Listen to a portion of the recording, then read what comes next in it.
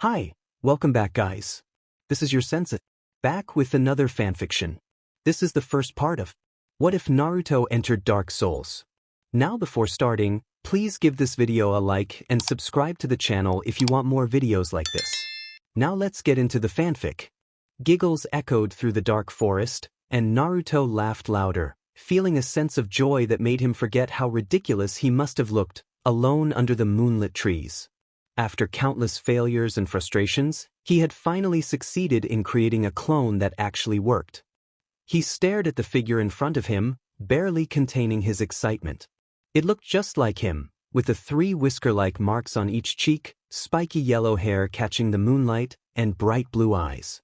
Even the outfit was perfect, an orange jacket with blue shoulders, a white fur collar, a mesh undershirt, and blue open-toed sandals. It was perfect, he thought, filled with disbelief. With this, he could finally become a genin. But before he could finish his thought, the clone spoke, expressing its own ambition to take the first step toward becoming Hokage. Naruto blinked in surprise. Clones weren't supposed to talk. He reached out and poked it, expecting his hand to pass through as it had with all the failed illusions before. This time, however, his finger touched solid flesh. His grin widened as he realized the implications. His clone jutsu was better than everyone else's. Pride swelled within him as he watched the clone turn toward the massive forbidden scroll of seals nearby. It was dark green with black markings, nearly as tall as he was. Curiosity piqued, he asked what the clone was doing, even though the answer was obvious. The clone replied that they had some time before Mizuki-sensei arrived and suggested learning another jutsu.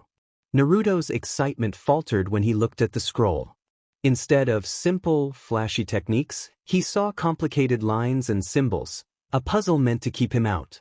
The seals covered the parchment like a spiderweb.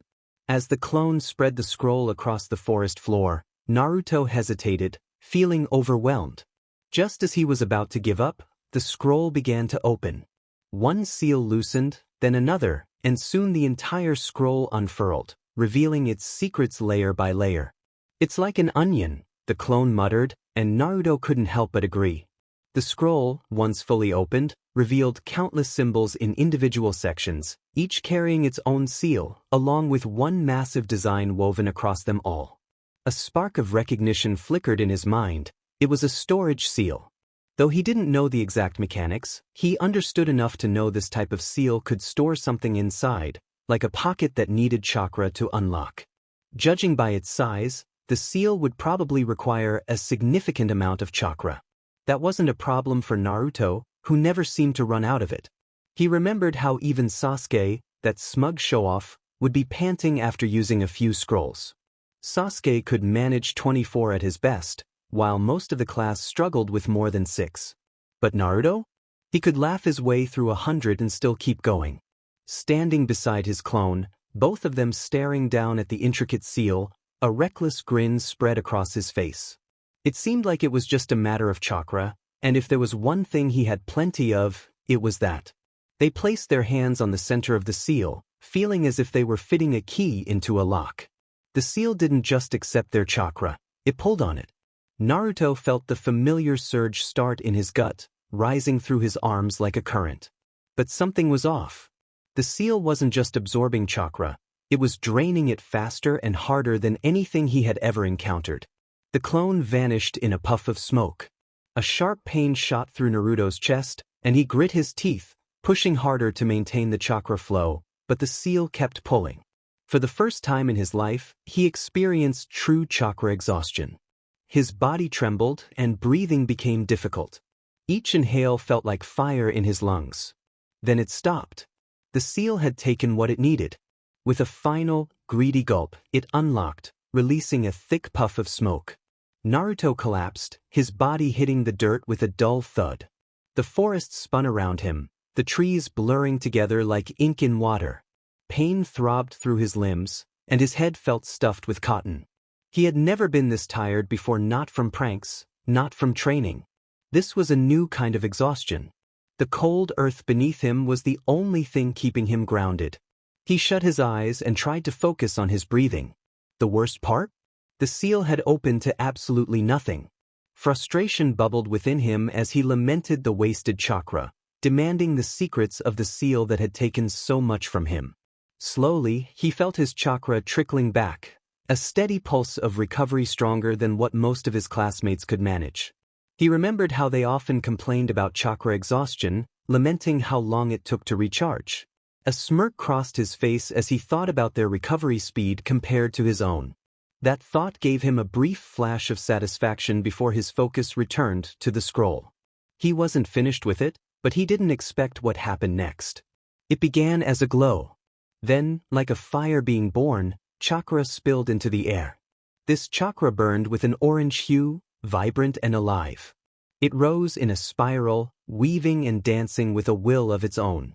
As it ascended, it began to form a ring, floating just above the seal. It pulsed slowly as if it were breathing.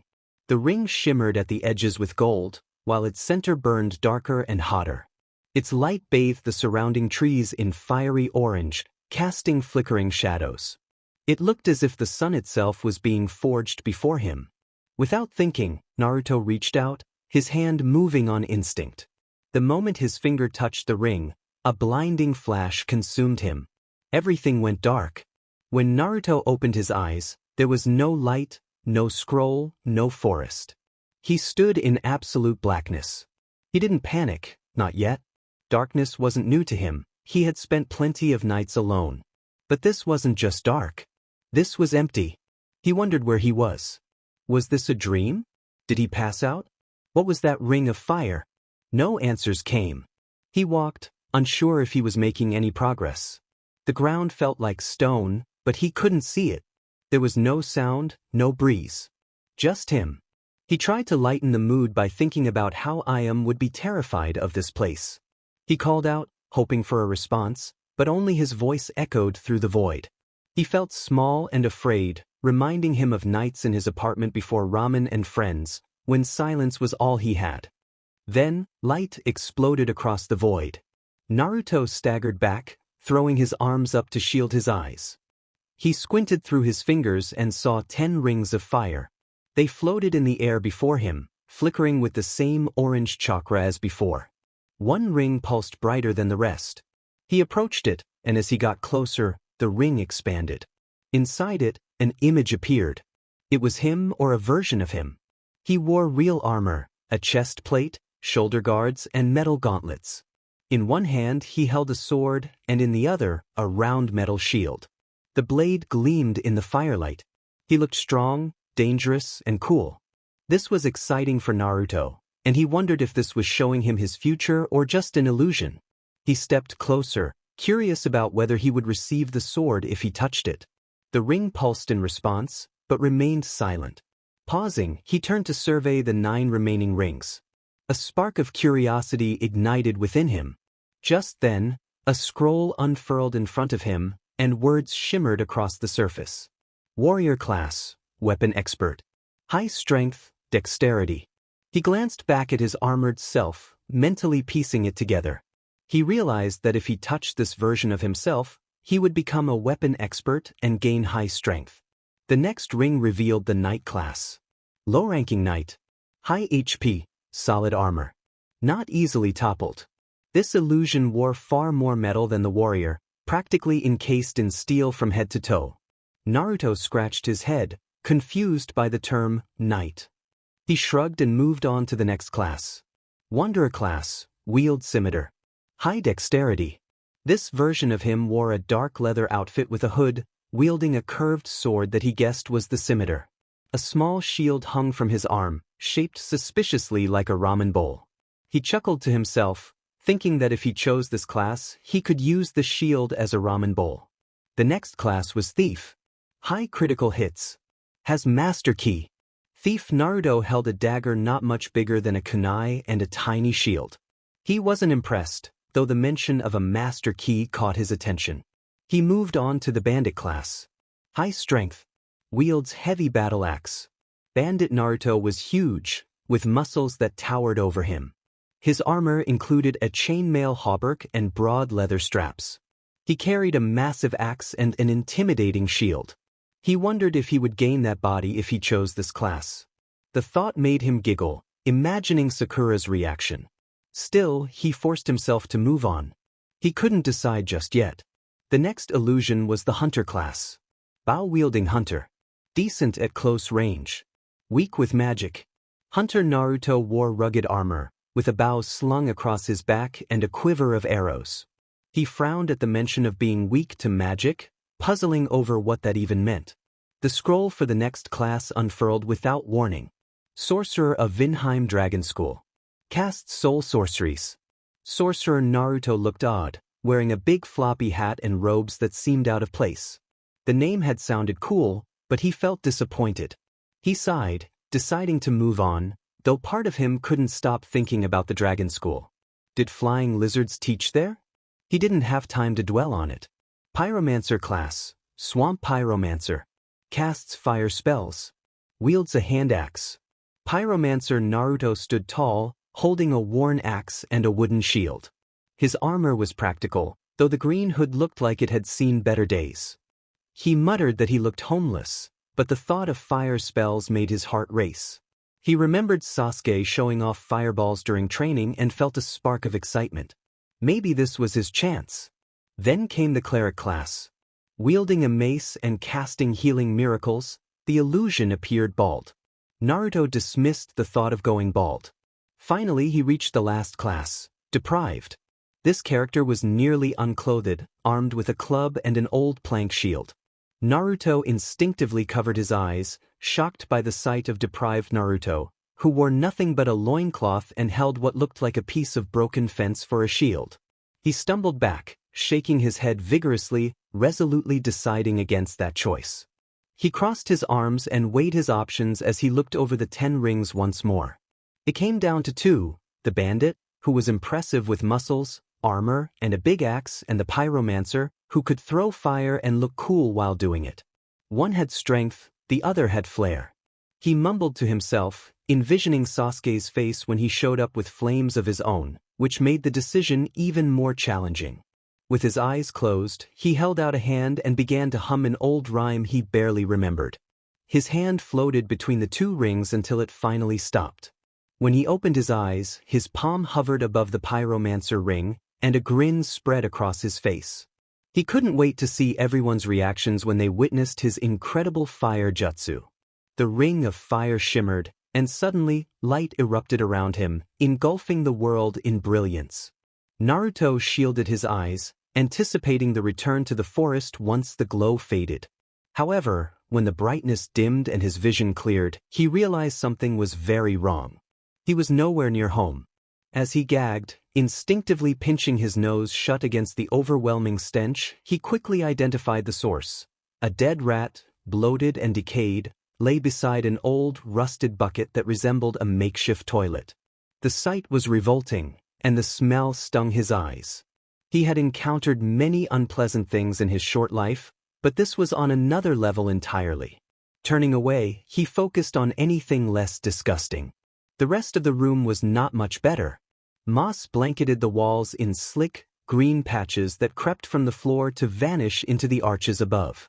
The stones were damp and crumbling, and the cold, wet air clung to his skin, making every breath feel heavier. A few slivers of dim light pierced through cracks in the ceiling, casting long shadows that danced with the dust swirling in the gloom. Across from him stood a rusted iron door, bolted shut, with a faint line of torchlight spilling into the room, glowing gold against the stone. He whispered to himself that he didn't think he was in Konoha anymore. As he shifted to stand, a harsh clinking echoed in the room. Looking down, his breath caught. Thick metal cuffs were locked around his ankles, their ends bolted into the floor. Not only was he trapped, but he was also a prisoner. He was no longer in his usual clothes. Instead, he wore the pyromancer outfit he had seen in the Ring of Fire. The rough cloth was stitched together from worn leather and strange fabric. His thoughts spiraled as he wondered how he ended up like this. Was this some punishment for stealing the scroll? That idea crossed his mind but was quickly dismissed. The Hokage wouldn't do something like this. Not Gigi. He wasn't that cruel, right? Still sitting, Naruto forced himself to look away from the rat and the filth, focusing instead on the cold stone and the slivers of light trickling from above. He needed to think. In the corner of his eye, he noticed woodlice crawling toward the rat's corpse, their tiny bodies inching along the floor like a living shadow. He lamented the absence of a fire jutsu, imagining the satisfaction of blasting them all away. Looking down at his pyromancer clothes again, he wondered if he had indeed received a fire jutsu. His brow furrowed as he realized he had the clothes but not the axe and shield that were supposed to accompany this class. Deciding not to worry about it just yet, Naruto extended his hand toward the advancing bugs and shouted for a fireball. Nothing happened, only the echo of his voice off the damp stone walls. He stared at his hand, feeling betrayed. Where was his fireball? How was he supposed to one-up that emo guy now? How could he change his status? The moment the word status left his mouth, something flickered to life in the air. A glowing screen appeared before him, floating just above eye level. He blinked in confusion, stunned by the sight. Did saying status summon this? What even was this thing? Perhaps it could reveal what happened to his fire jutsu or provide a clue on how to break free from the chains and escape the dungeon. His heart raced as he cautiously reached out toward the screen, half expecting it to vanish. But it didn't vanish. He breathed a sigh of relief and began to read the information displayed. His name was Naruto Uzumaki, with no covenant and at level 1, possessing 0 souls. The attributes listed included vitality, attunement, endurance, strength, dexterity, resistance, intelligence, faith, and humanity, each with corresponding values. He noted the fireball listed under something called an attunement slot. He pondered how to use the fireball. Tapping on the screen, he hoped for additional information, but nothing happened. Just as he was about to give up and try something else, the entire room filled with a blinding light. He squinted upwards, shielding his eyes, and as his vision adjusted, he saw an armored man in a patchwork of gleaming steel and worn leather that fit him like a second skin. His helm was a sculpted piece of metal with narrow slits for eyes, concealing his face, but the set of his jaw was unmistakable. This knight meant business. He rested one gauntlet hand on the pommel of his long sword, while in his other hand he held a shield emblazoned with a golden lion. Naruto, feeling a mix of curiosity and caution, asked who the knight was. The knight responded, noting that Naruto hadn't gone full hollow. Confused, Naruto inquired about the meaning of that statement. Before the knight could explain further, he tossed what appeared to be a lifeless body at Naruto's feet. Startled, Naruto jumped back, his heart racing. The body had pallid, sagging skin, hollow eyes, and tattered clothes that hung off its frame like rags. Naruto's anger flared alongside his fear as he demanded to know the knight's intentions. Unfazed, the knight pointed toward a key hanging from the belt of the corpse. The key? Excitement surged through Naruto as he thought of finally escaping this predicament. Just then, the entire room began to shake violently, dust and small pebbles raining down from the ceiling. It felt as if something massive was moving above them, threatening to bring the whole place down. The knight quickly moved away from the hole in the ceiling, through which a sliver of sunlight shone. Glancing up, Naruto saw a massive silhouette nearly blocking out the light, its presence ominous and foreboding. Naruto's mind raced with thoughts of how to help. Should he use a clone to build a ladder?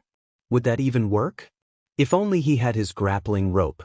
Just then, the grappling hook appeared in his hand, his name scratched into the side. Confused about its sudden appearance, he dismissed the thought as the roof trembled overhead. He ran beneath the hole, uncoiled the rope, and threw the hook upward. It clanged against the edge. Adjusting the angle, he threw again. A minute later, Naruto grumbled as he climbed up the cold, wet metal ladder, noticing Oscar above him trying not to laugh. The encounter with the moving hollow had been chaotic. He had missed his first swing completely, causing the hollow to flail its sword around wildly. Thankfully, the substitution jutsu had saved him from a close call. Shaking his head at the memory, a strange warmth enveloped him, reminiscent of being wrapped in a blanket on a cold night. Oscar mentioned that there was a bonfire nearby. Confused, Naruto wondered what a fire had to do with this sensation. Pushing on, he finally reached the surface, and the sight that greeted him took his breath away. He found himself in a vast courtyard, with worn smooth stones beneath his feet. Crumbling walls surrounded the space, as weeds and ivy crawled up the weathered stone, clinging to the remains of archways and columns that spoke of a grandeur long faded. In awe of the architecture, Naruto marveled at its size and imposing presence, yet it felt so broken. Oscar suggested they take a rest and pointed toward a strange sword embedded in the ground. Naruto asked if the place was safe, to which Oscar assured him it was because of the bonfire. When Naruto inquired about the sword, Oscar approached it and removed his glove. Naruto blinked in surprise as he noticed Oscar's hand resembled those of the hollows they had fought earlier. He wanted to speak up but held back, not wanting to disrespect Oscar after all he had done. Oscar sliced his palm, letting his blood fall onto the sword's base. The moment it touched the ashes below, sparks erupted, igniting a sudden bloom of fire that bathed the courtyard in a warm, flickering glow.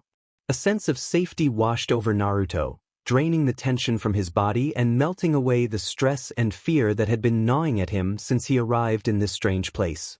He sank to the ground, laying back and staring up at the sky, feeling warmth and peace envelop him.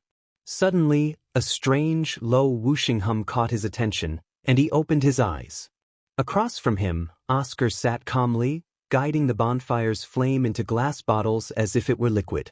Naruto rubbed his eyes, ensuring he wasn't hallucinating, when a massive shadow swept over them. He looked up, his pupils narrowing in fear. Oscar acknowledged the sight of the asylum demons soaring through the sky, heading toward the area blocked by a massive door in front of them. Uncertain, Naruto asked what they should do next as he watched Oscar stand up and brandish his sword. Oscar turned to him, his expression serious yet calm, and asked if Naruto knew the most important thing in a battle. Naruto hesitated, finally responding that it was not getting hurt. Oscar corrected him, stating it was awareness. For a moment, Naruto felt more confused than ever. Oscar stepped forward, gripping his sword lightly in one hand. With a swift motion, he stabbed forward, but then, with a flick of his wrist, he turned the stab into a quick slash. The blade grazed Naruto's cheek, drawing a small line of blood. Startled, Naruto stepped back, pressing a hand to his cheek. Oscar reiterated the importance of awareness, explaining that it was about knowing everything happening around him, where enemies were, what they were planning, and how to react before they even struck.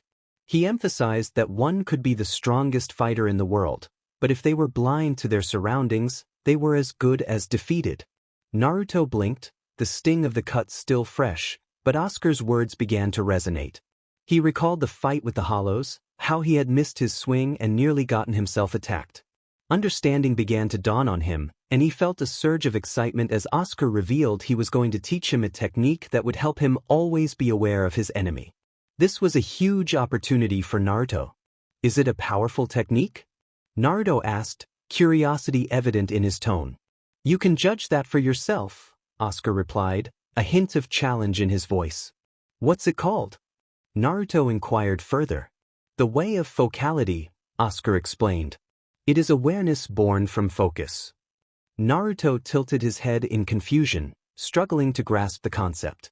To me, focality makes the world disappear. You only see your enemy, and no matter what move they make, you'll see the path.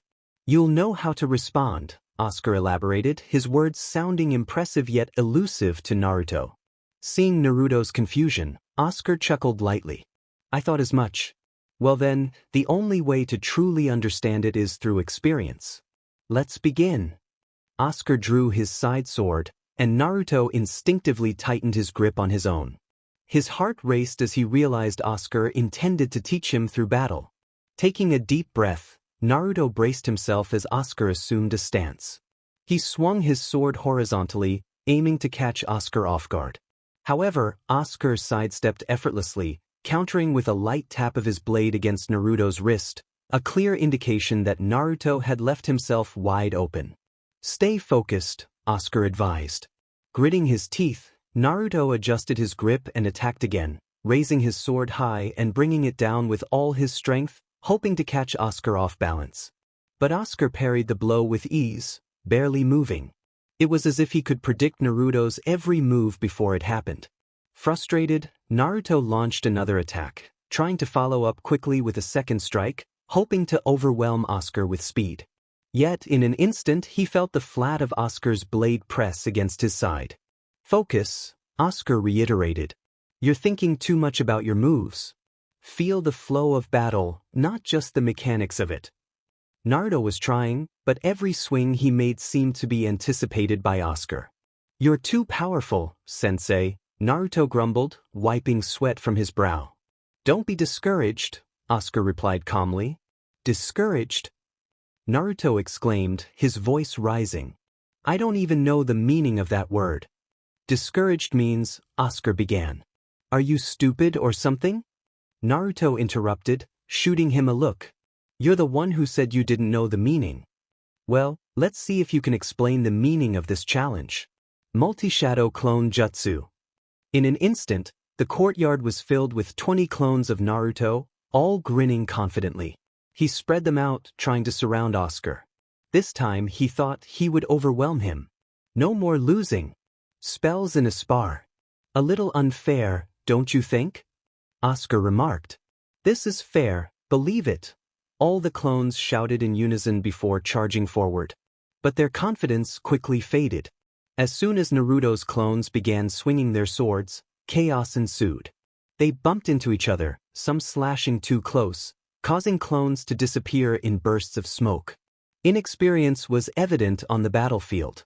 Half of the clones were eliminated before they even reached Oscar. By the time Naruto realized how dire the situation was, only a few remained. Oscar remained unfazed as his sword flashed, striking down one of the clones, which burst into smoke. "You need to learn battle formations for these. Doppelgangers," he said casually, dispatching another clone with a precise jab. "I think I'll get the hang of it," one of the remaining clones shouted as it rushed forward with a horizontal attack. With a slight twist of his wrist, Oscar parried the attack, knocking it aside with a sharp clang. In the same motion, his sword moved forward, catching the clone in the chest. The clone barely had time to register the hit before it vanished in a puff of smoke. Oscar blocked a kunai with his armor. Suddenly, the clones launched a barrage of shurikens, filling the air with spinning blades. Naruto grinned, feeling like he finally had the upper hand. But just as he thought he had Oscar cornered, the knight whipped out his shield, effortlessly blocking the kunai. Naruto's smile faltered as Oscar charged forward with the shield raised. 3 of Naruto's clones rushed him, each delivering heavy attacks. For a moment, Naruto thought this would be at 3 against 1. But Oscar blocked all 3 with ease, his shield absorbing the blows. Before Naruto could react, Oscar kicked the middle clone hard enough to make it disappear. The remaining 2 clones swung horizontally, hoping to catch him off guard. Oscar parried one with his shield, and to Naruto's shock, he turned his back to the other clone. Naruto expected the clone's sword to land. A solid hit, but the blade clanged uselessly against Oscar's armor, which proved to be more than just decorative. Oscar moved swiftly, dispatching the second clone with a stab and delivering a powerful punch to the last one, causing it to dissolve into smoke. The courtyard was left empty, save for the faint trails of dissipating chakra.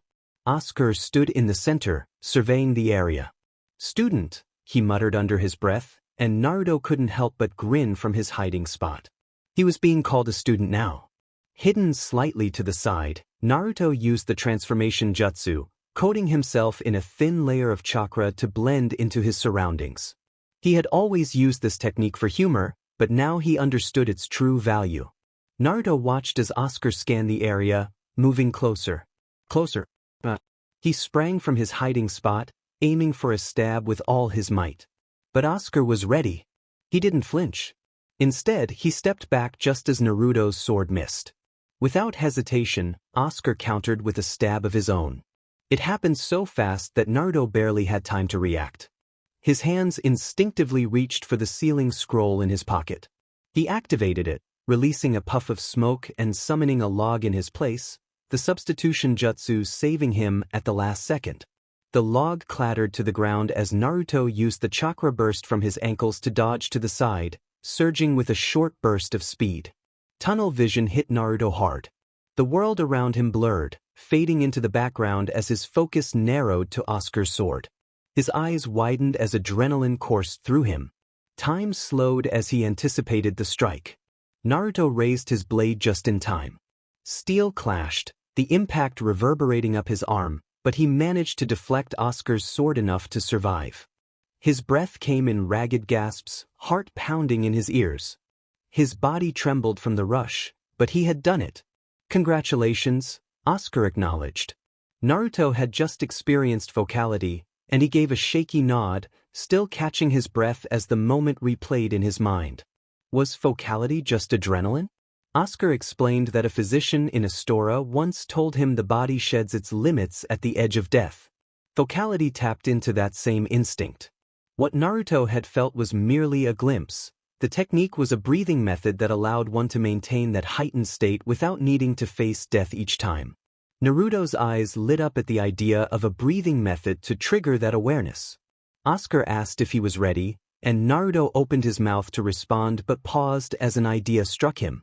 He created 30 clones and shared his plan. He explained how, when he saved Oscar from the asylum demon, many clones had appeared, and he had absorbed all their memories. Oscar listened in disbelief before bursting into laughter, marveling at the absurdity of Naruto's magic. If it worked, Oscar was more than willing to train him. Standing before the massive iron door, its surface a mix of rust and decay, Naruto felt small and intimidated. He glanced at Oscar, who was ready to push the door open. Naruto expressed his concern about not having mastered the way of focality yet, having barely managed it twice. Oscar reassured him that the way of focality was mastered on the battlefield and that with Naruto's unique spell, he would likely survive. Naruto, however, couldn't shake the fear of losing his mentor. When Oscar asked if Naruto was afraid, he admitted he was scared. Instead of chastising him, Oscar nodded, explaining that only fools and the arrogant were unafraid of the enemy, and those types didn't live long. Naruto felt steadier as he realized that fear wasn't a weakness but a sign of understanding the danger. Together, they pushed the heavy iron doors open, the sound echoing in the empty space. On the other side lay a vast, open-ceiling courtyard with a cracked tiled floor covered in dust and debris. Tall stone pillars lined the edges, and a massive metal door stood closed like a prison gate, surrounded by broken pots. Suddenly, a roar echoed through the courtyard as the asylum demon landed with a thundering crash, blocking the massive black door at the far end. Naruto took a deep breath, steeling himself for the confrontation. He activated the shadow clone jutsu, and his clones sprang to life, forming a protective wall with their shields. The demon roared and leaped into the air, and Naruto's heart sank as he watched its massive form descend toward them. The ground shook violently as the demon landed, causing most of the clones to vanish in a puff of smoke. However, the shield wall had absorbed the shock, giving Naruto and Oscar their chance. They moved in unison, flanking the demon. Naruto slashed with quick horizontal attacks while Oscar raised his sword high and struck down on the demon's leg. The demon's health dropped, and for a moment, Naruto felt a surge of hope. But that hope quickly faded as the demon flapped its wings, lifting its grotesque body into the air. Feeling bold from the adrenaline, Naruto thought to taunt the demon, but regret washed over him as it came crashing down with tremendous force. Naruto's instincts kicked in, and he sprinted away just as the shockwave from the landing hit him. The ground rippled, lifting him off his feet and slamming him face-first into the tiles. He struggled to push himself up, pain shooting through his body. His limbs felt heavy, and he could taste blood from a cut on his lip. Just as he forced his eyes open, he saw the demon raising its hammer, ready to strike. In a desperate move, Naruto raised Oscar's shield just in time. The impact sent him flying backward, and he barely managed to reinforce his arms and back with chakra before crashing into a stone pillar. The pain radiated from his spine, but the chakra reinforcement saved him. As he slid down the pillar, gasping for breath, the asylum demon leaped across the courtyard. Naruto dodged and sprinted up a nearby pillar, the stone trembling beneath him as the demon's hammer crashed down. He shouted in panic, questioning why the demon was after him, and leaped off the pillar just before it shattered. In that moment, the way of focality activated, allowing Naruto to see the demon's next move, a backspin attack. However, despite his foresight, he wasn't prepared. The pain surged through him, making every movement feel like he was tearing himself apart. Just when he thought he was done for, he felt Oscar's hand grab him, yanking him forward and away from danger. The demon's backspin slammed into the metal door with a deafening crash, the impact creating a massive hole that revealed a potential way out. Naruto and Oscar locked eyes, both understanding what needed to be done without exchanging words. Naruto summoned a group of shadow clones to distract the demon while he and Oscar sprinted toward the opening. As they ran, the asylum demon rammed its hammer into the wall, creating an even larger hole. The ground shook as the wall collapsed, blocking the demon's path but causing the staircase beneath them to tremble. Naruto felt a rush of pain as he stopped, his back throbbing and legs aching. Basic chakra control and body reinforcement weren't enough to shield him from his injuries. He healed quickly, but the pain was still unbearable. Something warm touched his lips, and Naruto opened his eyes to see Oscar offering him one of the strange bottles he had filled with bonfire earlier. Hesitating for a moment, he took a sip, feeling a rush of warmth flood through him. It was as if the bottle had ignited a fire inside him, burning away the pain and healing his injuries instantly. Feeling rejuvenated, Naruto expressed his amazement at the light that enveloped him, wishing for some ramen from Ichiraku. Oscar responded with a hum as they descended the staircase into a room filled with old, stagnant water. Naruto wrinkled his nose at the sight, questioning how likely it was that he would die if he drank it. Oscar assured him he would be fine, knowing that the undead did not contract diseases. As Naruto hesitated, unable to see his reflection clearly in the murky water, a sharp sound caught his attention. He looked up just in time to see an arrow flying toward him. His heart raced as Oscar reached out and caught the arrow just in time. Frustrated, Naruto groaned about the relentless dangers of this world, noticing the hollow archer responsible for the shot turning to flee. Oscar encouraged Naruto to pursue the hollow, and he bolted after it, his footsteps echoing along the broken pathway. Just as he was about to throw a kunai in retaliation, something caught his eye: a rusted axe lying in the hands of a hollow that had long since perished. Recognizing it as his class item, Naruto didn't dwell on how it had ended up there. He hefted the axe just as another arrow whistled through the air. Instinctively, he swung the axe, slicing through the arrow with a satisfying thunk. Another arrow came, and Naruto dodged to the left, charging forward and swinging the axe to decapitate the hollow in one clean strike. Feeling a surge of confidence, he muttered to himself that maybe he was getting the hang of this. Curiosity piqued, Naruto noticed a path leading to an upper floor and called for Oscar to join him. A minute later, they stood on the upper floor, looking down at the bonfire below. Naruto suggested using the grappling hook to descend, but Oscar remained silent, his gaze fixed on the asylum demon below, who was thankfully unaware of their presence. Feeling the weight of the situation, Naruto asked what their next move should be. Oscar pointed out that there was another floor above them, suggesting they perform a plunge attack. Excitement sparked in Naruto at the thought of dropping down on the giant demon like a super ninja.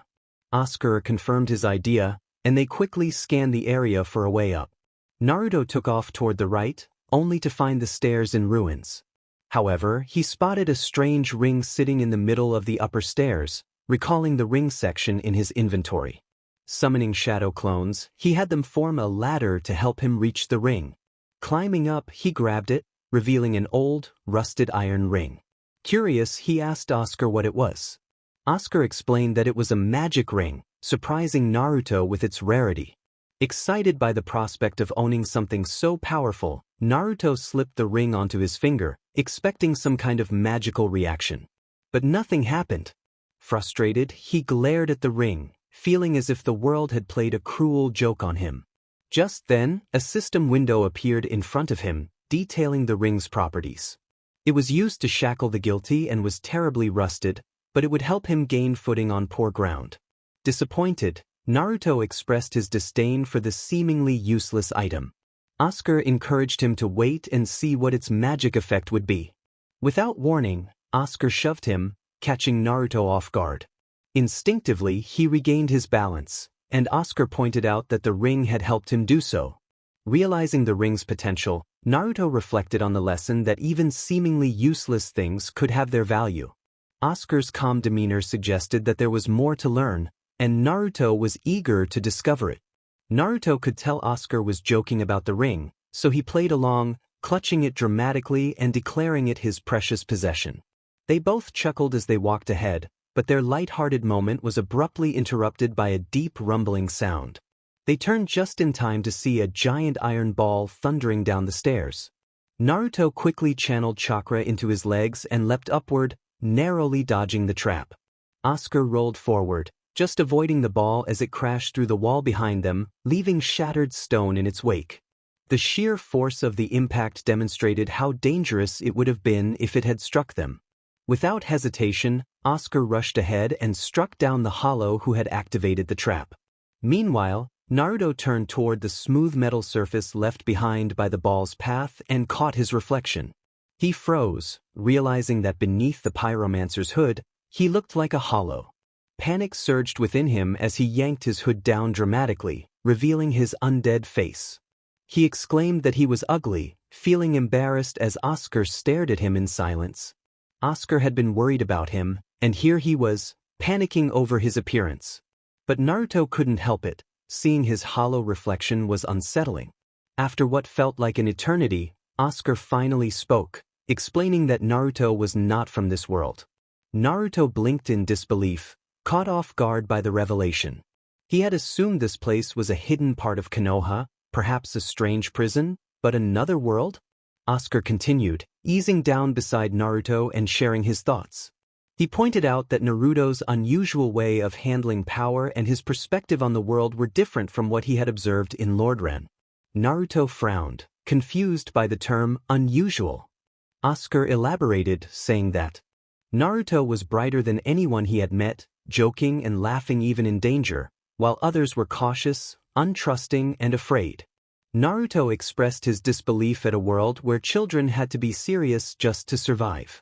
He felt a deep sense of injustice, reflecting on his own childhood in Konoha, where he had found ways to have fun despite the challenges he faced. The idea that children here could not enjoy their youth troubled him greatly. Asuka explained that life in this world was harsh, and fear could become a heavy shield to carry, especially for children. Naruto shook his head, questioning why it had to be that way. Asuka sighed, indicating it was a long story. He hesitated before removing his helmet, revealing a hollowed face that mirrored Naruto's own form. Despite the darkness, there was something familiar about his blonde hair. Naruto felt a strange warmth at the sight and remarked that they had more in common than he thought.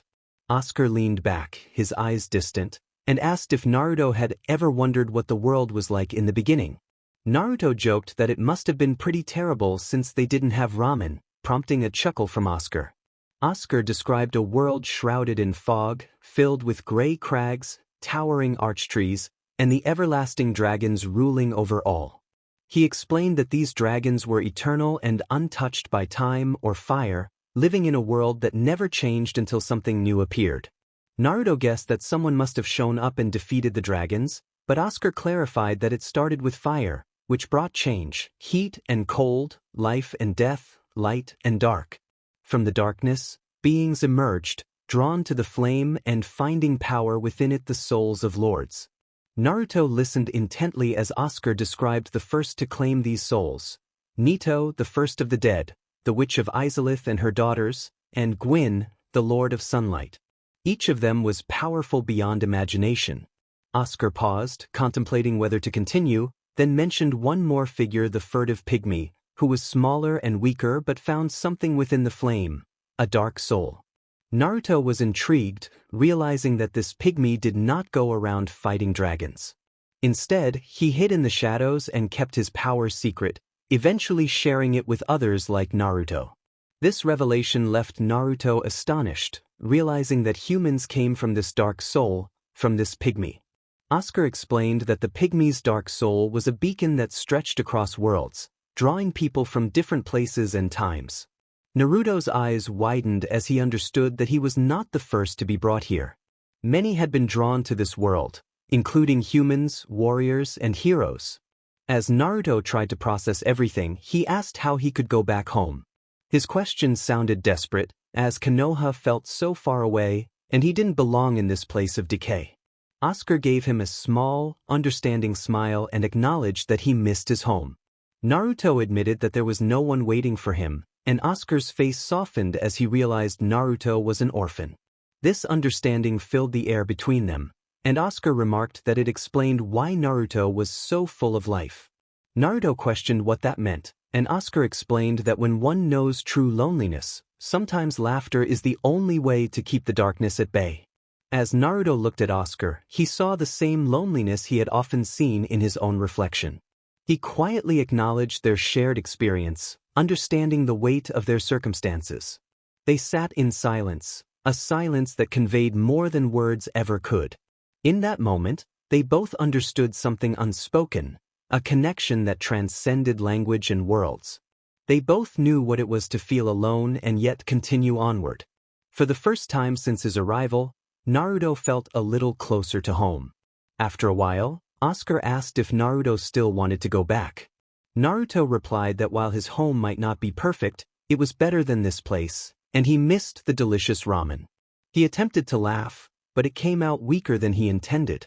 Oscar expressed his concern about how Naruto could return to his home. Taking a deep breath and scratching the back of his head, Naruto admitted that a break from Konoha sounded nice, half joking but half serious. Oscar observed him closely, likely trying to discern whether Naruto was putting on a brave front or genuinely meant it. Naruto himself wasn't sure. He had always tried to see the bright side, and perhaps this was just another challenge to face. Or maybe his life back home wasn't as great as he had thought, and the idea of a break didn't seem so bad. Standing up, Oscar's armor clinked softly as he declared that it didn't matter what Naruto decided. As long as Naruto was there, Oscar would stand beside him as both a teacher and a friend. He extended his hand, and for a moment, Naruto simply stared at it. No one had ever offered him something like that before. A genuine smile spread across Naruto's face, wider this time, as he clasped Oscar's hand, who then helped him to his feet. They were ready to face the challenge ahead. Naruto followed Oscar through a metal-barred door and stepped into a broken hall beneath a perpetually gray sky. The roof had long since crumbled, leaving debris scattered across the floor. However, what captured Naruto's attention was the land outside. Instead of the lush green forests of Konoha, jagged mountains rose like prison bars around the asylum, trapping them in. The air was cold and sharp, with a biting wind that tugged at his clothes. Suddenly, Naruto felt warmth in the icy air. He turned to see a body slumped against the wall. Unlike the hollows they had fought before, this one appeared more human. What caught his eye were the embers glowing faintly on its fingers, as if they were still clinging to life even in death. Oscar whispered that it was a pyromancy flame, an item that could help him use flame arts. Immediately, Naruto realized that this was what he needed to create fireballs. Without thinking, he rushed forward, excitement bubbling within him, but a gut feeling warned him that something was off. His eyes narrowed as he scanned the corners of the hall. To test his instincts, he hurled a kunai toward the shadows. The sound echoed, and soon, a few hollows began limping toward them. Naruto muttered to himself that it was a good call as he grabbed more shuriken. It was a perfect opportunity to practice. He flung the shuriken, watching them slice through the air. One hollow fell after the third kunai, while another continued until Oscar stepped in and dispatched it with a clean swing of his sword. Naruto turned his gaze to the end of the hall and spotted the last hollow, which was different. It was armored and wielded a spear and shield. Oscar calmly reminded Naruto that there were two ways to deal with a spear or any weapon with long reach. One was to keep a distance, and the other was to get so close that the weapon's range became a disadvantage. Naruto nodded, understanding the strategy. Neither he nor the hollow moved, both waiting for the right moment. Oscar stepped aside, signaling that it was Naruto's turn. Remembering the pyromancy flame, Naruto sprinted toward the corpse. As he touched the glowing embers, they seemed to come alive, crawling up his arm and warming his skin. The ashes covering the corpse's hand blew away, swirling in the air before magically attaching themselves to his hand. For a brief moment, he saw a beautiful pattern, like vines etched into his skin, but it vanished, leaving his hand looking ashy and strange. Oscar called out to him, pulling Naruto back to the present. The undead spearman was advancing. Naruto announced that he was going to create a fireball and instructed Oscar to back up to avoid getting hurt. As he stretched his hand out, something clicked within him. He instinctively understood how to harness this new power. It felt different from chakra, more violent and chaotic, roaring inside him like a wild flame. Focusing, Naruto pulled that energy into his hand, forming a beautiful orb of fire. The heat radiated from it, making the air shimmer. The undead soldier took another step forward, raising its spear. Without hesitation, Naruto hurled the fireball. Though it wasn't as large as Sasuke's, the moment it hit the soldier, flames erupted in a massive explosion, scorching the area. The intensity of the blast charred the walls, and the undead soldier was engulfed in flames. Naruto's eyes widened in shock as he muttered to himself about the strength of his flames. However, Oscar calmly pointed out that the soldier was not dead. To Naruto's surprise, the soldier emerged from the fire, its armor and spear melted and dripping like molten metal. It charged at Naruto faster than he expected, causing his heart to race. Acting on instinct, he swung his sword, slicing through its neck. The soldier collapsed, its body crumbling into a lifeless heap at his feet. Oscar reminded Naruto to always ensure the enemy was down and not to turn his back until he was certain. Naruto nodded, taking the advice to heart as he prepared for whatever came next. That had been way too close for comfort. Suddenly, the entire place shook, the ground rumbling beneath their feet. The knight and the boy turned to the side, and there down below, pacing back and forth, was the asylum demon. It seemed their adversary was getting anxious. Oscar glanced at Naruto, his calm demeanor unwavering. He stated that this battle would be different and asked if Naruto was ready. With a grin, Naruto felt the thrill of the fight returning and expressed his eagerness to take the demon down for good. Oscar launched himself into the air, driving his sword down in a fierce plunge attack onto the demon's head. His blade cut deep, severing part of the demon's tree-like horns. The impact sent a spray of ichor splattering across the ground as the demon roared in pain. Oscar landed in a roll, quickly making his way toward the gate while Naruto summoned dozens of shadow clones. They leaped toward the asylum demon, but instead of attacking, they popped, creating a massive cloud of smoke that engulfed the monster. From the high ground, Naruto released a fireball, using the smoke as cover. The fireball soared through the air and exploded on the demon's face, flames lighting up its grotesque features. However, the demon was tougher than expected. It roared in fury, and its hammer shot up, smashing into the platform where Naruto stood. The ground beneath him shattered, crumbling into rubble. But thanks to the way of focality, Naruto saw it coming and jumped just in time, narrowly avoiding being crushed as the upper floor was obliterated beneath him. Naruto summoned more clones and used them as a launchpad to propel himself back into the fight. Meanwhile, Oscar charged in with a two-handed grip on his sword, delivering a devastating horizontal slice across the demon's midsection. The blade cut deep, and the demon let out a guttural roar of agony. As Naruto landed, he saw the demon wind up for another attack and warned Oscar to dodge. Oscar rolled to the side just in time, and Naruto seized the opportunity to hurl another fireball, aiming for the demon's Achilles tendon. The fireball exploded on impact, causing a chunk of the demon's leg to be blown off. The massive creature collapsed to one knee, roaring in pain. Suddenly, the demon's wings flared open, and Naruto sensed what was coming next. The demon began to rise, preparing for its shockwave attack. Oscar and Naruto were near the gate, just outside the immediate area of effect, but even from their position, they could feel the wind, the deafening sound, the dust filling the air as the demon crashed back down. Naruto shouted for his clones to respond, and they hurled fireballs at the demon. Each fireball exploded on contact, covering the creature in flames. The demon's body was engulfed, the flames spreading quickly, but it wasn't done. With a savage roar, it lunged toward them. Naruto barely had time to react when he felt Oscar's boot hit his back, shoving him forward. He stumbled, his jaw dropping as he watched Oscar do the impossible. Oscar parried the demon's giant swing, his sword cutting cleanly through the head of the demon's massive hammer. The weapon splintered, and the hammer's head fell to the ground with a heavy thud. In one fluid motion, Oscar moved in for the kill, his blade plunging deep into the demon's stomach. The demon screamed in a horrendous sound as its stomach split open. Thick, dark ichor poured out, pooling on the ground beneath it. The creature's body convulsed, twitching as the flames continued to burn through its skin, charring the muscle beneath. For a moment, Naruto almost felt sorry for the creature. But then, something shifted, and the air around him felt wrong. The hairs on his arms stood on end as the asylum demon lifted the broken handle of its hammer. He watched in disbelief as the handle began to twist and warp, almost as if it were alive. The demon's hammer morphed into a staff, pulling the broken pots around them into its grip, fusing them together to form a jagged, sharp edge. Naruto's breath caught in his throat. It could change its weapon? Why did its name change? Without wasting a second, he threw his hands together and summoned dozens of clones, charging toward the demon in unison.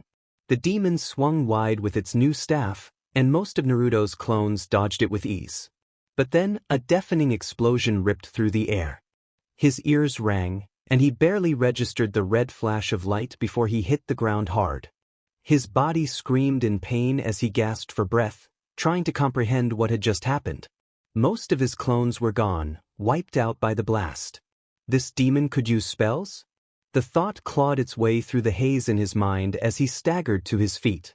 Before he could fully gather himself, he saw the demon again, gripping its staff like a baseball bat. He could barely react as it swung toward him, the jagged edge of the staff gleaming as it cut through the air with terrifying speed. Naruto tried to move, but his body felt sluggish, still reeling from whatever strange spell had knocked him down. His chest tightened, and the cold realization hit him hard. He couldn't dodge this. Was this the end? The thought raced through his mind as he watched the staff coming at him in what felt like slow motion. Suddenly, he felt a hard shove from Oscar's hand. Naruto stumbled backward, gasping as he saw Oscar leap in front of the attack, his shield raised. The demon's staff connected with a horrifying crack, the impact so violent that Oscar was sent flying through the air, slamming into the second-floor wall.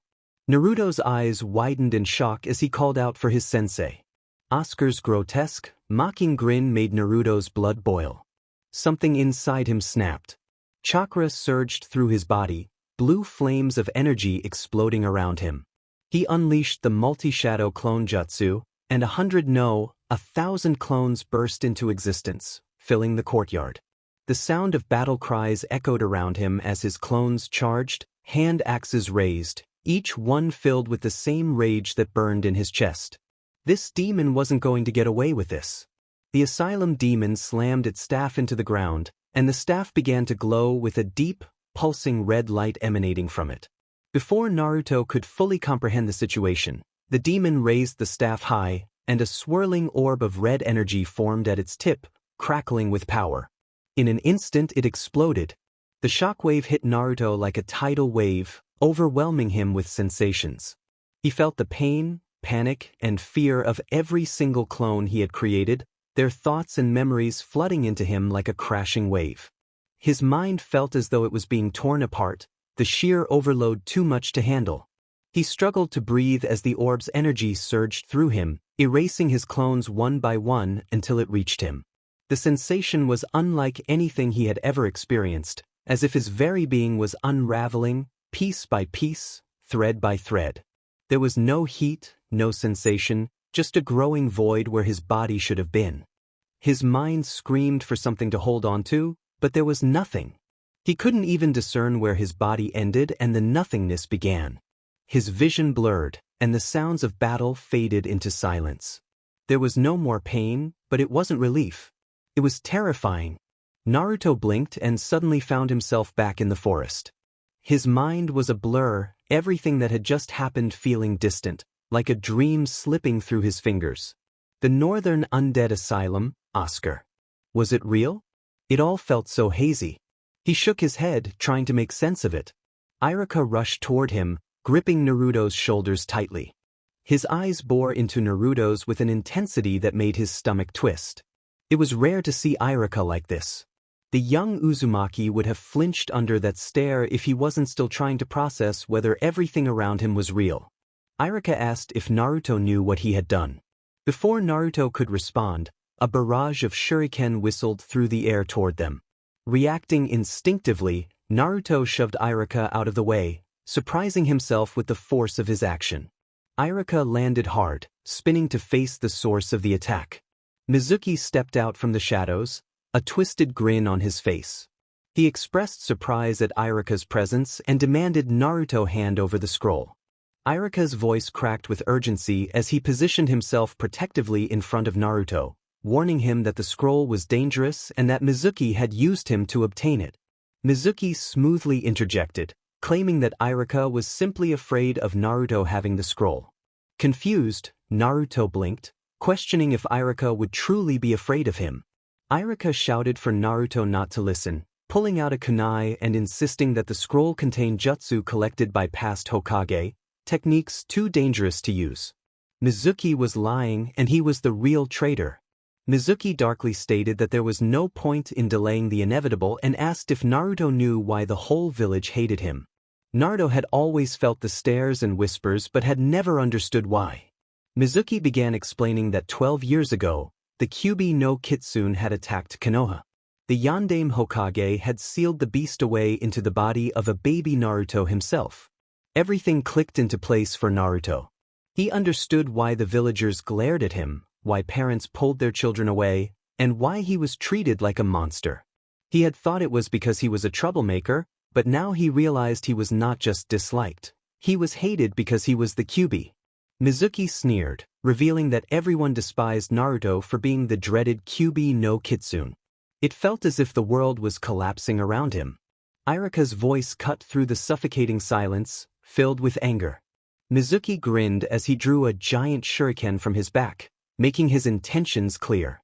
He declared that he would kill Naruto and become a hero to the village. Iruka yelled for Naruto not to listen, insisting that Mizuki was lying and that he was the traitor. Mizuki taunted Iruka, reminding him that Naruto was the one who had killed his family. Naruto froze, the weight of Mizuki's words pressing down on him. He was the Kyuubi, but he wasn't the one who had harmed Iruka's family. Mizuki continued, claiming that anyone with the scroll could do whatever they wanted and that the Kyuubi would abuse its power. Iruka suddenly agreed, causing Naruto's heart to sink. But then Iruka's tone shifted, becoming stronger and more certain. He declared that Naruto was different, one of his best students who worked harder than anyone. He was not the Kyuubi, he was Uzumaki Naruto of Konohagakure. Stunned, Naruto looked up at Iruka. Mizuki's face twisted with rage as he hurled the giant shuriken with deadly force. In that moment, the familiar feeling of focality washed over Naruto, sharpening his senses. Time seemed to slow as he saw the shuriken flying toward him and Iruka moving to jump in front of him. Without thinking, Naruto reached out, grabbing Iruka mid-jump. He twisted his hips and felt the surge of pyromancy flame building inside him.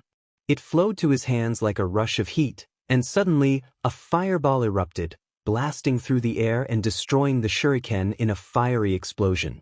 Mizuki sneered, acknowledging that the demon child had acquired a fire-style jutsu. He then prepared to show Naruto how a real fire style was done, blowing into the ring formed by his thumb and pointer finger, unleashing a massive fireball toward them. Iruka readied his earth style, prepared to raise a defensive wall, but his jaw dropped as he witnessed what happened next. Naruto's fireball blasted right through Mizuki's attack, as if it were nothing. The explosion was immense, a burst of flames and smoke that illuminated the entire clearing. For a moment, Naruto couldn't see anything. But then, in a blur, Mizuki appeared behind him in a flash, using the body flicker technique. His kunai was cold against Naruto's neck. Mizuki thought he had already won. With a swift motion, an axe flashed out from Naruto's inventory, catching the white-haired Chunin off guard. Mizuki cried out in pain, clutching his injured hand. His face twisted in agony, and without thinking, Naruto pressed his palm against Mizuki's mouth. "Fireball," he commanded. Flames erupted from his palm, engulfing Mizuki's head. The flames roared for a moment, and then there was silence. Iruka had closed his eyes, turning away. When everything was still, Naruto looked down at what remained of Mizuki's body. Naruto felt a whirlwind of emotions. Blood clung to his skin, drying in patches on his hands and clothes. But inside he felt nothing, no anger, no regret, not even relief. Just emptiness. Killing Mizuki didn't feel real. It was just like fighting a hollow another enemy. But Mizuki wasn't a hollow, he was human.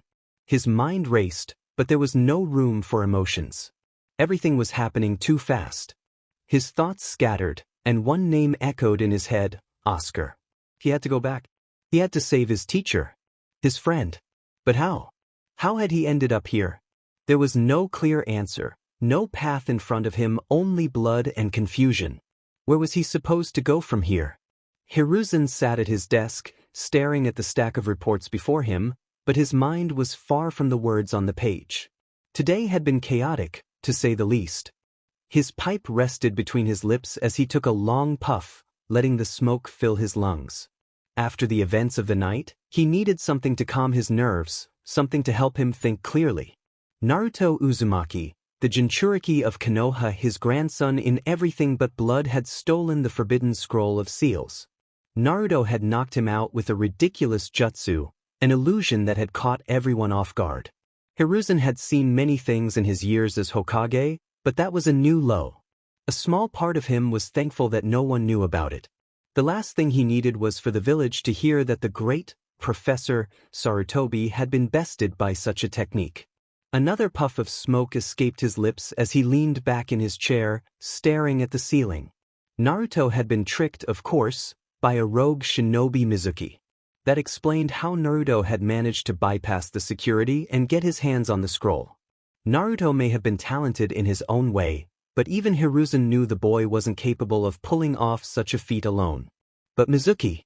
How did a low-level chunin, who spent his days as an assistant teacher, know enough about the security patterns of the library to pull this off?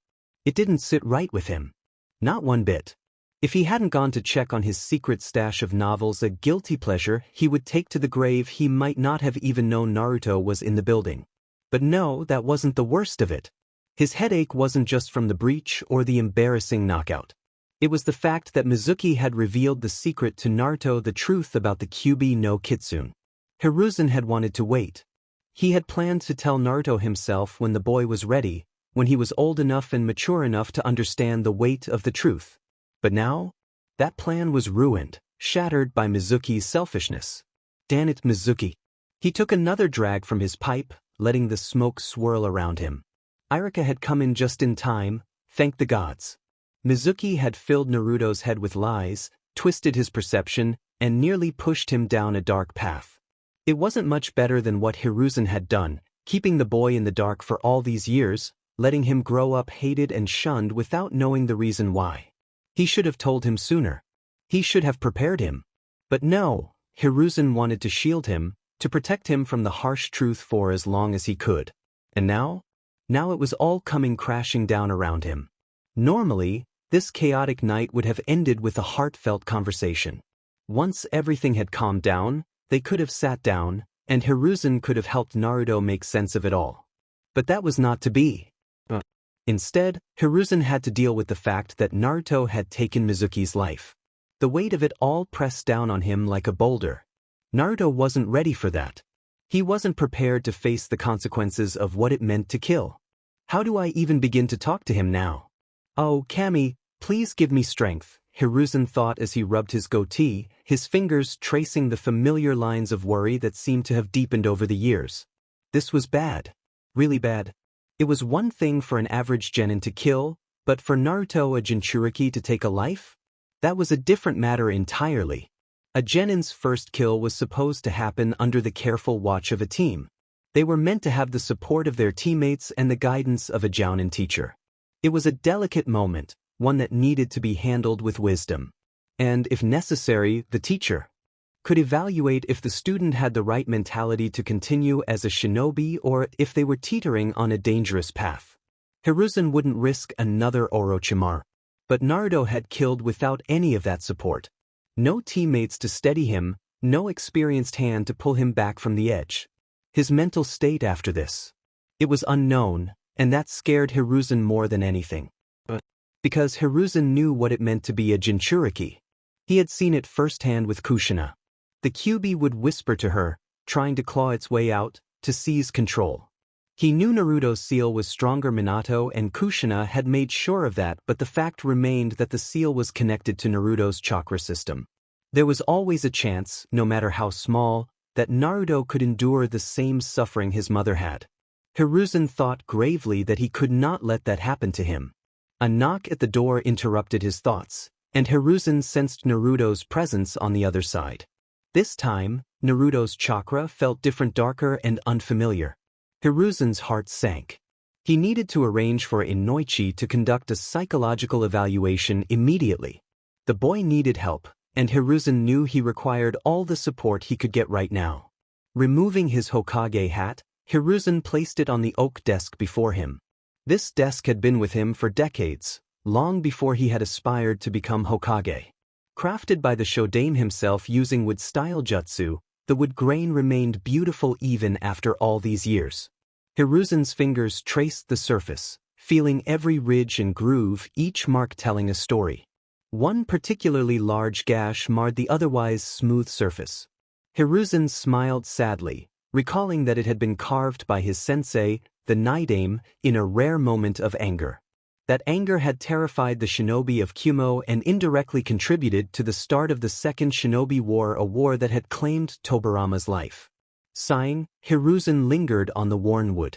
The desk was cluttered with papers, more than he cared for, despite having secretaries and a functioning administration. But today, he wasn't wearing the hat of the Hokage. No, Naruto needed Hiruzen, the grandfather who could sit with him, talk to him, and listen without judgment. Hiruzen steeled himself for the conversation ahead as Naruto walked in. His expression was blank, devoid of the usual fiery emotions Hiruzen had come to expect. It was as if Naruto's mind was elsewhere, focused on something far away. This distant look made Hiruzen uneasy, tightening a cold knot in his chest. This was Naruto, the boy who wore his emotions openly, who had never hidden how he felt.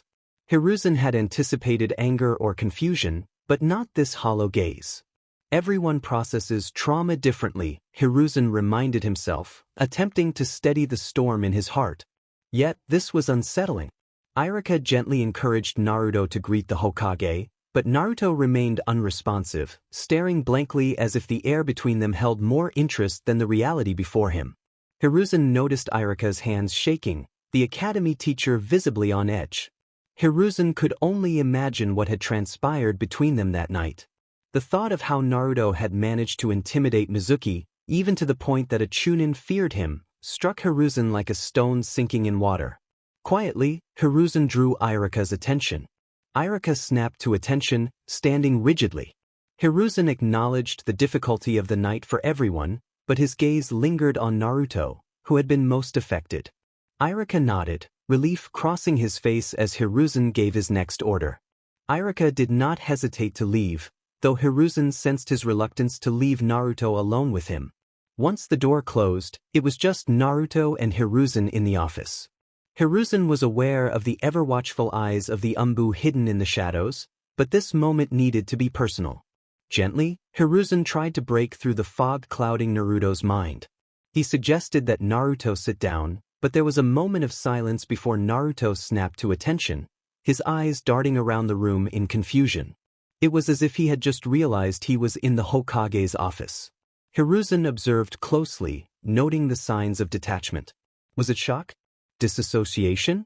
Hiruzen asked if something was wrong, keeping his voice calm despite the tightening knot in his stomach. Naruto muttered that he was fine, but it was clear he was not. His words were rushed and empty. When he asked if he could leave, he didn't even attempt to sit down. Hiruzen reassured him that he was not in trouble, trying to convey that he was safe there. But Naruto's response was quick and desperate as he took a step back toward the door. Hiruzen inquired why he was in such a hurry to leave, and Naruto hesitated, his face shifting with uncertainty. He struggled to articulate his feelings, and Hiruzen felt a pang of hurt seeing him in such distress. Finally, Naruto claimed he was busy with something super important, but the hollowness in his voice made Hiruzen's chest tighten painfully. Naruto was a child trying to escape a conversation he didn't want to have, running from something he couldn't face. What troubled Hiruzen most was that Naruto didn't seem angry or demanding answers about the Kyuubi or the truth Mizuki had revealed. Instead, he appeared to be avoiding the conversation altogether. Hiruzen's mind raced as he watched Naruto. This wasn't normal, it wasn't how Naruto reacted to situations. Where was the outburst? Where was the energy and fire Hiruzen knew so well? The boy who fought for attention was now desperately trying to slip away unnoticed. Hiruzen wondered if Naruto was afraid of feeling or of what lay within him. He began to speak, unsure of how to reach Naruto.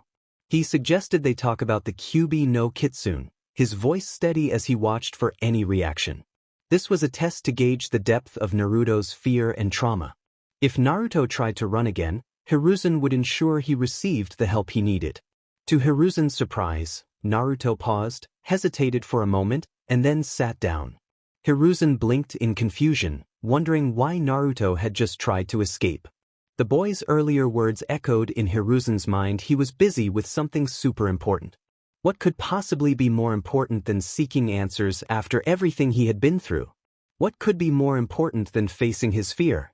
Hiruzen disliked not knowing, not having even a speculation. And he truly did not like that.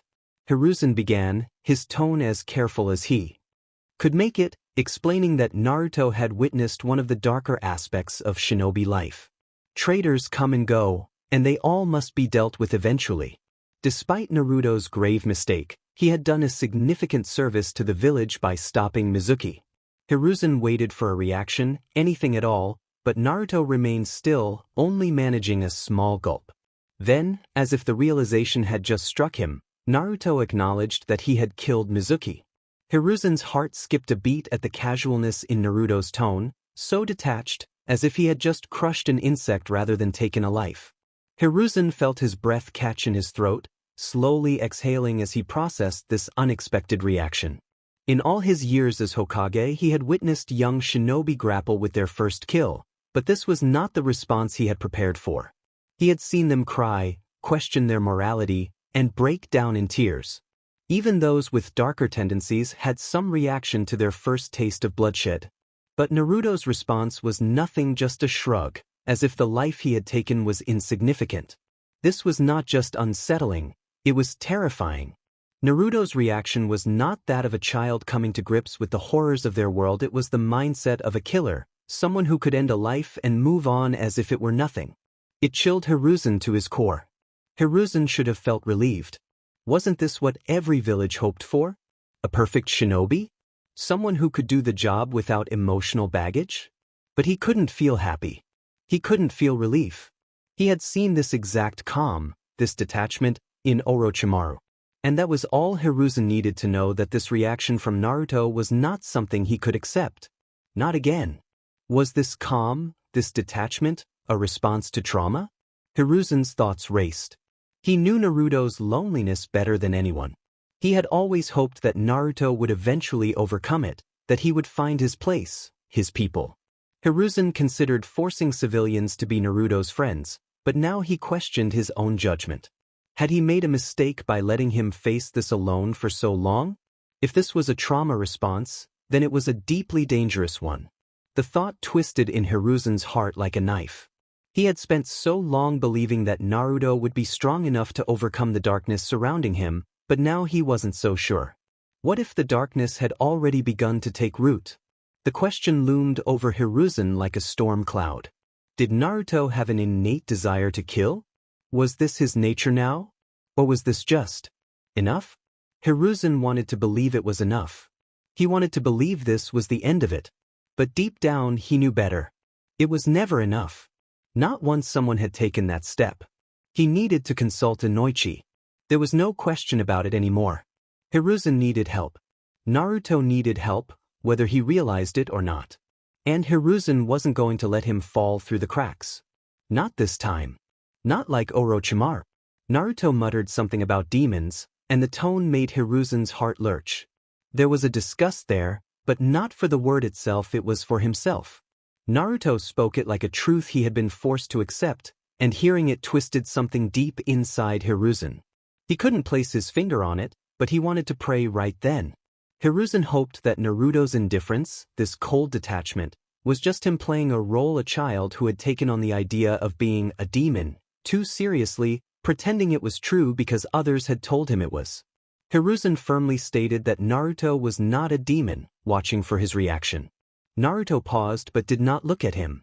He asked what the traitor had told him, and Naruto summarized the ordeal in blunt terms, as if reporting facts rather than recounting a personal attack. Hiruzen began to explain the truth about Naruto's status. When he mentioned that Mizuki had told him he was the Kyuubi, Hiruzen clarified that it was not true. Naruto was the Kyuubi's Jinchuriki. Naruto stumbled over the unfamiliar word, trying to piece it all together. He questioned whether he was not a demon after all. Hiruzen's voice cracked with the force of his denial, insisting that Naruto must not believe that lie and should not allow anyone to call him that. Hiruzen had hoped his words would comfort Naruto, but instead, they opened a floodgate. Naruto's voice cracked as he asked why people treated him that way. Hiruzen could hear the weight of his loneliness pressing down on him. The question hung in the air, heavy and suffocating. Hiruzen explained that people feared Naruto because he was a reminder of the pain the Kyuubi had caused. A silence fell between them, cutting deep. Hiruzen could see the questions swimming in Naruto's eyes, and finally, one slipped out. Why did they know, but he did not? Hiruzen closed his eyes for a moment, feeling the weight of his past decisions. He admitted that 7 years ago, he had made a law forbidding anyone from speaking about Naruto's status, hoping it would allow him to live a normal life. Naruto's reply hit Hiruzen like a kunai to the gut. He bitterly remarked on how well that had turned out, and Hiruzen winced, unable to argue. He had failed him. Naruto addressed him as Hokage-sama, and the title slipped from his lips like poison, making Hiruzen feel his blood run cold. Naruto had never referred to him in that way before.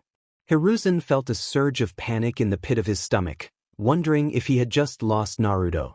He nodded, attempting to maintain his composure, even as the weight of the title Hokage felt like a heavy stone pressing down on him. Hiruzen struggled to find the right words to explain himself, to mend what had been broken. He had tried to protect Naruto, but his voice wavered under the burden of his years. Before he could elaborate, he sensed a shift in the air, something dark and oppressive. It was Naruto's overwhelming presence, filled with a deep intensity that filled the room. Hiruzen recognized the sensation as a manifestation of chakra, a remnant of the past that lingered in the air. Each shinobi's presence was unique, shaped by their experiences. But Naruto's was unlike anything Hiruzen had ever encountered, as if he were surrounded by shadows, threatening to engulf him. Hiruzen tapped his fingers lightly, releasing a burst of chakra that dispelled the oppressive atmosphere. He needed to act quickly. Any intervention from the Umbu could complicate matters further. He couldn't allow the situation to escalate. When Naruto stood up, abruptly, Hiruzen's heart tightened. He couldn't let him leave like this, without saying something.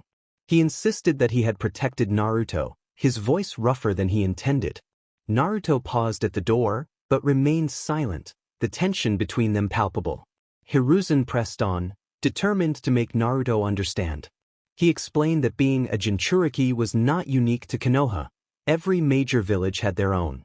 He spoke of the Jinchuriki in Sunagakure, who faced torment and abuse from a young age. Hiruzen had ensured Naruto's safety, protecting him from physical harm, but he couldn't shield him from the emotional scars that came from isolation and cruelty. The weight of that failure gnawed at him. The silence grew heavier, and Hiruzen struggled to decipher Naruto's feelings. Was he angry? Confused? Then Naruto's cold, detached remark about Hiruzen's efforts pierced through him like a dagger, and Hiruzen winced. He knew he had only done the bare minimum, ensuring Naruto's survival while neglecting his emotional well-being. After the Kyuubi attack, the village had been fragile, facing threats from Kumo and the Uchiha situation. Hiruzen had been overwhelmed, but he recognized that this did not excuse his shortcomings. Naruto deserved better. Hiruzen felt the weight of his responsibilities pressing down on him. He had led the village for over 50 years, never having the time to properly mourn his loved ones. Yet, he continued to lead, trying to prevent everything from falling apart. But in this moment, none of his sacrifices mattered. The sound of the doorknob turning jolted Hiruzen from his thoughts. He looked up to see Naruto preparing to leave, and his heart sank. Not like this. Not again. In a final attempt to reach him, Hiruzen revealed that he had not disclosed Naruto's true identity to the village. Naruto turned slowly, his expression unreadable, silently asking who he meant. Hiruzen explained that after Naruto's birth, the fourth Hokage, Minato, had wanted him to be seen as a hero, the one who had protected the village. Naruto's bitter snort echoed in the room, and Hiruzen understood the sentiment behind it. Minato had always believed in the villagers' ability to see beyond their grief, but they had failed to honor his sacrifice.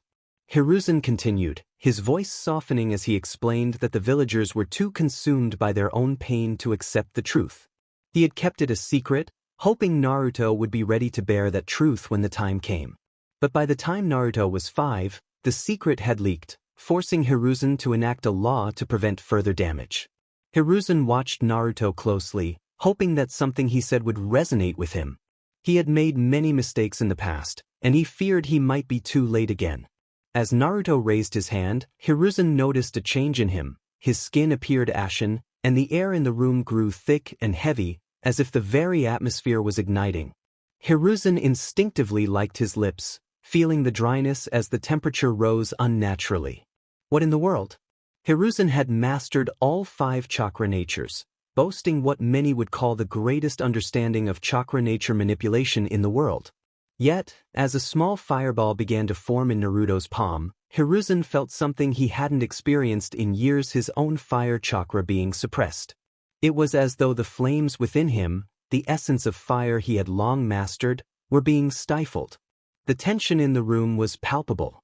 His Umbu guards sensed it too, the danger radiating from Naruto like a furnace about to erupt. One of them moved instantly, positioning himself in front of Hiruzen as a shield, while the other dashed toward Naruto, preparing to restrain him. In a move that left Hiruzen speechless, Naruto reacted before the Umbu could even reach him. His movements were fluid and instinctive, as if he could see the Umbu coming. He twisted on the ball of his feet, deflecting the attack with a grace and precision far beyond his years. In the blink of an eye, he was ready to unleash the fireball at point-blank range. In that instant, Hiruzen unleashed his bloodlust. Everything in the room froze. The air itself seemed to stop, and all eyes were drawn to him. Naruto and the Umbu were caught in the illusion Hiruzen had cast, an illusion born from decades of war and death. Before them loomed a mountain of corpses, each one a life Hiruzen had taken, each a testament to the blood he had spilled. And there, atop that mountain, he sat like the Monkey King, gazing down upon them. Dismissed, Hiruzen commanded coldly, his voice leaving no room for argument. The Umbu vanished, leaving only Hiruzen and Naruto.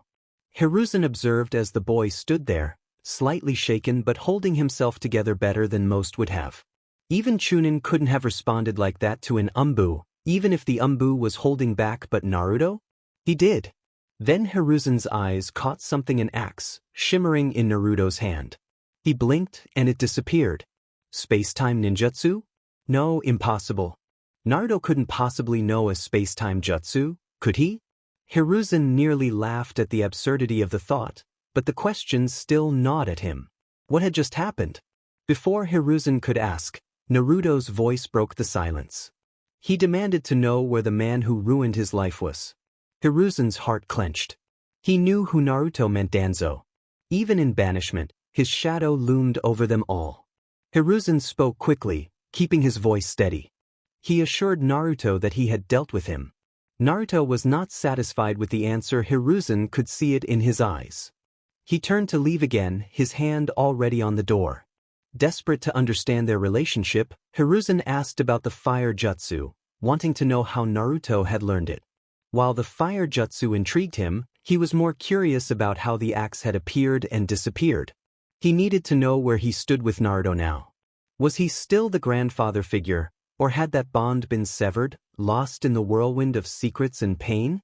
The silence stretched, heavy and unbearable. Hiruzen watched Naruto's back, hoping for something, anything that might reassure him that the boy he once knew was still there. But Naruto didn't even turn around. His response struck Hiruzen like a slap to the face. He told Hiruzen to leave him alone. Hiruzen stood in stunned silence as the door slammed shut, the sound echoing through the office. Slowly, he closed his eyes, trying to collect himself. Naruto's words, his anger, it felt like a dagger in Hiruzen's chest, twisting deeper with every second. He realized he had lost him. Hiruzen looked down at his old, weathered hands, at the smoking pipe still resting on his desk, and then at the portraits of the Hokage hanging on the wall. His gaze lingered on the fourth picture, the bright blue eyes, the spiky blonde hair, the jaw-length bangs that belonged to Minato Namikaze. You should be here, Hiruzen thought bitterly. You should be wearing this hat, not me. Dinner was quiet, just the way Inoichi Yamanaka liked it. He sat across from his daughter, watching as she absent-mindedly toyed with a piece of grilled fish on her plate, her eyes glued to one of those cheesy romance novels she always read.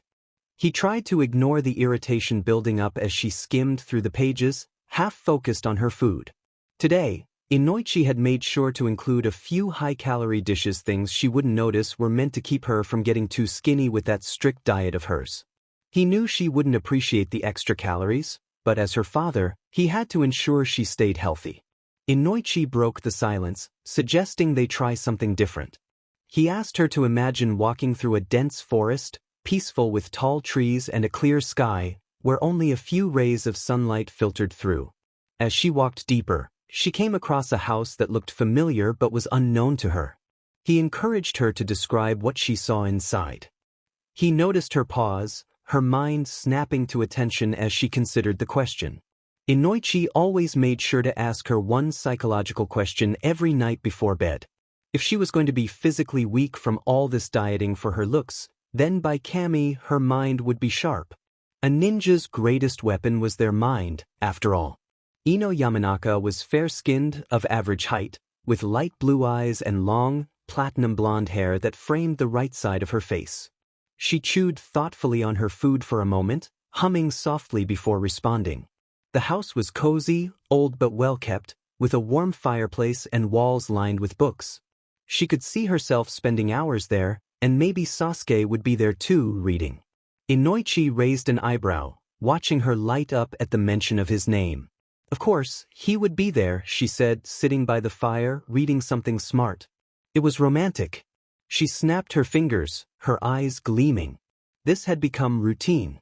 Every question, every test, always seemed to lead back to the last survivor of the Uchiha clan. Inoichi couldn't fault her for it, not yet anyway. She was young. Let her have her fantasies. As her father, though, it worried him. The crush was innocent enough, but Ino was now a genin. Life as a shinobi was anything but a romantic novel. Maybe that's why Inoichi let her indulge in these little daydreams, for now her innocence was fleeting, and he knew it would be stripped away in time. He told himself she would grow out of it. She was smart enough to figure it out. In a month, maybe two, she would start to take this seriously. But even as he told himself that, his gaze drifted toward the picture of her mother, his late wife, who had died during the Kyuubi attack. He thought to himself, don't worry, my love. Our daughter is safe. As long as I'm breathing, nothing will harm her. Inoichi shifted his focus back to Ino. He found her answer interesting and chose his next words carefully. He explained that how she interpreted the house revealed a lot about her inner self. Ino blinked and lowered her book, curious about what he meant by her inner self. He nodded, elaborating that the house represented her mind and subconscious. What she saw inside was a reflection of how she viewed herself, her strengths, comfort zones, and desires. Ino asked if that meant her mind was a cozy cabin. Inoichi smiled and affirmed that it suggested she valued comfort, warmth, and intellect. She saw her mind as a refuge, a place where she felt safe and in control. However, he pointed out that bringing Sasuke into the picture indicated something else. Ino blushed slightly, setting her book down and asking what it meant.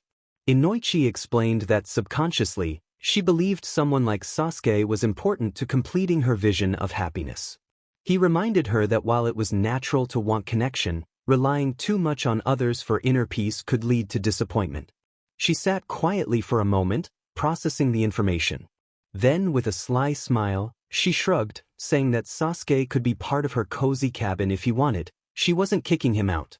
Inoichi chuckled, shaking his head, advising her not to let her cabin rely on someone else's presence and to ensure it stood on its own, with or without him. She rolled her eyes, acknowledging that she understood. Suddenly, Inoichi felt a surge of chakra enter the room, and instinctively he tensed. An ANBU agent appeared before them, dressed in a white trench coat, the hood pulled low over a bare porcelain mask. The agent informed him that the Hokage had requested a meeting. Inoichi nodded, his mind already shifting from father to shinobi. As he stood to leave, Ino chirped a playful farewell, suggesting he bribe the Hokage to ensure she ended up on Sasuke's team. He sighed, shaking his head, and used the nickname she pretended to hate but secretly loved. She stuck her tongue out at him, a playful glint in her eyes. He thought about her innocence, the kind he never had at her age, and it was hard to watch, knowing that one day soon, the world would take it from her. As he gathered his belongings, he reminded her of the routine: all leftovers should go in the fridge, and she needed to make sure Choji got them tomorrow, especially the seaweed chips. She wrinkled her nose at the thought but eventually nodded in agreement. Inoichi smiled softly at their exchange, savoring the moment before saying goodbye. She waved him off, rolling her eyes as if he were an embarrassment. Inoichi glanced at the ANBU agent, who had been waiting silently by the door. With a final nod to his daughter, the two of them vanished with a body flicker. The moment Inoichi stepped into the Hokage's office, he sensed that something was wrong. Hiruzen looked more stressed than he had ever seen him, as if the announcement of the Fourth Shinobi World War had just landed on his desk. A knot formed in Inoichi's stomach, and he silently pleaded for anything but that. The thought of war sent a chill down his spine, not because he feared it for himself, but because he couldn't bear the idea of his daughter of all the children in Konoha experiencing the horrors that came with it. War strips away innocence and leaves scars on the soul that never heal. Ino was smart and strong in her own way, but no child should ever have to face the atrocities of war. Inoichi greeted Hiruzen, his voice steady, though his mind raced through worst-case scenarios. Hiruzen seemed to sense his growing unease and offered him his smoking pipe, a rare gesture. Inoichi politely declined, humorously expressing a desire to live long enough to see his daughter marry someone who truly deserved her. Hiruzen smiled in return, though there was no warmth behind it, assuring Inoichi that he needed his mind. Inoichi narrowed his focus on those words. If Hiruzen needed strategic advice, he would have called Shikaku the genius when it came to battle plans. But this wasn't about strategy. Hiruzen needed him for something else. He asked what he could do for him, his tone careful and measured. The knot in his stomach tightened as he awaited the Hokage's response. Hiruzen revealed that it was about Naruto. The moment the name left his lips, Inoichi's mind came to a halt. Naruto? Uzumaki Naruto, the prankster of Konoha? The orphaned son of the fourth Hokage? The current container for the Kyuubi no Yoko, the very being that had ravaged their village 12 years ago and taken his wife? Inoichi felt his heart rate spike but kept his face neutral. He had never blamed the boy for what happened. He understood the difference between Naruto and the Kyuubi. They were separate. Yet the very idea of the Kyuubi was enough to make him take this seriously. His mind raced through everything he knew about Naruto, from the rumors around the village to the comments Ino had made about him, how she would tease him, calling him a knucklehead, a loudmouth. Inoichi ventured a guess, asking if this was about Naruto's graduation. Perhaps Naruto was angry about failing or had a violent outburst. It wasn't impossible that the Kyuubi's chakra had been released in a moment of anger or frustration. The boy had never shown the talent that either of his parents had, and Inoichi could imagine the frustration building up in him. But Hiruzen's next word struck him like a hammer blow. Naruto had learned about the Kyuubi. Inoichi's mind went blank for a moment, his eyes widening as he motioned to the Hokage, silently asking if the boy had learned this from him. Hiruzen shook his head. This was bad. Very bad. Inoichi took a deep breath, steadying himself, and asked Hiruzen to start from the beginning, wanting to know exactly what had happened. One section extended out awkwardly, resembling the bow of an old, rusted ship. No one else lived there, just him. And now he finally understood why.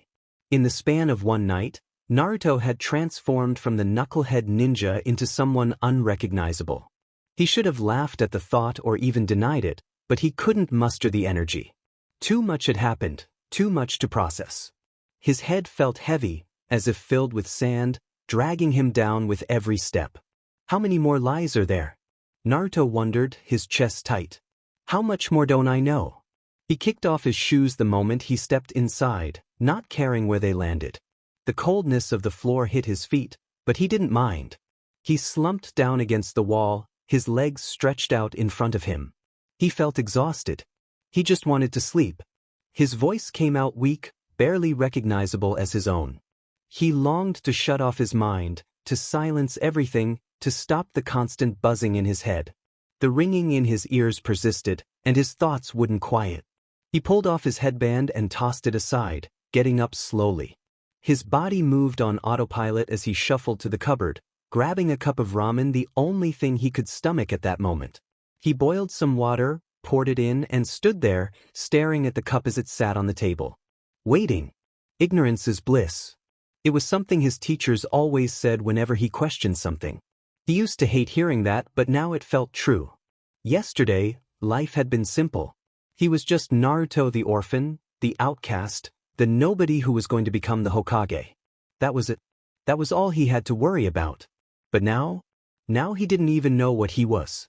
Naruto slumped back into the chair, rubbing his face with his hands. He didn't know anymore. He wasn't a demon. He wasn't the QB. But that didn't make anything better, it only made it worse, as if the world had flipped upside down, and he was still falling, trying to figure out which way was up. He grabbed the cup noodles, peeling off the lid. The steam hit his face, the smell familiar and comforting in a way. He mixed in the seasoning, stirring the noodles, watching them swirl in the broth like his thoughts. Yesterday was simple. Naruto took a bite, the hot noodles sliding down his throat. The flavor hit him and he savored it, but even that felt dulled. The one thing that always tasted great, the one thing that always lifted his spirits, felt flat. But he ate it anyway. He needed to feel something. He sighed, putting the cup down. He stared at it for a long moment, then muttered a command. A window flickered in front of him, black with gold lettering, and he stared at it blankly. Name, Naruto Uzumaki. Covenant, none. Level, souls, 200. Naruto narrowed his eyes at the screen. These numbers weren't the same as before. Something had changed. One thing stood out immediately. Souls, 200. Our weapon 1, 96. He thought about how he had absorbed all those hollows and Mizuki, but what was the deal with the other thing? His gaze focused on the line that said, our weapon. What did that mean? He scratched his head, feeling more confused by the second. Naruto wondered if it had something to do with this.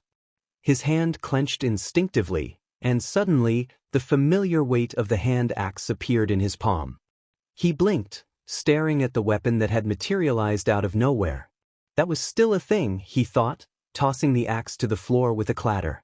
He glanced back at the status screen, checking again. This time, he noticed something new. 2 changes, actually. Our weapon 1, 9620. Equip load, 10.0 51.0 8.0 51.0. Our weapon 1 was the axe, he realized. It corresponded to whatever he was holding in his right hand. But what was this weapon 2 thing? He grabbed a kitchen knife, holding it awkwardly alongside the axe. It felt strange, like he was holding 2 things he wasn't meant to. The balance was off. Maybe he had to say something? He tried aloud, feeling a bit foolish. Nothing happened. Finally, he said, equipment, and to his surprise, another window opened. Equipment. Select item to equip. Naruto's eyes flicked down the list as he placed the axe on the table. How do I select this weapon? He wondered, his mind racing to figure it out. Using his left hand, he grabbed the kitchen knife, holding it awkwardly as he tried to make sense of the situation.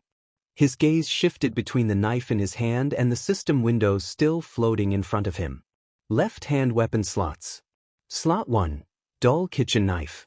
He repeated the motion from before, clenching his fist, and this time, the knife appeared in his hand. He blinked, and with another motion, the axe was back. He swapped between them a few more times, feeling the weight shift in each hand with each switch. That was kind of cool, he thought to himself. His curiosity wasn't satisfied yet, though. What about the rest of his gear? He clicked on the armor slot. There was an option to change into his pyromancer outfit or remove it altogether.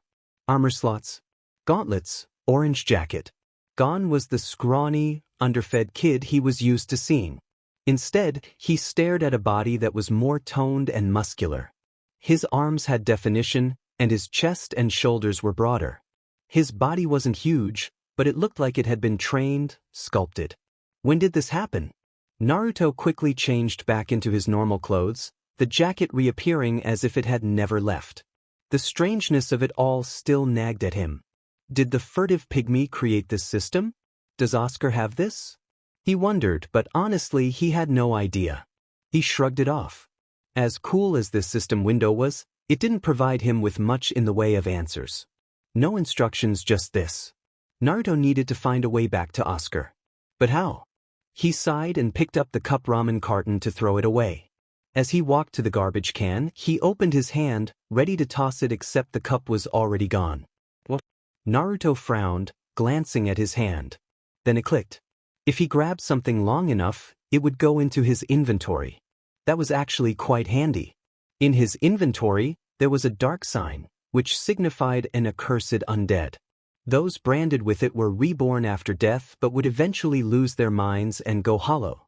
Death triggered the Darksign, returning its bearer to the last bonfire rested at, but at the cost of all humanity and souls.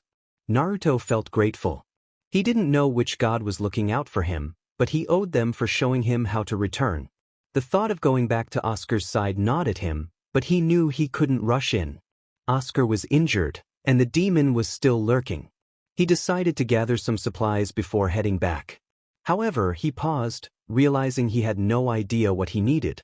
He knew he needed explosive tags, but what about Oscar's injuries? He scratched his head, trying to think it through. Iruka-sensei would know what to do. Iruka's apartment was modest and cramped, barely enough for him to live in. Naruto had overheard other teachers mention how this was all Iruka could afford on a teacher's salary, but he never paid much attention. Iruka-sensei always seemed fine with it.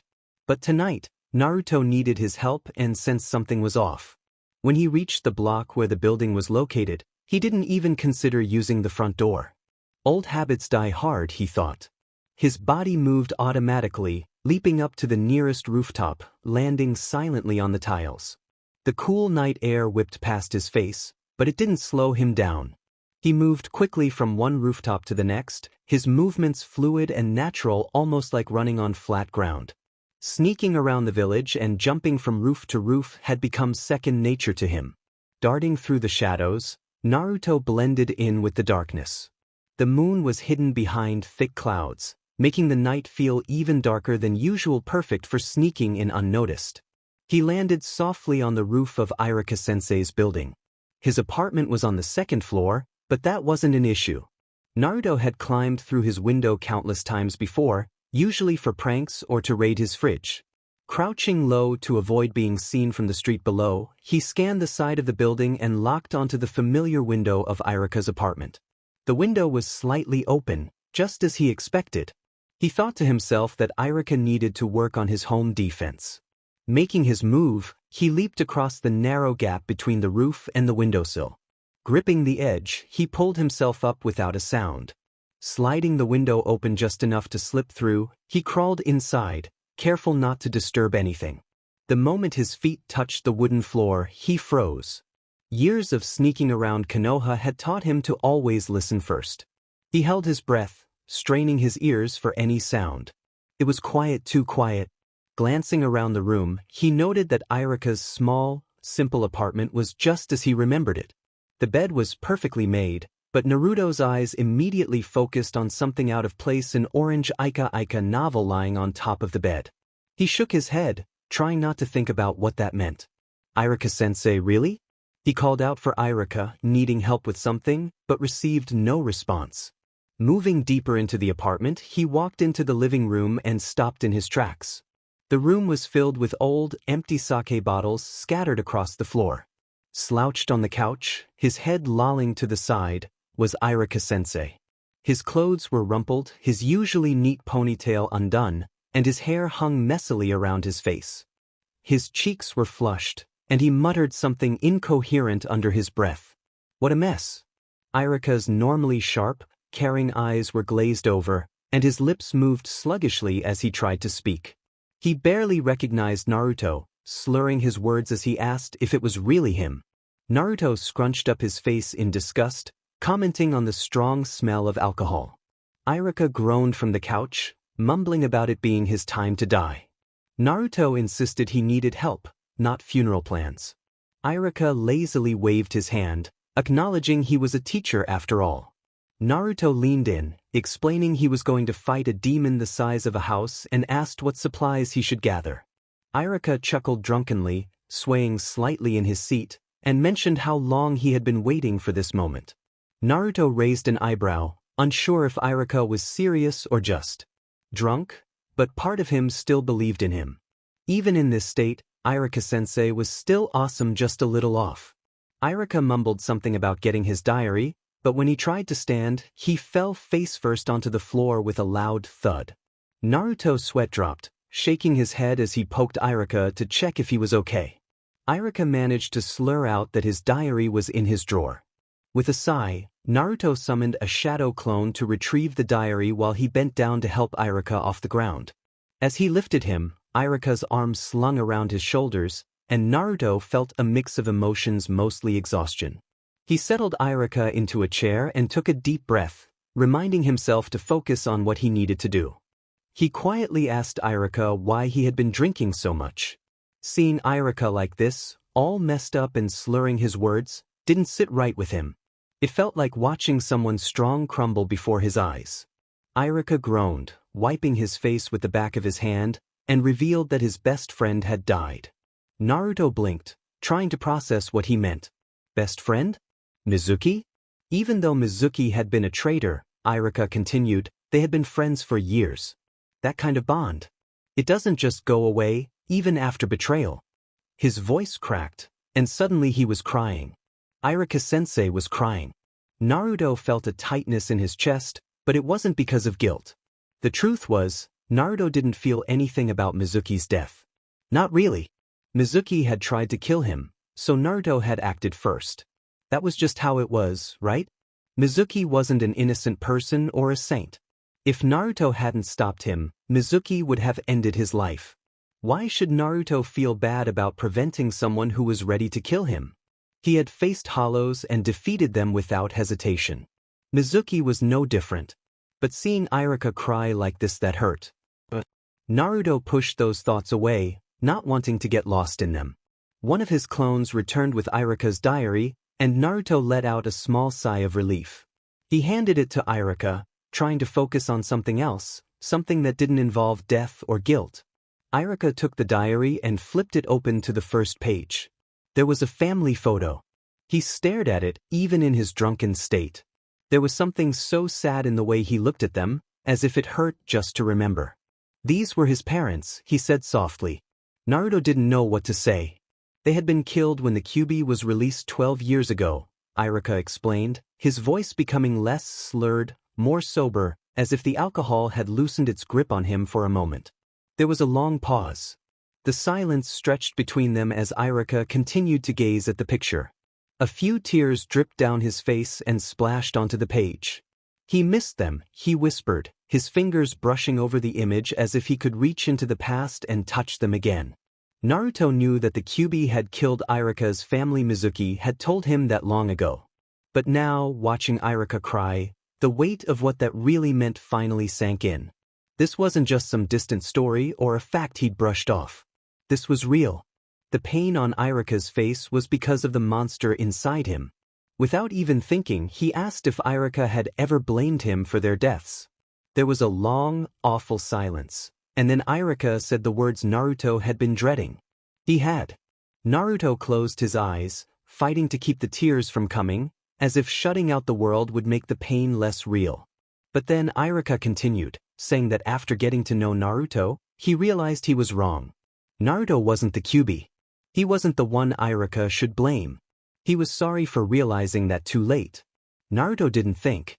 He just hugged Iruka, throwing his arms around him, tears streaming down his face, soaking into Iruka's shirt. He hugged him as tightly as he could, as if letting go would make everything fall apart. "Thank you," Naruto managed to choke out between sobs, his voice cracking. He didn't care that Iruka was drunk. He didn't care that Mizuki was dead or that the village still saw him as the Kyuubi.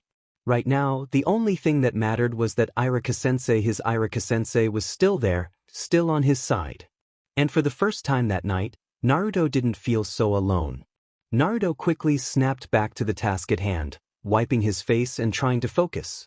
There was no time to waste. He needed to know how to beat a demon. Iruka looked at him through bleary, half-lidded eyes, slurring his words, questioning why he would know that. Naruto mentioned the diary.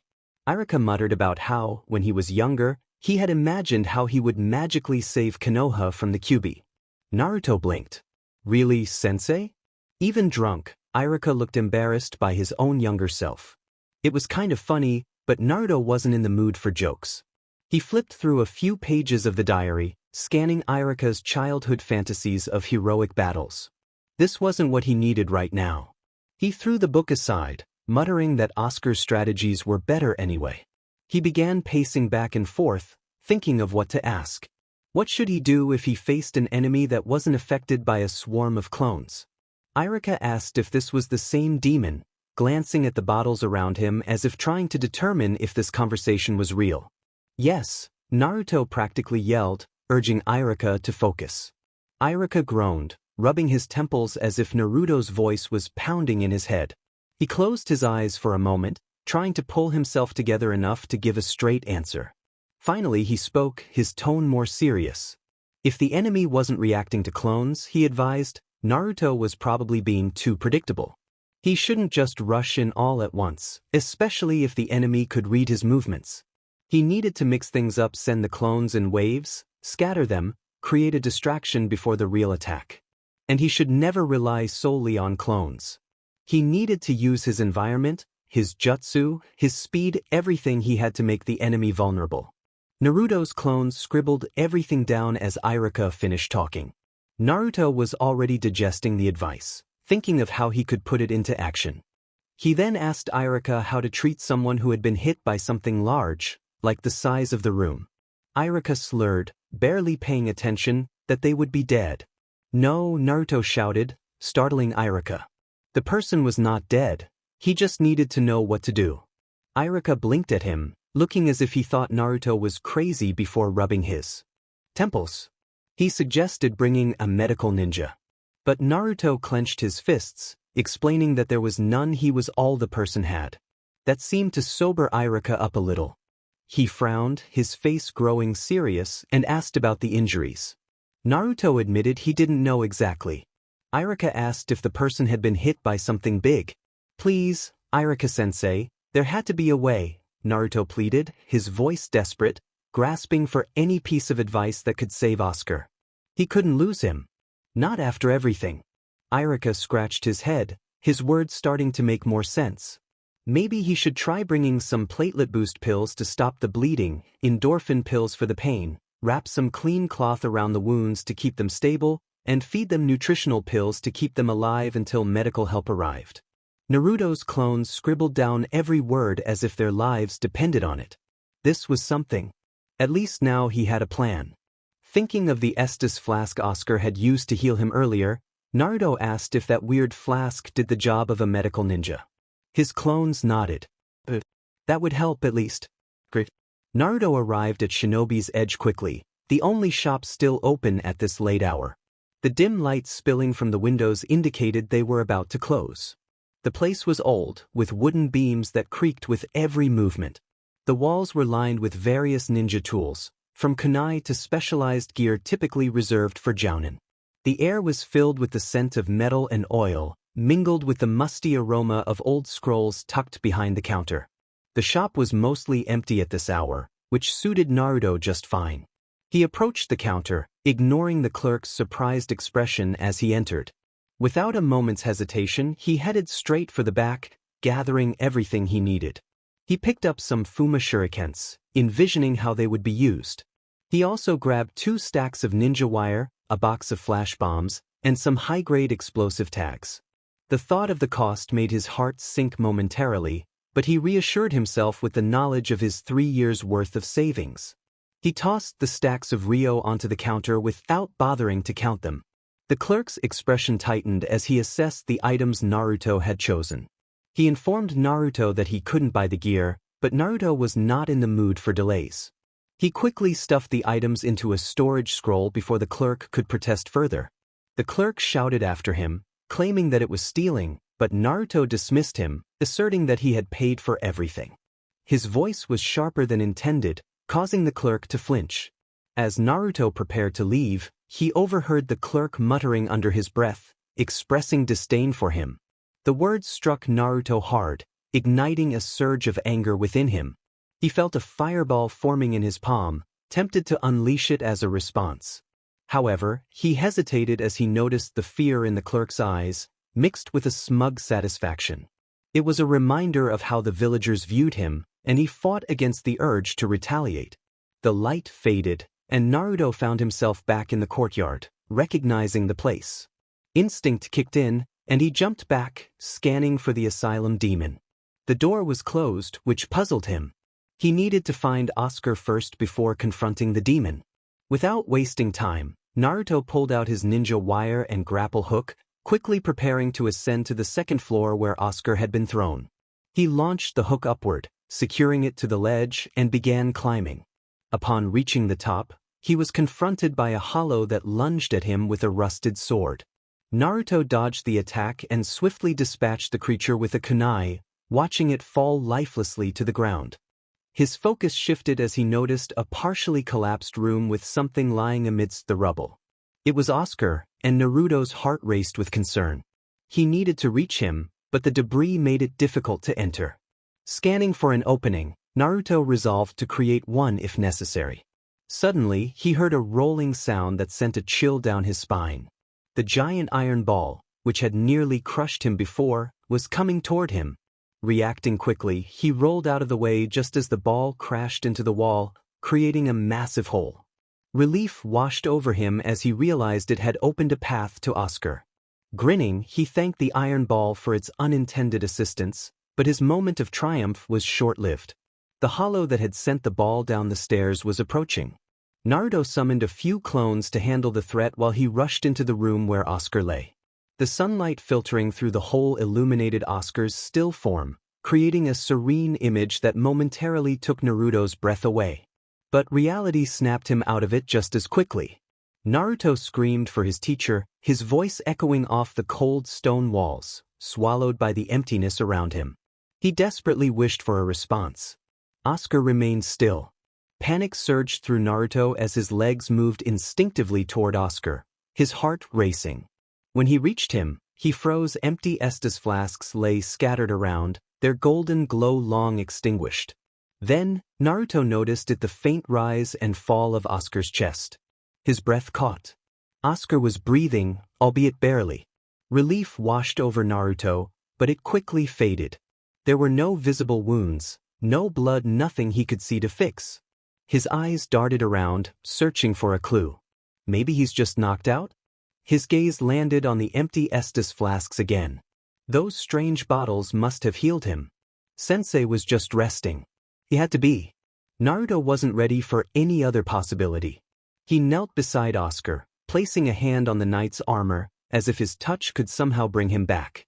He whispered for Oscar to wake up, but deep down, the knot of fear in his stomach tightened. Carefully, he removed the knight's helmet, revealing a hollowed face that looked worse than anything Naruto had encountered before. Oscar's skull was caved in on one side. Naruto froze, feeling his stomach churn. How was he still alive? Suddenly, Oscar stirred.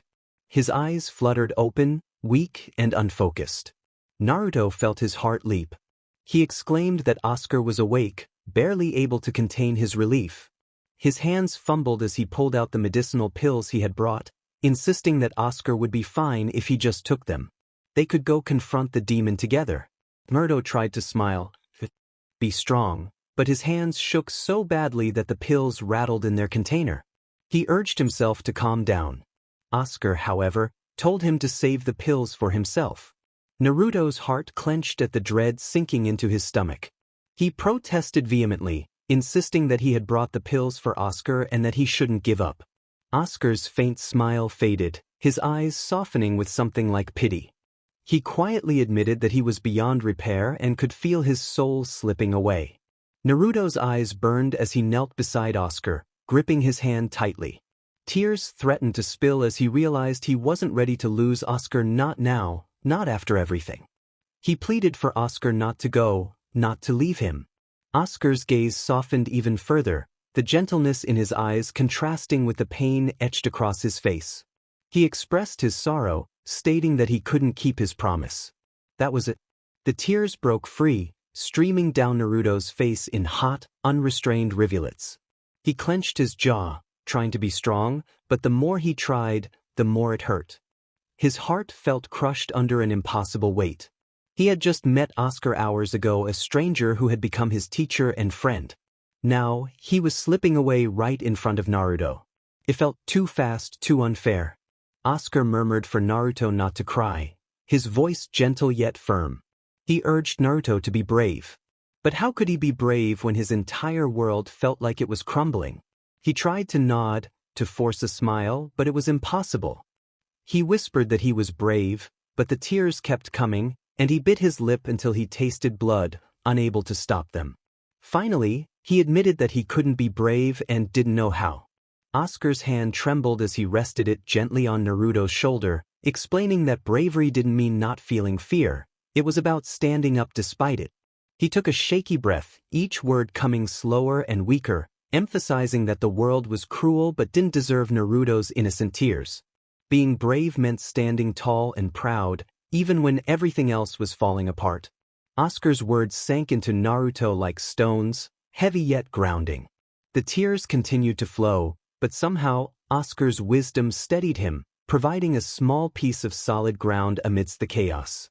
He resolved to be brave, wiping his face with the back of his hand, trying to pull himself together.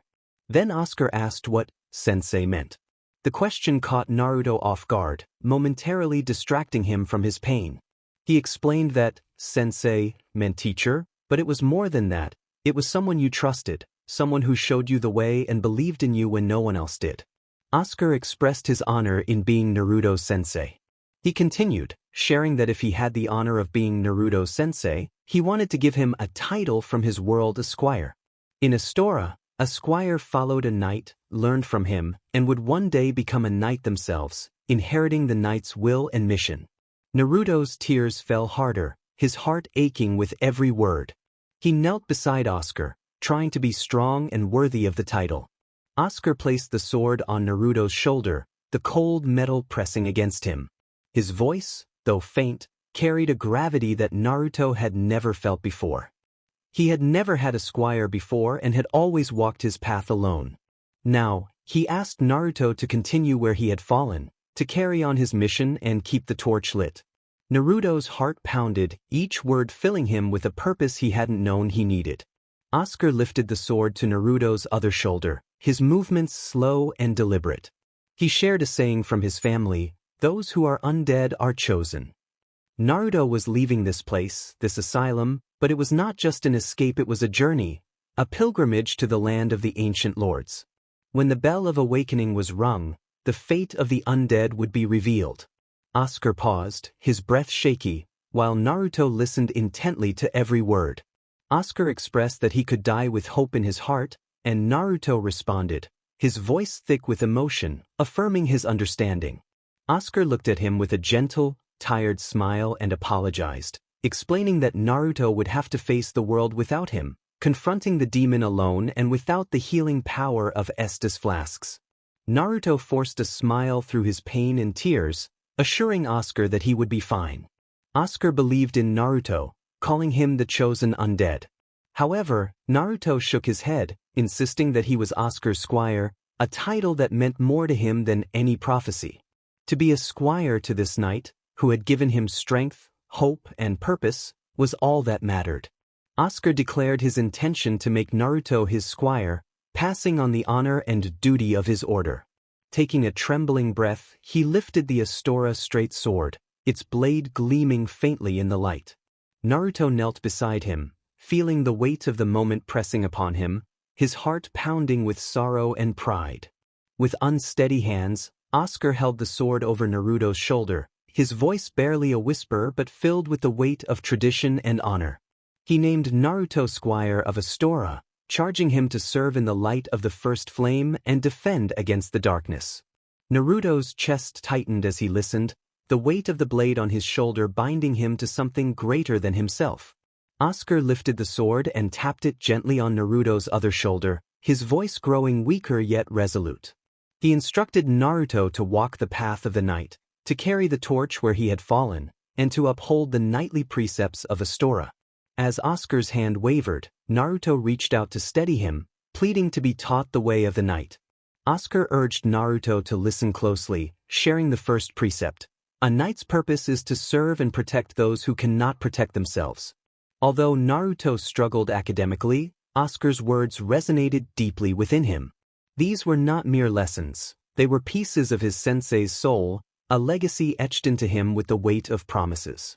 As Asuka's voice grew weaker, Naruto held onto every word, carving them into his heart.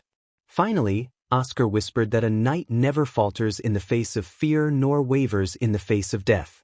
Naruto's hands trembled as he clutched Asuka's, feeling the warmth slowly slipping away.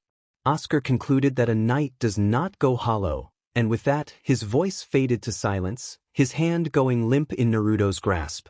In that moment, Naruto felt as if his world had collapsed. The room turned cold and empty as he sat there, clutching Asuka's lifeless hand, his mind racing and his heart pounding.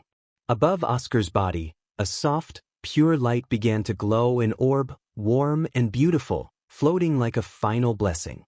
Naruto's breath caught as he looked at it, transfixed, the tears on his cheeks catching the light as it illuminated the room. It was Asuka's soul. As the warmth drifted closer and touched Naruto's hand, he felt a surge of strength and resolve filling the hollow ache left by Asuka's absence. It felt like a final embrace, a parting gift, a last act of faith from his sensei.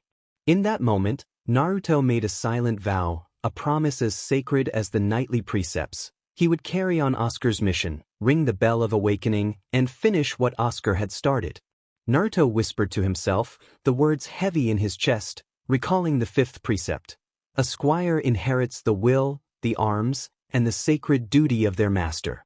He pressed an explosive tag against the wall and stepped back, shielding his face as the blast rang out, sending debris and dust flying. As the smoke began to clear, he saw the cracks already knitting back together, the stone walls reassembling themselves as if they were alive. The asylum felt like a beast with its own heartbeat, rebuilding itself piece by piece with some unseen magic. No matter what he destroyed, it would always come back. That was why Asuka's armor remained intact, even though his body was broken. As the dust settled, Naruto caught a glimpse of his reflection in the gleaming edge of the Astora straight sword. He paused to take in his new appearance, Asuka's armor now fitting snugly against his frame. The chainmail and plate had resized to him the moment he equipped it, the heavy metal feeling almost natural against his body, as if it had accepted him as its new master. He briefly wondered if it had something to do with the strange window. The weight of the armor had felt strange at first, but now, with the sword in his right hand and the crest shield strapped securely to his left arm, he felt a strength he hadn't known before. A quiet, steady strength, as if Asuka himself was there, guiding him. He took a step forward, the armor clinking softly with each movement. Suddenly, a cluster of hollow soldiers emerged from the shadows, their rusty swords held high, their lifeless eyes locked onto him. They charged as one, their steps uneven but relentless, closing the distance with frightening speed. But Naruto was ready. His body moved before his mind had even caught up, his senses heightened, the world around him sharpening. In a single swift motion, he brought the Astora straight sword down in a clean, sweeping arc, cutting through the air with precise, deadly grace. The hollows fell instantly, their brittle bodies collapsing in a heap on the cold stone floor, defeated in one strike. A faint whistling sound caught his ear. An arrow. He activated the way of focality. Time seemed to slow as he raised the crest shield, catching the arrow just in time, the clinking harmlessly off its surface. In one fluid motion, he lunged forward, his body and sword moving as one, driving the blade straight into the hollow archer's chest. He watched the light leave the hollow's eyes as he withdrew the sword and wiped it clean on his sleeve, reminding himself to honor his weapon, for it was his companion in battle. Taking a deep breath, he turned to the foot of the staircase that led to the demon's arena. He could hear it breathing up there, a low, guttural sound that reverberated through the stone floor, each exhale like a distant rumble of thunder. The ground trembled slightly under his feet, and he knew that this time, there would be no running. No hesitation. This was it. Round 2. Naruto tightened his grip on the Astora straight sword, adjusting his stance, feeling the shield balanced on his back. His fingers flexed around the sword's hilt, grounding himself in the weight, the reality of the fight ahead. This was no longer just a battle, it was a duty, a promise. One step at a time, he climbed the stairs, his footsteps steady, his mind focused. He was no longer just Naruto, Genin of Konoha. That title meant little to him now. He was something more, something greater. Naruto Uzumaki, Squire of Oscar.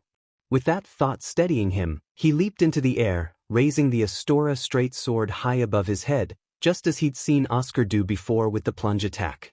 The air rushed around him, the world blurring for a split second, and then he came crashing down, the blade driving deep into the demon's flesh. He felt a fierce grin spread across his face as he twisted the sword, feeling the demon roar and writhe beneath him, its massive form shaking with rage and pain. This was for Oscar, for the knight who had believed in him, even in his final moments. This fight, this mission, this path, Naruto would walk it to the end. He would carry Oscar's torch, and he would not go hollow. Naruto gripped the Astora straight sword tightly in his hand, his knuckles turning white as he stared down the demon just a few meters away. In his other hand he clenched something else, hidden in his closed fist, a smoke bomb, ready to spring his trap. The demon's face had a chunk missing now, thanks to the plunge attack he'd landed, just like Oscar. He forced a grin that felt more like a snarl. The demon shifted, its massive form tensing up, eyes narrowing as it prepared to leap at Naruto. He saw it in its stance, it was going to try the same move again. Let's play. Naruto threw the smoke bomb to the ground, and a thick cloud enveloped the arena. The demon took the bait, lunging straight into the smoke, just as planned. He didn't have to see it to know what was coming. The thunderous sound of its hammer swinging down confirmed it. As the smoke thinned, Naruto saw the demon's monstrous form breaking through, hammer raised high. That's when his clones moved, their shield formation snapping into place. The hammer came down hard, colliding with the shields. And then boom! The moment the hammer hit, every single clone exploded. The plan was simple. Naruto had attached explosive tags to his body, knowing that when he used the Shadow Clone Jutsu, everything he wore, including the explosive tags, would be copied onto his clones. This meant each clone was a walking explosive trap, primed to go off when popped. Even though the yield of the clone explosions was weaker than the actual yield of the original explosive tags, the sheer number of clones made up for the reduced power. The blast threw the demon backward, the shockwave tearing through its massive body. Its hammer shattered into pieces, fragments flying everywhere. The force was so strong that the demon stumbled back, arms flailing, its head jerking wildly. Before it could even process what had happened, Naruto hurled a Fuma shuriken from behind one of the pillars. He watched it spin through the air, slicing straight toward the demon's face in a perfect arc. Just a little more. The demon's head jerked back, and Naruto shouted, "Kai!" The flashbangs attached to the Fuma shuriken erupted with a blinding light, igniting the arena like a miniature sun. The demon let out a guttural howl as the brilliant flash seared its vision, stumbling backward, its massive hands flying up to clutch its face in agony. The deafening sound of its pained roars echoed through the arena, sending tremors through the ground. The demon thrashed wildly, disoriented, its heavy footsteps shaking the ground beneath Naruto's feet. "Now," Naruto roared, his voice cutting through the chaos. From the second floor, Two clones stood tall, their eyes locked on the target. On either side of the arena, hidden among the pots, more clones revealed themselves, their hands glowing with flames of pyromancy. Fireballs flew in unison, across the arena like meteors, each one striking the demon's body. The impact was fierce flames engulfed the demon, wrapping around its form and consuming it in a fiery embrace. The demon let out a roar that echoed through the air, its cries resembling the wails of a creature in torment. The fire scorched its skin, charring it black, the flames dancing around its body like serpents. Thick, dark liquid poured from the demon's wounds, resembling rivers of molten metal. The fire seared through its flesh, reducing muscle and bone to ash. Through it all, Naruto stood, watching the flames do their work, feeling each moment resonate within him. Naruto's gaze flicked up to the name hovering above the demon, a text that had changed with an undeniable finality. The asylum demon had broken the chains that once bound it, chains forged by Lord Gwyn to contain the demon's soul and force it into SBMs. Those chains had kept the beast as the final obstacle for the Chosen Undead, preventing its true power from turning the Northern Undead Asylum into a smoldering ruin. But now, those chains were gone. The beast was no longer bound, it was just a stray demon, consumed by rage and memories of its home. Flames licked at its charred skin, embers glowing across its massive body, as if the fire itself were alive. The demon's body, blackened with soot, pulsed with heat, reminiscent of a creature born in the heart of an inferno. Perhaps these flames reminded the demon of its home Izalith, the land of fire, where it had been captured and enslaved by Gwyn's army. The demon's eyes locked onto Naruto. For a moment, he felt the weight of that gaze, ancient, filled with anger and pain, something far more powerful than he was prepared for. But he stood firm, gripping the Astora straight sword in his right hand, while his left held the crest shield steady. The demon raised what remained of its hammer, now little more than a crude staff. Naruto braced himself, double-handing his shield in front of him, ready for the strike. He was prepared for the challenge, urging the demon to make its move. But instead of attacking, the demon slammed its staff into the ground with such force that the floor beneath them crumbled. Naruto's eyes widened in shock as the ground gave way, and before he could react, he was falling into the darkness below. They crashed into the basement of the asylum, Naruto's feet barely touching the ground before he stumbled, struggling to regain his balance. The room was massive, a circular chamber with a weathered stone floor that was cracked and uneven. Broken tiles lay scattered everywhere, and stone pillars loomed around him, some shattered, others standing like silent sentinels. The walls stretched high, built from aged stone blocks crumbling with time, moss creeping up their surfaces like nature reclaiming what was hers. A faint light filtered through the gaps, casting long shadows across the floor. Naruto looked around, his breath catching when he realized the truth. This was it. The entire asylum was built around this chamber, the demon's cage. Naruto's mind raced as he tightened his grip on the Astora straight sword, his knuckles turning white. He knew he needed to keep his eyes on the demon's spells. Just as he prepared for the next move, the demon lunged, swinging its massive staff in a wide horizontal sweep. His heart sank. There was no room to dodge. The basement was too small, the space too cramped. He knew he couldn't outrun that attack. In an instant, he used the substitution jutsu. The staff struck the spot where he had been, detonating the explosive tags he had left behind on the substitution log. The explosion shook the chamber, filling it with smoke and debris. For a brief moment, Naruto hoped he might have destroyed the demon's staff.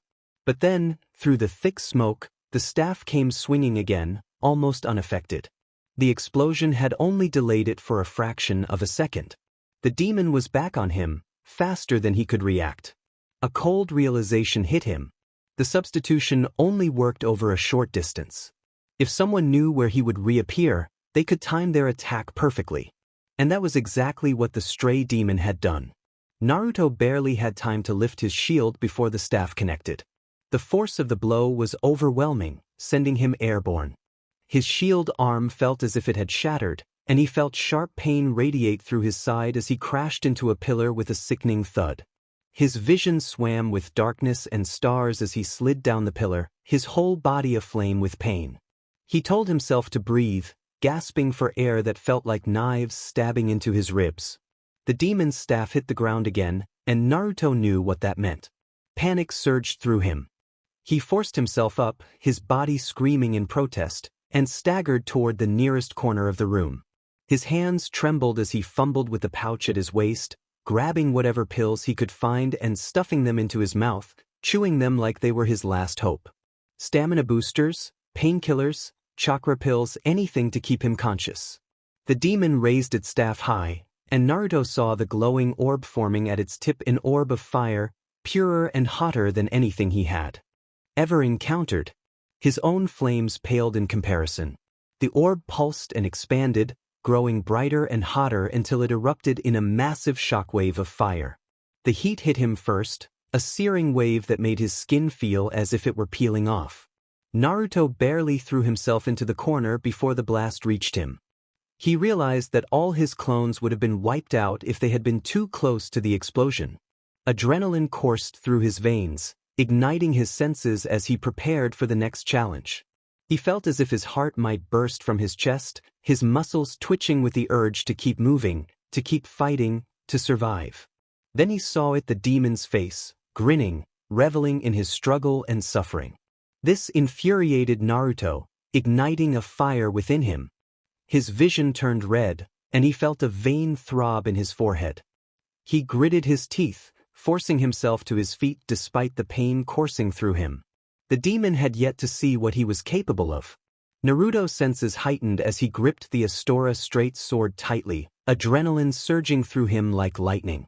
The demon reared back, its grotesque body tensing as it prepared to strike with its massive staff. With his heightened perception, he analyzed the demon's every move, seeing the exact angle of its attack and the moment the staff would strike the ground. Without hesitation, Naruto jumped, the air rushing past him as the staff shot beneath his feet, narrowly missing him. He landed on the staffs, balancing perfectly, and dashed up its length, adrenaline burning through his veins. He leaped into the air, bringing the Astora straight sword down in a heavy slash aimed at the demon's eye. The blade struck true, and dark blood splattered from the demon's eye socket as the sword dug deep, blinding one of its massive eyes. The demon roared in agony, the sound echoing in the chamber like a tortured wail. Naruto felt the vibration of the roar rattle his bones, but he pressed on. The demon twisted, snapping its jaws at Naruto, attempting to devour him whole. He was ready for it. One of his shadow clones propelled him backward just as the demon's mouth closed in, exploding with a thunderous boom inside its gaping maw. Chunks of flesh and teeth scattered from the explosion, and the demon's lower jaw was left in disarray. Blood poured from the wound, soaking the floor beneath it. Naruto quickly swallowed more pills, barely chewing as he forced them down, urging his body to heal faster. He gritted his teeth, pushing the pain to the back of his mind. He needed to keep moving. Slowing down was not an option. He noticed the demon slam its staff into a nearby pillar, sensing energy building in the center of the room. It was preparing another blast. The staff slam was a distraction, and he knew it. Naruto bolted, trying to escape the blast radius. But he was too slow. The red orb exploded, sending a shockwave that hit him like a freight train. He was flung off his feet, the ground spinning beneath him as he crashed into the floor, the impact jarring his bones. His helmet protected his skull, but his vision blurred, and he tasted blood. The sound of wings flapping filled his ears. Looking up, Naruto saw the demon lifting off the ground, its massive wings beating the air before folding as it prepared to dive-bomb him. He thought to himself that the demon intended to squash him like a bug, and his fingers flew through the hand signs for the substitution jutsu. At the last moment, he vanished, leaving behind a special gift of Fuma Shuriken, glinting in the dim light as it spun toward the descending demon, landing right in a vulnerable spot. The impact was jarring. The Fuma Shuriken lodged deep in the demon's hindquarters. Naruto activated the explosive tags wrapped around the shuriken, and the explosion was immense. The blast tore through the demon's lower body, sending debris flying in all directions. The demon's insides were devastated, and the stench was overwhelming. Naruto swallowed hard, trying to suppress his nausea at the sight, but he couldn't look away from the chaos he had unleashed. A flicker of sympathy for the monster crossed his mind, but he remembered Oscar's words, never show sympathy for the enemy, for they would show none when he fell. His resolve hardened. No sympathy for a beast that would have torn him apart without hesitation. Then he heard it again, the flapping of wings. His muscles tensed, ready to defend himself, but he saw the demon trying to escape. Anger surged within him. He would not let it get away after everything it had done. As the demon shot out of the hole like a massive, flaming boulder, Naruto knew he had to act fast. He channeled chakra into his legs, feeling the surge power his jumps. He launched himself upward, pushing off the cracked ground with all his might. The demon was too fast, climbing higher, but he refused to give up. One after another, Naruto's clones formed beneath him, their hands locking together to propel him higher and higher. Each one flung him further into the air like a human slingshot. The wind rushed past him as he soared, adrenaline pounding in his ears. He found himself above the demon, catching a glimpse of its burning wings beneath him. This was it. Without hesitation, Naruto pulled 2 kunai from his pouch and hurled them with all his strength. The blades tore through the demon's wings, striking with precision. The demon roared, spiraling downward, losing control as Naruto gripped the Astora straight sword with both hands. Gravity pulled him down with incredible speed, the sword poised for a final, decisive blow. But the demon was not finished. As he closed in, Naruto saw it point its staff directly at him. A red orb began to form at its tip, growing larger and more intense. He knew this was the moment that would decide everything. Either he would win, or he would be nothing but ash in a crater. With no other choice, Naruto channeled chakra into the explosive tags strapped to his back. They detonated in a deafening blast that should have torn him apart, but Oscar's armor saved him. The explosion flung him forward, propelling him with enough force to break through the demon's defenses. Naruto felt the heat of the flames engulf him as he brought his sword down, connecting with the red orb just before it exploded. The intensity was overwhelming, and he could sense every fiber of his body urging him to give in. Yet he held on. Perhaps it was the protection of Oscar's armor, or maybe it was sheer willpower. Either way, he knew he was down. To his last bit of strength, one hit left. His body felt like it was falling apart, but he pressed on. The roar that escaped him was not just from pain. It was a culmination of every struggle, every loss, and every push forward. It felt as if Oscar himself was with him, urging him to continue, to not give up. With all the force he had left, Naruto's blade struck the demon. The demon's body slammed into the floor with a bone-crushing thud, the sound echoing through the chamber. The impact cracked the stone beneath them, sending dust and debris flying as light poured in from above, illuminating the chaos. The demon lay still, his sword lodged deep in its skull, the once pristine blade of Astora now broken from the final blow. Panting and barely able to keep himself upright, Naruto realized he had done it. He had won. He had slain the demon. The adrenaline faded quickly, and he collapsed backward onto the demon's corpse. His body was numb, every nerve frayed and useless. As he stared at the hole in the ceiling, he felt a sense of finality wash over him. It was over. But then he saw it, the soul of the stray demon. It gathered above him, swirling into a massive ball of light, pure white with a black shard at its core. It was larger than him, pulsing with energy, more beautiful and terrifying than anything he had ever seen. He smiled weakly, raising his hand toward it. He had done it. A single tear slipped down his cheek as the soul absorbed into him, filling him with a warmth that reminded him of Oscar and everything he had taught him. As the last bit of that soul merged with his, Naruto let his hand fall to his side, his body finally succumbing to exhaustion. They had done it, together. Victory was achieved, and he gained 10,000 souls, 1 humanity, a titanite slab, 1 homeward bone, and the big pilgrim's key. Naruto lay flat on his back atop the stray demon's corpse, his mind swirling with the lingering adrenaline high.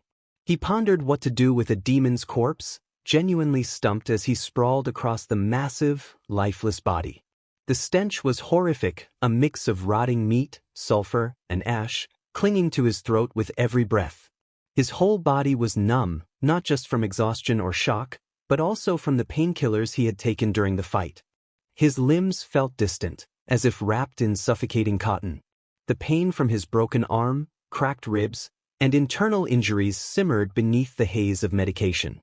He held up the empty Estus flask, tilting it hopefully, but there was not a drop left. Frustration bubbled within him as he wished he had taken the time to learn how to refill it. Oscar would have known.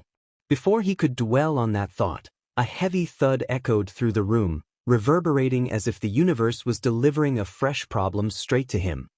He grumbled, wishing for a break as he turned his head toward the source of the sound. A figure stepped into the dim light, and even in his half-dazed state, Naruto thought it looked impressive. The intruder was clad in jet-black armor, its polished surface reflecting an otherworldly gleam. Twin, horn-like protrusions jutted from the helmet, and layered plates covered the figure from head to toe, creating an eerie, predatory silhouette. In its hand was a massive greatsword, nearly as long as Naruto was tall. Naruto forced his sluggish mind into gear, focusing on the threat before him. The Black Knight moved, and suddenly, it was right above him. The greatsword came down with terrifying speed. In a split second, Naruto replaced himself with a log covered in explosive tags. The moment the knight's sword struck, the tags detonated in a blinding flash, obliterating what was left of the demon's corpse. That was one way to get rid of it, he thought, staggering back. He gulped down a chakra pill, wincing at the bitter taste but feeling the energy surge through him. Smoke filled the room, and for a fleeting moment, he allowed himself hope. But then the Black Knight emerged, walking through the flames as if they were nothing. Its armor was barely scratched. Naruto's stomach twisted at the sight. Naruto felt a surge of desperation as he offered the knight a deal, hoping for a moment of mercy. The knight, however, remained silent, raising his greatsword for another strike. In a panic, Naruto spun around and sprinted toward a ladder he had spotted earlier. His hands scrambled for the rungs, climbing as quickly as his weary body would allow. Each breath burned in his throat. Reaching the top of the ladder, he found himself in a long, dim hallway. One end held a jail cell with twisted and broken bars, while the other seemed to lead back to where he had started. A flicker of relief washed over him, grateful that he hadn't awakened on the wrong side. A metallic clang broke his moment of respite, and he turned to see the knight climbing the ladder, his movements slow but determined. Panic surged within Naruto as he kicked the ladder with all his might. With a loud crash, the ladder collapsed, sending the knight and his sword crashing back down. The sound echoed through the hallway, a momentary victory for Naruto. He felt the urge to laugh but knew he had no time for that. To one side, the path was blocked by rubble, while the other led to the cell, where something glowed faintly inside, bright and inviting. Curiosity piqued, he dashed toward the cell, his breath coming in ragged gasps. Inside, he found a glowing object on the floor and instinctively snatched it up. As he examined it, he blinked in confusion. It was a doll, strange and made of bronze that had turned green with age. Its surface was worn, and it had no features, just a faceless hunk of metal shaped like a doll. He wondered what it could possibly do, half expecting something magical to occur. But nothing happened. Still, the glow suggested it held some importance. Suddenly, a thud made his heart race. He turned to see the Black Knight climbing back into the hallway, his presence heavy and oppressive. In an instant, the doll vanished into Naruto's inventory. He barely had time to react as the knight charged at him, sword raised and aimed directly for his stomach. In a split second, Naruto used the substitution jutsu, swapping places with a piece of rubble just as the knight's sword sliced through the air where he had been standing. Time seemed to slow, allowing him to see the knight's next move, a spinning backhand that could have been lethal. Realizing he couldn't rely on the substitution any longer, Naruto summoned a shadow clone to distract the knight. While he darted toward the ladder, sliding down as quickly as he could, the scent of charred flesh filled the air, a reminder of the demon he had fought. He pushed the smell aside, focusing on his next move as he sprinted toward another ladder. Climbing it, he felt a strange sense of nostalgia wash over him. This hallway felt familiar, almost comforting in its dreariness. But he had no time to linger. He threw 2 kunai, striking down the hollows that rushed at him without hesitation. They had become mere obstacles in his path.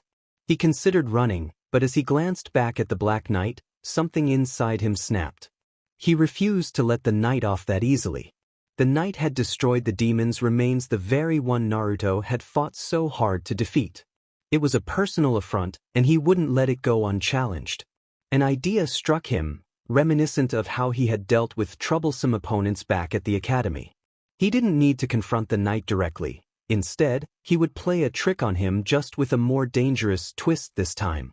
The sound of metal footsteps echoed in the hallway, signaling the knight's approach. With a grin forming at the corner of his mouth, Naruto took off, determined to outsmart his foe.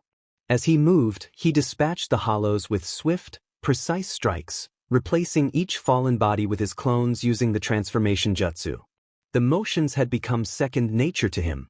Reaching the top of the next ladder, he found himself staring at a bonfire, its flickering light offering a strange sense of comfort amidst the chaos. But there was no time to relax. The Black Knight was close behind, and he needed to be prepared. Naruto pulled out smoke bombs from his pouch, opening them to reveal their fine white powder. He remembered Iruka-sensei mentioning that mixing certain ingredients could create a powerful explosion. Naruto didn't care much for the details. He just knew he was about to create something spectacular.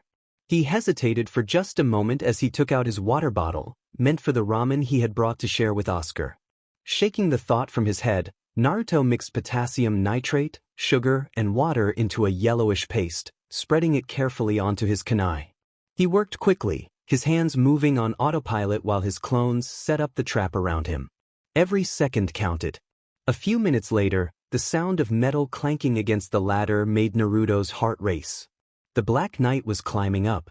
Memories from his clones surged in his mind as the ones that had transformed into hollows attempted to ambush the knight.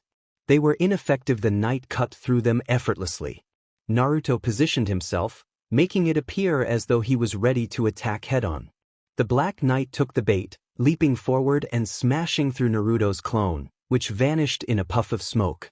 However, he did not notice the real threat: the 2 clones behind him, holding a ninja wire.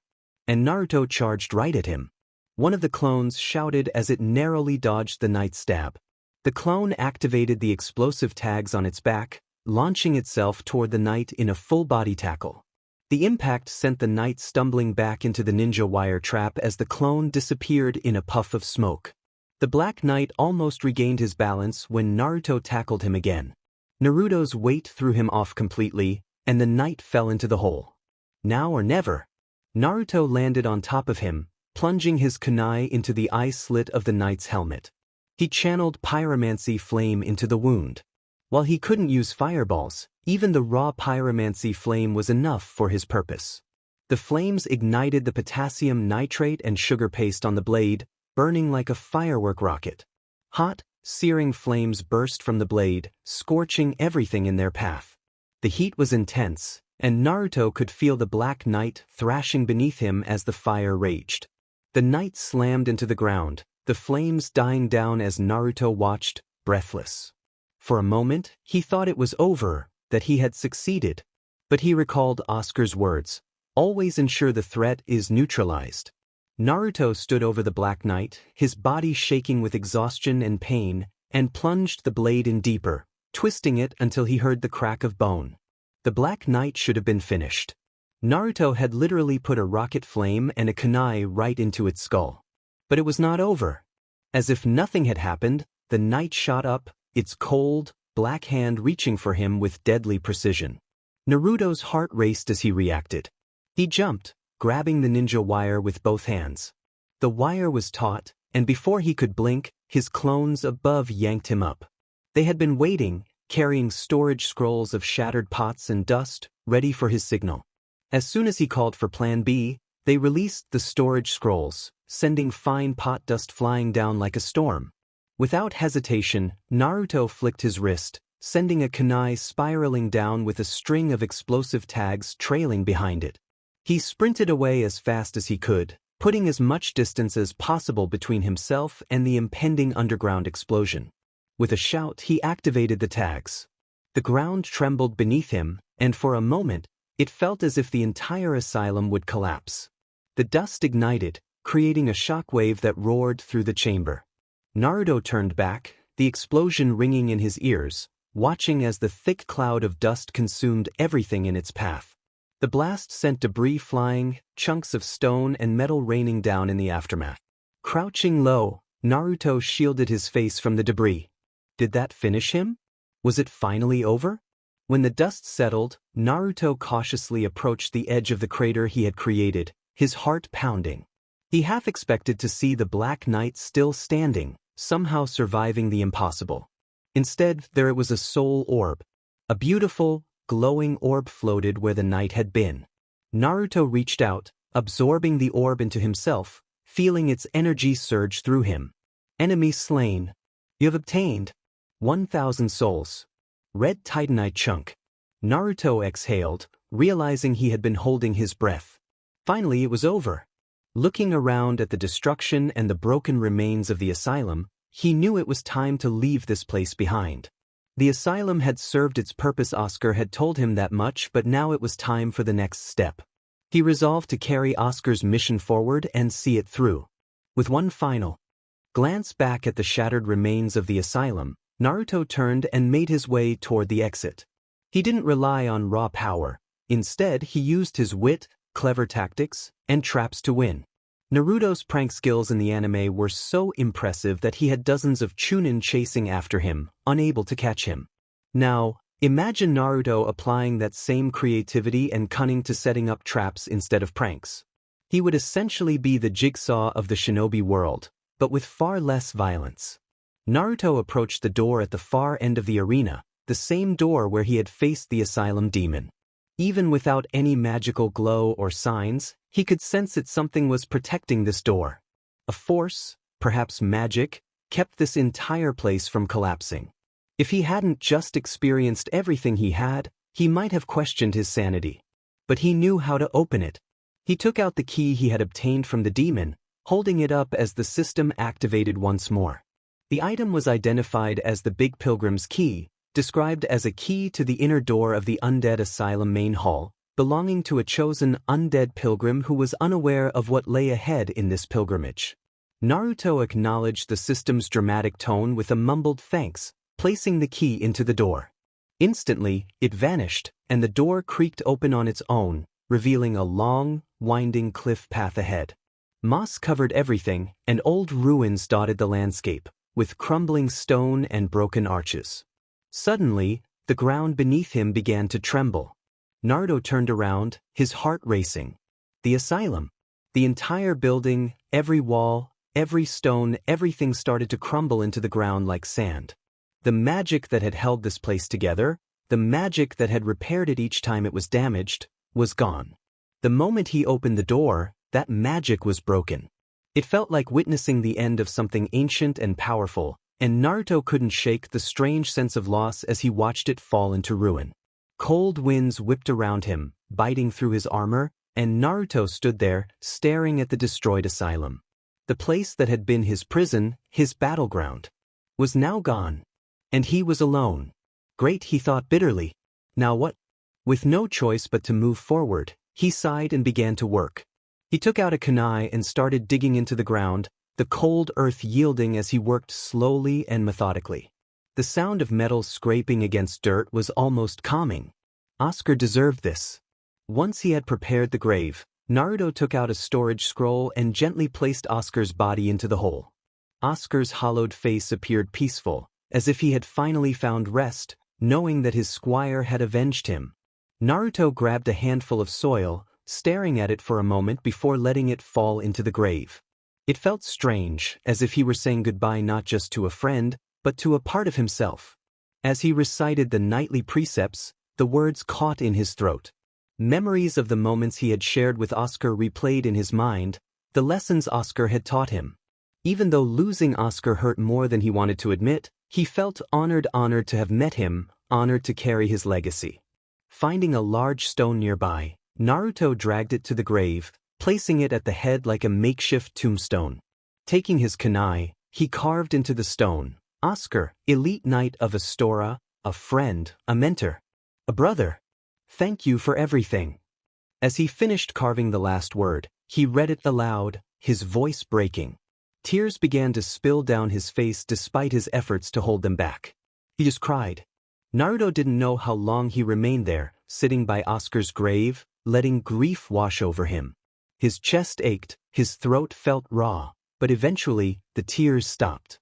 Slowly, he wiped his eyes and took a deep breath. He stood up, putting the knight's helmet back on his head, feeling its weight settle on his shoulders. He thought of himself as Naruto Uzumaki, squire of Oscar, wishing he had the words to express his feelings, wishing he could speak like Oscar, like a true knight. But he wasn't Oscar, he was himself. So he kept it simple. With one last glance at the grave, Naruto turned and began walking up the cliff toward the ruins. He trudged through the snow, the cold biting at his skin, his breath visible in short, shallow puffs. Each step left a crunch beneath his feet, while the green weeds and shrubs swayed in the icy wind, as if whispering secrets to the world. He reached the edge of the cliff and stopped, taking in the breathtaking view before him. A vast, endless expanse of mountains stretched out as far as he could see, their peaks blanketed in gray mist. They were towering, jagged giants, making him feel as though the world itself was trying to cage him in, rendering the asylum inescapable. This place. It was so beautiful and lonely at the same time, Naruto thought. Then, he heard it, a call that echoed through the cold air. A crow's caw, loud and sharp, sliced through his thoughts. Before he could react, a shadow loomed over him, and suddenly a massive crow, with wings as dark as night and a body the size of a carriage, swooped down. Its talons, each one as thick as his arm, were outstretched, grabbing him before he even had a chance to blink. The world spun as Naruto was lifted into the air, his stomach lurching at the sudden altitude. He had never felt anything like this flying. The wind whipped around him, freezing his face, but all he could do was hang there, his heart pounding in his throat. He didn't dare move, one wrong twitch could send him plummeting to the rocks below. As they ascended, the air grew thinner. Naruto's chest tightened, each breath sharp and cold, burning his lungs as he struggled to keep his eyes open. His head felt light, as if he might pass out at any moment, but he forced himself to stay awake. He reminded himself to hold on. He had come too far to give in now. The crow's wings beat powerfully as it soared over the mountains, and that's when Naruto saw it, a sprawling city-like structure in the distance, bigger than anything he had ever laid eyes on. Buildings and towers rose like ancient giants, their stone walls cracked and weathered by time, standing tall against the elements. The crow twisted its path, banking toward a circular structure perched on a cliff. The structure was mostly made of worn stone walls, with large gaps and broken archways that looked abandoned for centuries. In the center, a small fire burned on a stone platform, flames flickering brightly, casting a warm, inviting glow. Naruto's heart raced at the sight of the bonfire. It reminded him of the one in the asylum, a place of safety. The crow's talons loosened, and suddenly, Naruto was falling. He hit the ground with a rough roll, dirt and stones scraping against his armor as he tumbled. By the time he came to a stop, the crow had already vanished, its massive wings beating as it disappeared into the sky. Gasping for air, Naruto essayed in huge gulps like a man who had been drowning. His lungs felt like they were on fire, and his head spun from the sudden change in altitude. It was as if he were trying to drink in too much air at once, each breath leaving him lightheaded and disoriented. He forced himself to rise, every muscle in his body protesting as he stumbled toward the bonfire. The heat hit him like a wave, sinking into his bones, and for the first time in what felt like forever, Naruto felt safe. Then, suddenly his broken arms snapped back into place. He almost cried out in shock, but the dull pain in his ribs and the sensation of his insides shifting back to where they belonged kept him silent. The relief was overwhelming, nearly bringing him to his knees. As he glanced around, Naruto's gaze landed on someone else, a man sitting down, clad in a full suit of dull, metallic armor that covered his entire body. His helmet was off, revealing short black hair and a neutral expression, as if he had seen the world and could no longer care. The armor looked worn, as if it had endured too many battles. He sat on his shield, his sword lying next to him, his eyes fixed on the ground. He didn't even look up when Naruto approached, remaining with that hollow, broken expression. Naruto felt a chill run down his spine at the sight. The man looked as if he had given up completely, blending into the decay around him. Taking a deep breath, Naruto spoke up, hoping for a friendly response. After everything he had been through, seeing another human was almost comforting. The man's eyes slowly moved up to meet Naruto's, and for a moment, he stared as if Naruto were not real. Then he sighed and spoke in a tired, defeated tone, acknowledging Naruto as a new arrival and suggesting that he was destined for a grim fate. He remarked that Naruto would have been better off remaining in the undead asylum, but it was too late for that now. Naruto felt a mix of frustration and determination. The undead asylum was destroyed, and there was nothing he could do about it. For the first time, something shifted in the man's expression, a flicker of surprise breaking through the defeated look, but it vanished quickly, replaced by the same hollow demeanor.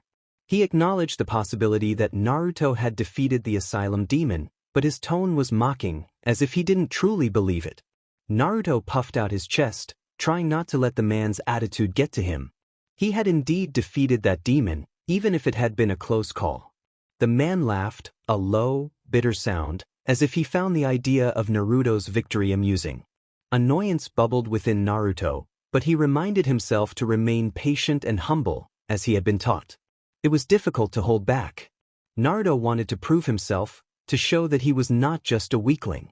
But he knew that actions spoke louder than words. He didn't need to prove anything to this man, he would see in time. Finally, Naruto asked if the man could at least tell him where the Bell of Awakening was. The man lifted his eyes to meet Naruto's, his gaze as dull and hollow as ever, and informed him that there were actually two Bells of Awakening. One was high above in the undead church, while the other lay far below in the ruins at the base of Blighttown. Ringing both would trigger something significant. It was a vague lead, but the man felt confident it would not deter Naruto. With a mocking smile that sent a shiver down Naruto's spine, the man taunted him, suggesting he was merely a joke. Naruto, feeling small under the man's gaze, thought of returning to Konoha. He introduced himself as Naruto Uzumaki, prompting a raised eyebrow from the man, who seemed surprised that an undead had a name. The man scrutinized Naruto, weighing his worth. "You are persistent," he finally stated, but added that in this land, a name meant little. Naruto, unfazed, decided to call him Older Emo, hoping for some reaction. Instead, he received a blank stare, as the man returned to his brooding, lost in thoughts that seemed to weigh heavily on him. Naruto couldn't help but think that this man was even more melancholic than Sasuke. He was still trying to figure out how to return home. The last time he had gone back to Konoha, he remembered dying at the hands of the asylum demon. Perhaps that was the key to getting back. As he pondered, the man spoke again, his tone softer. He revealed his name was Alexander, which startled Naruto. Alexander had seemingly abandoned his name and identity, referring to himself as a crestfallen warrior. Naruto nodded, feeling a mix of relief and fatigue at the man's confession. It felt like a crack in Alexander's tough exterior, but just as quickly, Alexander retreated back into his shell, asking Naruto to leave him alone. As Naruto walked away, he reflected on his encounters with people like Alexander, who oscillated between sadness and self-absorption. He took a few steps, still piecing together his thoughts about dying to return home. The idea sent a chill down his spine. Did he really have to die to go back?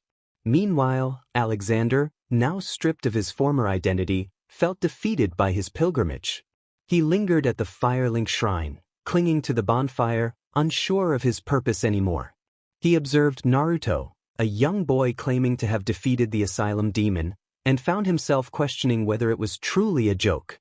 He pushed away the thought that perhaps the boy could have succeeded, not wanting to entertain the voice in his head that reminded him of his own failures. As Naruto prepared to leave, Alexander felt an unexpected pang of sadness. After so long in solitude, even the presence of a reckless, hopeful child was a comfort. He considered calling out to Naruto, wishing him luck or caution, But before he could speak, he watched the boy leap off the cliff. Stunned, Alexander's mind went blank. The boy had jumped without hesitation. The thought lingered in his mind. Perhaps death was preferable to the torment of their existence. He felt weary contemplating the idea of giving up, but he was too cowardly to take that. Sitting by the bonfire, he stared into the flames, expecting Naruto to reappear, rising from the fire like smoke reforming into flesh, a cycle for those cursed by the Darksign. But as he waited, the flames danced silently, and there was no sign of the boy. A frown crossed Alexander's face. Why wasn't Naruto returning? Had something severed his connection to the bonfire? Then he sensed a surge of souls gathering at the cliff's edge, where Naruto had jumped.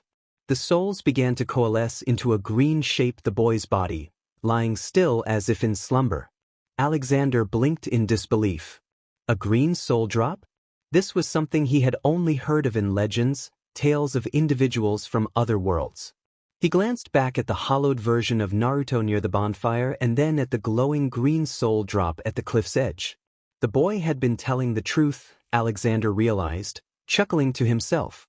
He truly had defeated the asylum demon. And he really was from another world.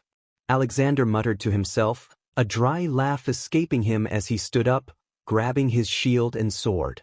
Hollow or not, he could sense it, the presence of the undead. They would be drawn to Naruto's soul drop like moths to a flame. With a drop that big, bright, and green, they wouldn't just leave it alone. They would swarm. As he looked at the first one rushing toward Naruto's soul drop, his sword was in his hand before he even realized it.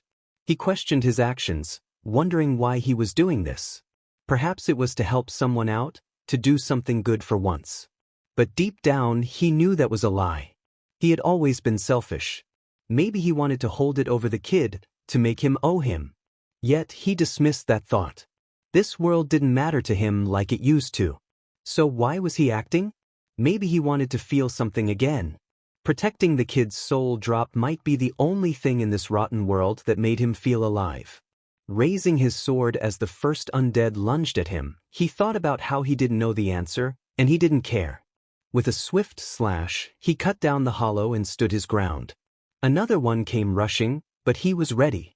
He muttered under his breath, hoping the boy would return and retrieve his soul drop. Perhaps he would even thank him for it. A smile crept onto his face for the first time in a long while. Maybe, just maybe, he could be a warrior again after so long of being a coward.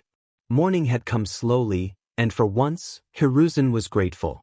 After the chaos of the previous night, a slow morning was more than welcome. He sat at his desk, surrounded by an ever-growing mountain of paperwork that seemed to taunt him with its endlessness. Today, his task was simple: going through the genin registration forms and finalizing the candidates for the jonin to choose from. A small smile crept onto his face as he reviewed the names, each one representing a future leaf of the village. He could have let his team handle it. They were more than capable of combing through those forms. He relied on them to keep up with all the paperwork in Konoha. It wasn't that he couldn't do it himself, but it consumed time he wished he had more of. As he reached the final registration form, his smile faltered, replaced by a frown. There was no form for Naruto. How could he forget? Naruto hadn't properly graduated. What should he do now? He couldn't have the boy repeat the year like a failure or let him remain in the genin reserves. But how could he make it happen without it seeming forced or showing blatant favoritism? He called for an Umbu operative, his voice more stern than intended. In an instant, she appeared in front of his desk, her presence as silent as a shadow. The purple hair, the cat-like porcelain mask, and the katana on her hip were her most distinct features. He ordered her to bring him Naruto Uzumaki, watching her bow before disappearing in a whirl of leaves. Moments later, she returned with something he wasn't prepared to see. There stood Naruto Uzumaki, but not the Naruto Hiruzen was expecting. The boy wore armor, not just any armor, but an ensemble of metal that encased him from head to toe, gleaming in the soft morning light. A broken sword hung at his hip, and a beautiful shield rested on his back, looking as though they belonged to the armory of a royal samurai rather than a 12-year-old shinobi. Hiruzen felt his breath hitch, his mind momentarily thrown into chaos. The sheer quality of his armor and weapons was unlike anything he had seen in a lifetime's worth of steel during the Great Shinobi Wars and countless diplomatic missions to faraway lands. Yet this was different. It was better. This wasn't something forged in their hidden village, nor by any blacksmith in the Land of Fire. Steel of this caliber made him wonder if even the samurai of the Land of Iron could create such a masterpiece. Hiruzen finally managed to say Naruto's name, his voice cracking slightly, betraying his shock.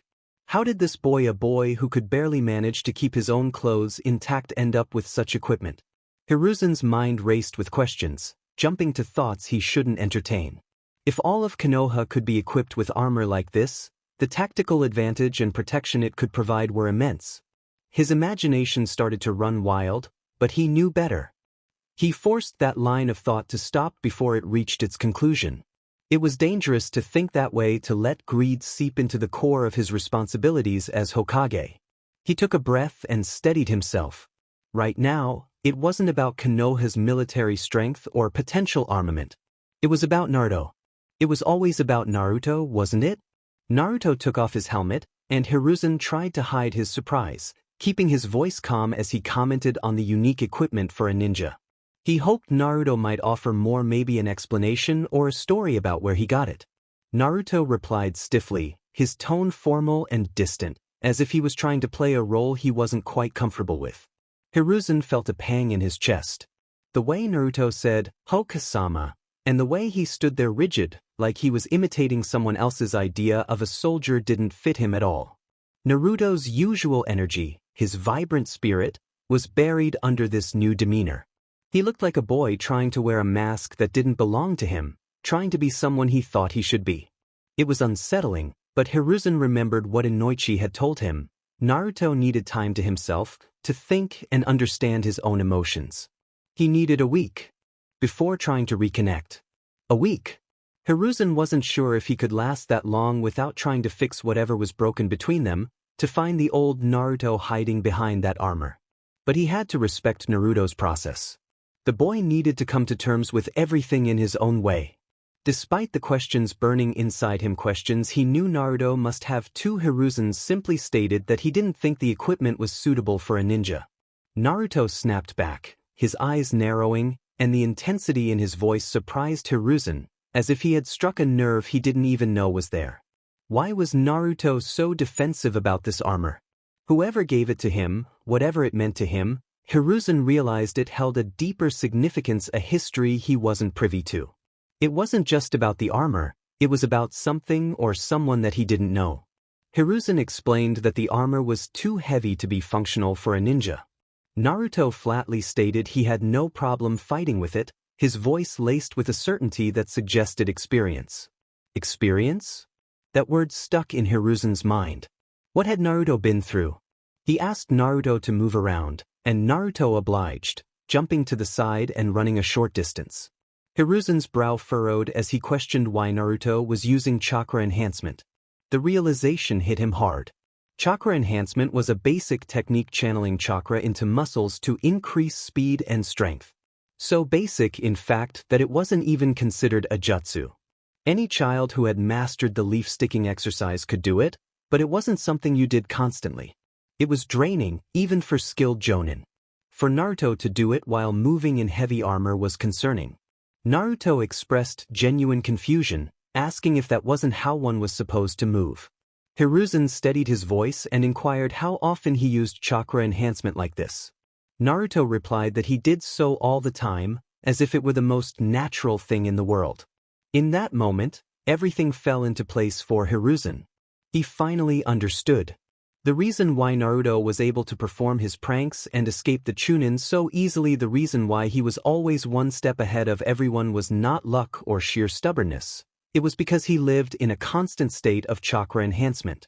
While most shinobi could barely sustain it for a few minutes, Naruto, this boy with a chakra pool so vast it rivaled the best of them, could use it without even thinking. Hiruzen swallowed hard, the weight of this realization settling over him. Naruto had been walking around with this untapped potential, this incredible reservoir of strength, and he didn't even know how extraordinary it was. Yet, Hiruzen couldn't shake the feeling that he had only scratched the surface of the changes happening to the boy standing before him. He asked who taught Naruto this, his throat dry. Naruto casually shrugged and replied that the academy teachers had instructed him, causing Hiruzen to feel the blood drain from his face. He took a deep breath, struggling to contain the storm of emotions swirling inside him.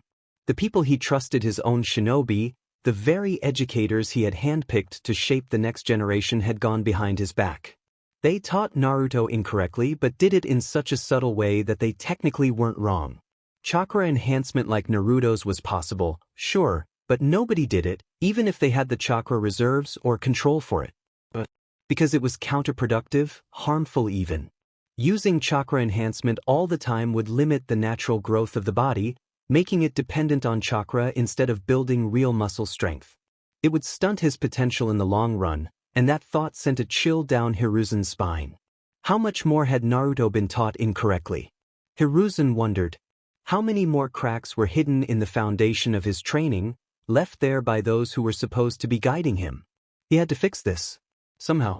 Hiruzen weighed his options. He could keep Naruto in the academy for another year, send in proper teachers to undo the damage, and rebuild what had been broken. Or he could let Naruto graduate, placing him under the care of a skilled Jonin sensei who could guide him the way he deserved. The latter seemed more favorable not just for his growth as a ninja, but because Naruto needed connection. He needed teammates his own age, people he could relate to and trust, and maybe, in time, he could trust Hiruzen again too. Hiruzen steadied his voice as he addressed Naruto, instructing him to remove his chakra enhancement. Naruto blinked in confusion but complied. The moment he did, Hiruzen observed as the boy's knees almost buckled, the floorboards creaking under the sudden shift of weight. Hiruzen wondered how heavy that armor was. It was unlike any ordinary gear, feeling as though it was designed for battles beyond their world. He shook his head, forcing himself back to the matter at hand. Offering Naruto a reassuring smile, despite his racing thoughts, he suggested that wearing lighter armor would be better for him on missions. Naruto expressed his frustration, questioning why he couldn't just use chakra enhancement. Hiruzen calmly explained that there were people who could sense chakra, capable of detecting him from a distance if he enhanced his entire body. Annoyed, Naruto clicked his tongue, but before Hiruzen could elaborate, the boy threw a smoke bomb to the ground. The room filled with smoke, but it was hardly enough to blind Hiruzen. He remained alert, watching as Naruto's pants and shield seemed to vanish before his eyes. In an instant, Naruto reappeared, dressed in a completely different set of clothes. Hiruzen's mind reeled at the sight. How had Naruto of all people stumbled upon something so advanced? In just 2 days, the boy had given him more headaches than Danzo did in a year. A creeping unease settled in Hiruzen's gut. Was Danzo somehow involved in this? The thought was dismissed quickly. Danzo was too careful to leave any trace of his meddling. Yet the question lingered, nagging at Hiruzen like a wound he couldn't heal. What had Naruto been doing to acquire these new abilities? Where had he learned them? And what else was he hiding beneath that armor and stiff demeanor? Naruto Uzumaki, the boy Hiruzen thought he knew, was becoming a puzzle he wasn't sure how to solve. For the first time in a long while, he felt terrified that he didn't have the answers. Though Naruto was able to move faster now, it was still slow compared to other genin. Better, but still not enough. He blurted out a question about fighting without armor, immediately realizing his mistake and bowing slightly. This humility surprised Hiruzen, though it didn't last long. Hiruzen suggested that another way to improve without jeopardizing himself on the battlefield would be to try weighted training. Naruto's eyes lit up at the concept. Before Hiruzen could say another word, Naruto threw a smoke bomb to the ground. When the smoke cleared, he was back in his full armor, completely suited up. Hiruzen asked why he had returned to the heavy gear. Naruto explained with a smirk that he was ready for weighted training. His movements were slow and clunky, but Hiruzen could already see the potential in the plan. This was a step in the right direction. Just then, the door to Hiruzen's office flew open, and he groaned at the sight of his grandson, Kanemaru. The 6-year-old stood there with his brown hair, blue eyes, and a small chip in his tooth, wearing a ridiculous gray helmet and a long blue scarf.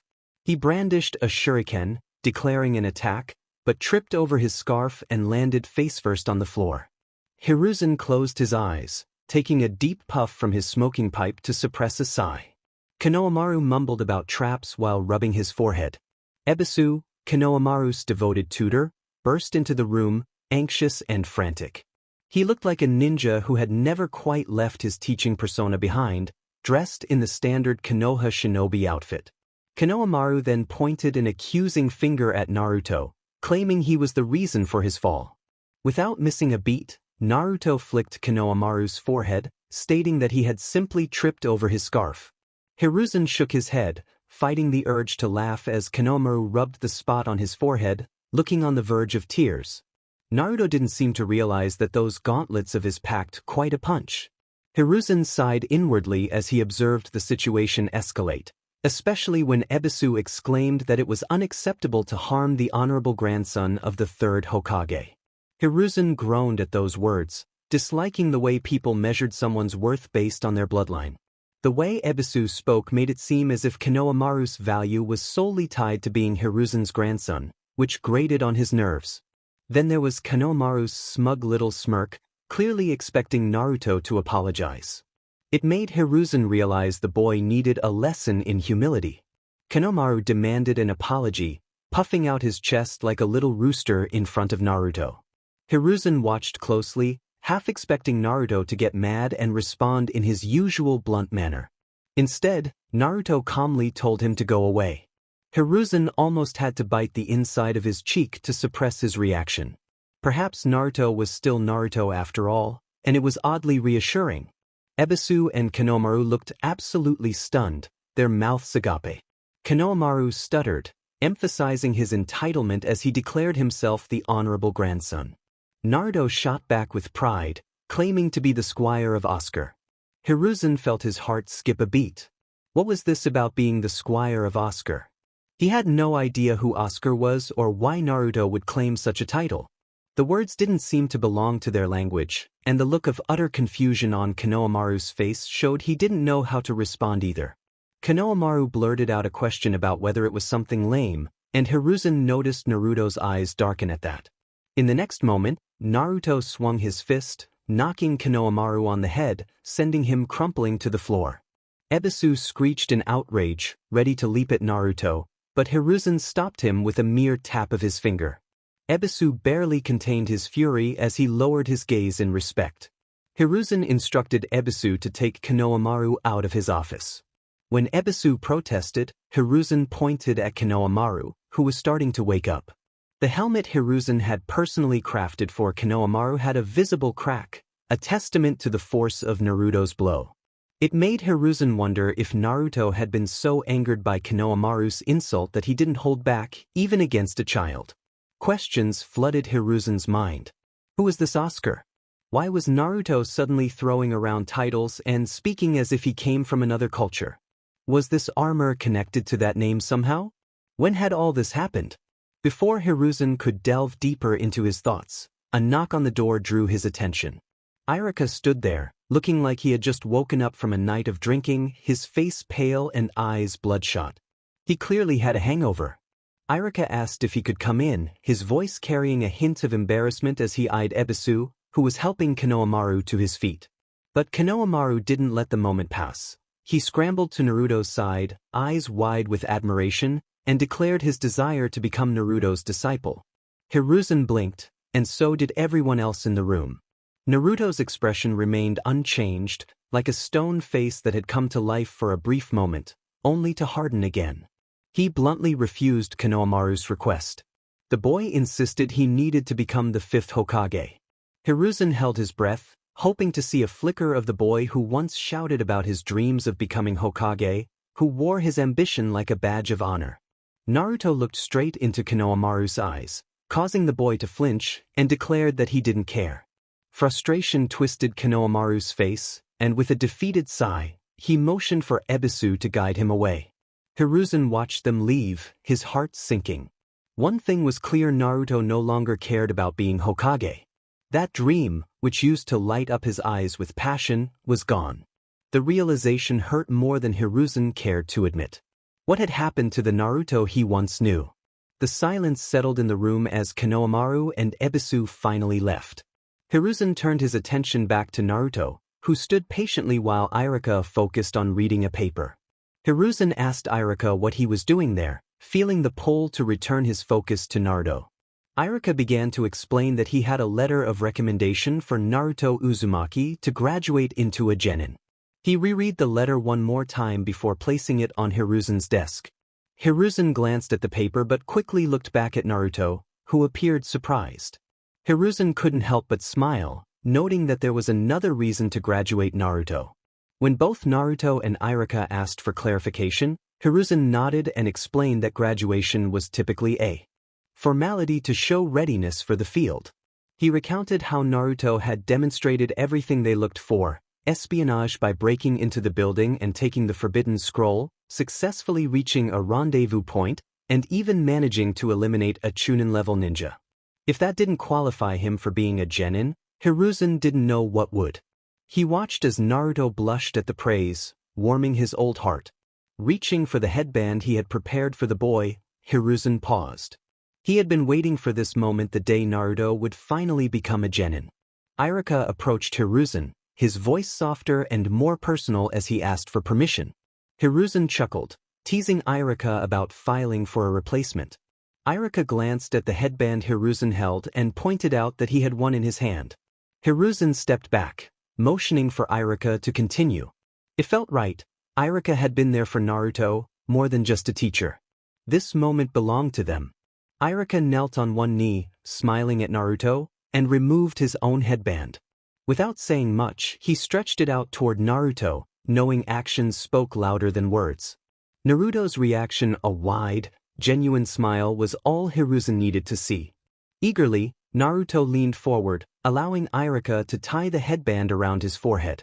Iruka's voice filled with pride as he declared that Naruto was now a genin. Naruto nodded, grinning ear to ear, and playfully reminded Iruka not to sneak into his house at night and scribble lines on his face. Iruka, with a deadpan expression, responded, and for a moment, Hiruzen thought Iruka might hit Naruto over the head, which made him smile again. Hiruzen cleared his throat as Iruka straightened up, his posture becoming more formal. He congratulated Naruto on his graduation and mentioned the need for him to submit his graduation form. Iruka handed over Naruto's documents with a sense of pride. Hiruzen glanced at the papers to ensure everything was in order, and Iruka stepped back, giving Naruto a thumbs up. Hiruzen nodded, confirming that everything was in order, and told Naruto he was free to leave. Suddenly, Naruto's voice shifted to a more respectful tone as he asked if there was a prize for last night's mission. Hiruzen raised an eyebrow, intrigued, and asked what Naruto had in mind. Naruto suggested a jutsu that wouldn't get him killed, like the substitution jutsu. Hiruzen admired the boy's clear thought process, recognizing he had put some consideration into it. Iruka interjected, explaining that the substitution jutsu was one of the 3 essential jutsu a genin needed, but Naruto shot him a look that clearly questioned the seriousness of that statement. Hiruzen couldn't blame the boy. Firmly, Hiruzen told Iruka he was wrong, and the shock on Iruka's face was unmistakable. Hiruzen acknowledged the truth that the 3 basic jutsu were designed during the First Great Ninja War to graduate genin quickly and send them to the front lines. Iruka's jaw dropped, while Naruto's expression turned serious in a way Hiruzen hadn't seen before. Iruka questioned why they were still keeping that standard, and Hiruzen muttered that it was tradition, feeling discomfort wash over him as he spoke. Naruto bluntly stated that it seemed like a stupid tradition. Despite his struggles with the current standard, he had a valid point. They weren't at war anymore, so why hadn't the bar been raised? Hiruzen couldn't deny the truth in Naruto's words. The standard did need re-evaluation, but that was a discussion for another time. Right now, Naruto had asked for a jutsu, and Hiruzen owed him that much. He asked Iruka if he knew the Shunshin no Jutsu. Iruka confirmed he did, but his voice trailed off as he realized what Hiruzen was implying. Hiruzen nodded, watching as Naruto's face lit up with excitement. The boy practically jumped from his seat, the weight of his armor clinking with every movement, urging Iruka to teach him. Iruka remarked with a soft smile that Naruto was still Naruto, and Hiruzen quietly agreed that it was for the best. Iruka then turned back to Hiruzen, expressing concern about tallying the scores and the graduation list, but Hiruzen dismissed his worries with a wave of his hand, assuring him he would handle it. Just then, a thud echoed through the room. Naruto had clearly tripped or collided with something. It was just Naruto being himself. Iruka muttered to go and teach, bowing to Hiruzen before running after his student. Hiruzen leaned back in his chair, closing his eyes as he took a deep, slow puff from his smoking pipe. The familiar taste of tobacco filled his lungs, calming him for just a moment. A fleeting moment. The warmth spread through his chest, offering a brief escape from the mounting pressure he knew was on its way. Tsuchi Ichiraku had never been much of a fighter. He disliked violence and had always been a more passive man with a passion for food. His family wasn't shinobi, they were among the first non-fighting immigrants to cross Konoha's borders after the great shinobi clans had settled there. They represented the first generation of civilians. This was a revolutionary move by the second Hokage. During the Warring States era, civilians like them had no place among shinobi unless they were nobles. However, with the creation of shinobi villages and the population boom, even ninja needed someone to provide for their families and take care of mundane tasks. Civilian families became essential. Farmers, artisans, craftsmen, and traders formed the backbone of Konoha's economy, creating a harmony that Tsuchi had come to love. The early morning was still dark, a deep blue sky hanging overhead. Tsuchi appreciated the peace of the quiet night just before dawn. It was the best time of day in his opinion. The village was still asleep, and the air was cool and crisp. His family had originally come from the Shina province of the Fire Nation, bringing with them the recipe for Shina soba. Over time, new spices, flavors, and ingredients transformed Shina soba into something else. Ramen. Tsuchi's ramen. He prepared for the day, following the same routine he had for years. Rolling out of bed, he stretched the canvas out of his back and splashed cold water on his face to shake off the last bits of sleep. The room smelled of wood and the faint remnants of yesterday's cooking. He donned his chef's uniform, a simple white tunic with a red apron tied around his waist, and tucked a cloth headband across his forehead. His hair, what remained of it, was now a dark gray, but he didn't mind. He had earned these. He called up the stairs for Ayam, urging her to wake up. Though she wasn't his biological daughter, it didn't matter. He had found her during the Kyubi attack, a little 4-year-old lost in the chaos as civilians fled for safety. Her parents hadn't made it, and somehow, Tsuchi had ended up with her in his arms. She didn't remember any of it, and Tsuchi considered that a blessing in disguise. The mind had a way of sealing away the worst experiences. He could hear her grumbling as she shuffled downstairs, her dark brown hair a mess, her eyes still half closed. Ayam always looked a bit disheveled when she first woke up, her fair skin slightly flushed from sleep, her large black eyes blinking away the remnants of her dreams. She was a slender girl now, growing up faster than Tsuchi liked, but to him, she would always be his little girl. He reminded her to wash up and get ready for work, to which she groaned about wanting to sleep more. Tsuchi replied with the familiar saying that the early bird gets the worm, slipping into his sandals and heading downstairs. Once he reached the kitchen, the quiet calm of the early morning enveloped him. It was peaceful, just the sound of his footsteps and the creaking of the wooden floors. He began setting up, grabbing the noodles, the broth, and the pork belly. Everything had its place, and he made sure it was organized. The small restaurant, their home and workplace, could only seat 6 people, so most customers took their ramen to go. The prep work was familiar and soothing. Boiling water for the noodles, stirring the broth until the aroma filled the air, slicing the pork just right. The rhythmic chopping of vegetables, the soft simmer of the soup, and the occasional hiss of the stove as the heat met the metal pot created a comforting atmosphere. Tsuchi breathed it all in. This was his life, and he wouldn't trade it for anything. Running a ramen shop wasn't glamorous, but it was honest work.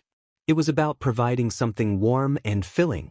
A bowl of ramen could be a simple thing, but to someone who was hungry, it was a lifeline. In a way, Tsuchi had always seen his work as nourishing Konoha, just like the shinobi protected it. They all played their part. He checked the broth one last time, muttering to himself that he was ready for another day.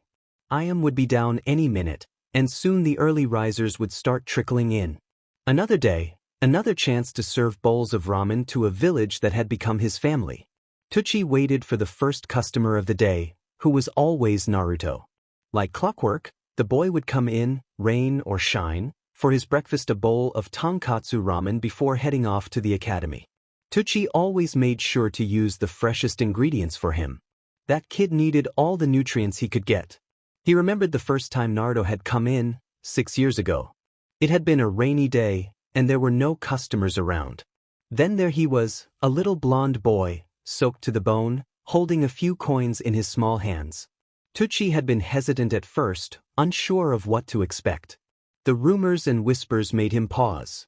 But when he saw Naruto's eyes, hungry and desperate, something inside Tucci shifted. That wasn't a demon standing in front of him, that was a hungry child. Since then, Naruto had become his most loyal customer. The curtains rustled, and Tucci was about to greet him as usual, but the words caught in his throat when he saw who walked in. He asked what he could do for the customer, his eyes scanning the beautiful patterns on the shield slung across the customer's back. It was gold, real gold. Whoever this was had to be someone important. Then he heard the voice, tired and exhausted, as if the person had pulled an all-night. Naruto's familiar voice responded, and Tucci froze, recognizing it immediately. When Naruto removed his helmet, it was as if it had vanished into thin air. Ayam entered from the back, tying her apron, and echoed Tucci's surprise. Naruto looked dirty, his face covered in sweat and grime.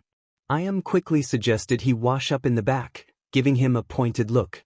Tucci shot her a glance that communicated his disapproval of her trying to trick Naruto into doing the dishes for more ramen. Ayam had a knack for using Naruto as her guinea pig for new ramen flavors. As Tucci began preparing bowls of Naruto's favorite ramen, he asked how the previous day had gone. Naruto pointed to his forehead, and suddenly his ninja headband appeared, like magic. Tucci still couldn't wrap his head around it. Ayam, intrigued, asked to learn that jutsu so she wouldn't have to bother getting dressed every morning. Naruto chuckled nervously, explaining that he couldn't teach her. Ayam looked deflated, and Tucci couldn't help but chuckle as well. While Naruto cleaned his face, Ayam gave him a once-over and remarked on his new status as a ninja. Naruto mentioned he was one step closer to becoming Hokage. However, he froze at the statement, splashing his face again as if trying to avoid the weight of the dream. Tucci and Ayam exchanged a concerned look. Something was off. Tucci gently asked if something had happened, setting down a bowl of ramen in front of Naruto. The boy quickly sat down, his heavy armor making the stool creak under the weight. Without much hesitation, Naruto revealed that he had found out about the fox. Tucci's hand froze mid-pour as he processed Naruto's words. He knew about the Kyuubi. Naruto's eyes, which Tucci had seen so many times, filled with life and hunger, now looked at him differently. Naruto wanted to confirm something. He wanted to see if Tucci and Ayam were like the other civilians who whispered behind his back and treated him like he was the demon itself. Tucci understood what Naruto was thinking. The fear in the boy's eyes told him everything. Naruto felt a wave of anxiety wash over him, fearing that others would treat him differently. Tucci observed Naruto, inhaling the ramen as if it were his lifeline, and his heart ached for the boy. He hurriedly finished preparing a bowl and placed it in front of Naruto, announcing it was for him. Tucci smiled as he said it was for the champion of last year's ramen-eating competition. The transformation in Naruto was immediate. His smile brightened his face, illuminating the room and dispelling any lingering shadows. As he took his first bite, Tucci thought he might cry, but Naruto quickly grabbed the bowl with both hands, shoveling the ramen into his mouth as if trying to hide his emotions. He chuckled at the sight, but noticed Ayam standing nearby, looking confused. She asked what was happening, and Naruto hesitated, clearly wanting to share but unsure of how. Tucci placed a glass of water in front of him and subtly shook his head, signaling for him to remain quiet. Ayam, not one to be left out, frowned and turned to her father for an explanation. Tucci offered her a reassuring smile, the kind he had used to comfort her in her childhood. He asked her to fetch his journal from his room, claiming he wanted to give something to Naruto. As Ayam left, Tucci turned back to Naruto, his expression softening. He knew the boy needed to hear something important. He gently told Naruto that sometimes, certain things were better left unsaid. Naruto questioned if that meant lying, and Tsuchi admitted that sometimes it was necessary, though he disliked the truth of his words. He explained that Ayam didn't deserve to be reminded of the pain from the Kyuubi attack, which had been the worst day of her life. Naruto looked down at the empty bowl, but he nodded, showing the conflict in his eyes. As Tsuchi began preparing another bowl, Naruto asked a question that Tsuchi wished he hadn't. He wondered if Ayam would see him as the fox. Tsuchi firmly assured him that she wouldn't, but he could see doubt in Naruto's eyes. Then, Tsuchi placed a fish cake shaped like Naruto in front of him, explaining that Ayam had made it as a special treat to celebrate his graduation. Naruto's face lit up, his eyes glistening as he smiled at the fish cake. For a moment, Tsuchi saw the boy beginning to accept his identity as Naruto Uzumaki, their #1 customer at Ichiraka Ramen. Ayam returned, and as Naruto held up the fish cake, he expressed his gratitude to her. She looked at her father, shock and betrayal evident on her face, and Tsuchi couldn't help but chuckle at the situation. Ayam then presented Naruto with a small piece of paper from the journal, revealing a coupon for 100 free bowls of ramen. She beamed with pride, as if she had just won a contest for best gift giver. Naruto held the coupon in one hand and the fish cake in the other, gazing at them as if they were treasures. He whispered a heartfelt thanks, and though it was quiet, it resonated throughout the room. Ayam affectionately ruffled his hair, and Tsuchi placed another steaming bowl of ramen in front of him, encouraging him to eat and show the world who the great Naruto Uzumaki truly was. After years of feeling surrounded by weakness and insincerity, Sasuke Uchiha's ambition began to take shape. He should have felt pride in being the strongest among his peers, but instead, it only reminded him of how far he still had to go. He refused to think of his older brother as anything but an enemy. Itachi had already achieved the rank of Umbu captain at a young age, while Sasuke remained a mere genin, feeling the gap between them widen. Sasuke sat at his desk by the window, sunlight streaming in and illuminating his thoughts as he glared at his classmates, whom he deemed incompetent. He felt indifferent to their fates, but the idea of them experiencing the same pain he had endured was something he wouldn't wish on anyone. Suddenly, the familiar shrill voices of the girls broke through his thoughts, calling out to him with their giggles and waves. He found them annoying and turned his head toward the window, tuning them out as he focused on his training plans for the day. But then, silence enveloped him, prompting him to open his eyes. Just in time, he noticed a loud thud as someone clad in battle armor sat down next to him. The chair wobbled under the man's weight, the suit clinking with every movement. Sasuke's gaze immediately locked onto the insignia on his shield, a lion. It was a clan symbol, but one he didn't recognize. Who was this guy? He glanced around the room, noticing that everyone was staring at him, equally confused. Why was he here? Why was he in the graduating class? Sasuke didn't like this situation at all. Naruto felt like a bottle about to burst, completely full and ready to overflow. After eating 25 bowls of ramen, he had set a new record. He rubbed his stomach, grinning to himself, until he sensed something was off. The class was unusually quiet.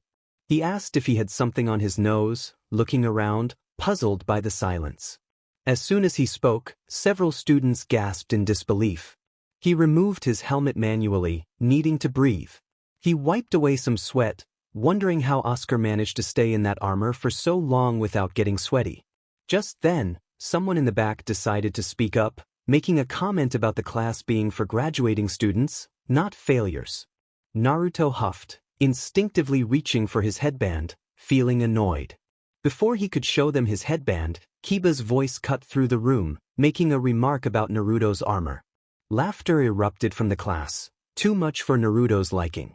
His glare shot straight to Kiba Inuzuka, who had messy brown hair, sharp black eyes with slit pupils and a smug grin.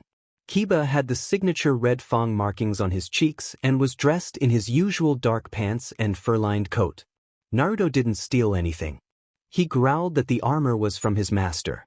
Kiba was complicated. They had shared moments of skipping class and causing trouble, but Kiba often felt the need to put Naruto down. Normally, Naruto would laugh it off, but today, Kiba's words cut deeper than usual, and he couldn't shake the anger bubbling inside him. This armor represented that he was the squire of Oscar. Naruto clenched his fists, the rough metal of the gauntlets digging into his skin. He felt the heat rising in his chest, familiar frustration trying to take over. He wouldn't lose control, not here, not in front of these classmates. He would show his headband, prove them wrong, and silence them all. But Kiba continued, mocking him further and questioning his master. Kiba's laughter echoed in the room, but this time, it felt hollow and no one joined in. The rest of the classmates were watching Naruto, their eyes wide, as if they were seeing something different for the first time. Naruto felt their stares but focused solely on Kiba's words, which repeated in his mind, cutting deeper each time. Kiba's arrogance escalated as he insulted Oscar, and Naruto's body went still. Everyone else faded into the background. The only thing that mattered was silencing Kiba. Kiba continued, making fun of Naruto's sword. That was it. Naruto barely heard the rest of Kiba's sentence as his blood pounded in his ears, and in a swift motion his fist connected with Kiba's face. A graduating class should have been buzzing with excitement, nervous chatter about upcoming assignments, soft laughs as they teased each other about their new teams, and the joy of finally passing the academy. Instead, the classroom felt heavy, as if all that energy had been snuffed out. The silence was suffocating. Kiba sat on the edge of a desk, clutching a rag to his nose as Iruka-sensei wrapped gauze around his knuckles. He winced but remained silent, unwilling to face the humiliation of being escorted to the nurse's office. His pride wouldn't allow it, not after what had happened. The civilian-born students sat scattered across the classroom, their gazes downcast or staring blankly into space. Naruto's faint, almost unintentional killer intent had been a far cry from what seasoned shinobi might unleash, but for them, it was something they could never have prepared for or forget. The weight of it lingered in their minds, leaving them with an unsettling question. Were they truly ready for the shinobi world? Meanwhile, Shikamaru Nara leaned forward in his chair, his chin resting on his folded arms. He appeared bored, but his sharp mind was anything but calm. Troublesome. That was the only word he could find for it. What had happened with Naruto? His lazy eyes flicked toward the boy in armor. The ridiculous outfit should have made Naruto look silly, but now Shikamaru wasn't so sure. That armor, it looked like it had been made for him, fitted perfectly. That meant Naruto was telling the truth about having a master. But if he had a master capable of giving him gear like that, why had Naruto been dead last for so long? Why had he failed basic tests and acted foolishly every day? It didn't add up. Either Naruto had been hiding his true strength all along, or something had recently changed. Either way, it was troublesome. Even more troublesome was what had happened to the class.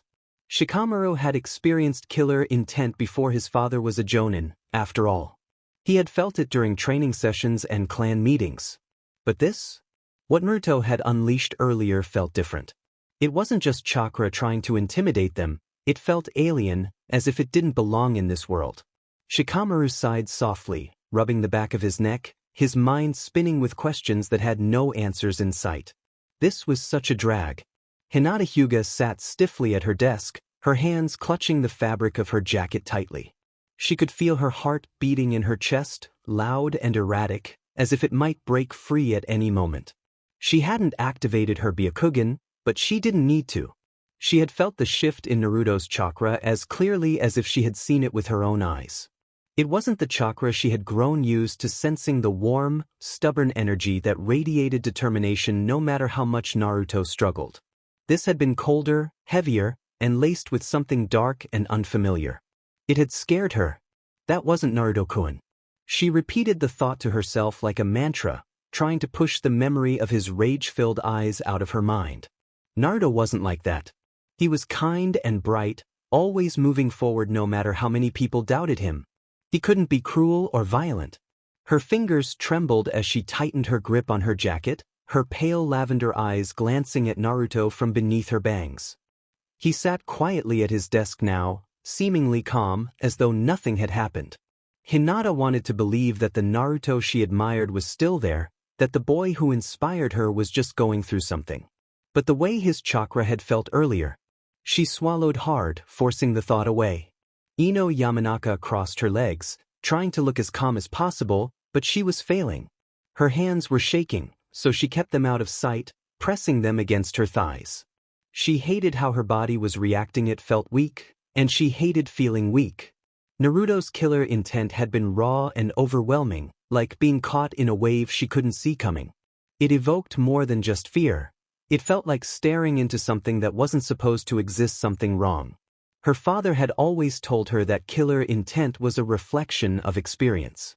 It wasn't just about anger or hatred, it was a mark left on someone's soul by the weight of their actions. It carried the residue of lives taken, of battles fought. But Naruto? He was the dead last, the class clown. He hadn't killed anyone. He had barely even passed his graduation exam. So where had that weight come from? Her stomach churned as she remembered the pressure, the way it had pressed against her chest and made her feel like she couldn't breathe. Her father had also said that killer intent always told a story. But whatever story Naruto's was, it wasn't normal. And though she hated to admit it, a part of her couldn't help but be drawn to that story, intrigued by the mystery of who Naruto really was. Sakura Haruno sat frozen, her hands gripping her lap tightly, her green eyes darting to Naruto for only a second before looking away again. Her heart felt heavy. That loud, goofy boy she had dismissed so many times. That wasn't the boy she had seen today. The way he had looked at Kiba, the way he had unleashed something so terrifying and foreign, it wasn't him. It couldn't be. She swallowed, her throat dry, and thought back to all the times Naruto had chased after her with that goofy grin, telling her how much he liked her. A small, bitter question crept into her mind. Was that fake too? If Kiba's insults had been enough to set him off like that, then what about her? She wasn't exactly kind to him. She had called him names, yelled at him, and dismissed him as a loser 100 times over. If Kiba's words had caused that, what would he have done if it had been her? Her stomach twisted, shame and fear bubbling inside her, though she didn't understand why. She wanted to believe that Naruto, the real Naruto, was still the same loud, annoying idiot who always tried to make her laugh, even if she never appreciated it. But after today, Sakura clenched her fists in her lap, her gaze fixed on the desk in front of her. Who are you really, Naruto? In the corner, Shino Aburame sat perfectly still. But inside, the boy was anything but calm. His Kikaichu were restless. The insects that lived within him, normally in perfect harmony with his body, were shifting erratically, buzzing in strange patterns that made his skin itch. They weren't agitated exactly, it was something else, something harder to define. They were being drawn to Naruto, pulled toward him like moths to a flame. Shino adjusted his high collar, but the hum of his Kikaichu filled his mind. They seemed to be murmuring, though not in words, more like instinct. Their movements pulsed with a single thought, a feeling Shino could interpret but couldn't fully understand: fire of life. On the other side of the room, Sai sat with his back straight, his notepad balanced neatly in his lap.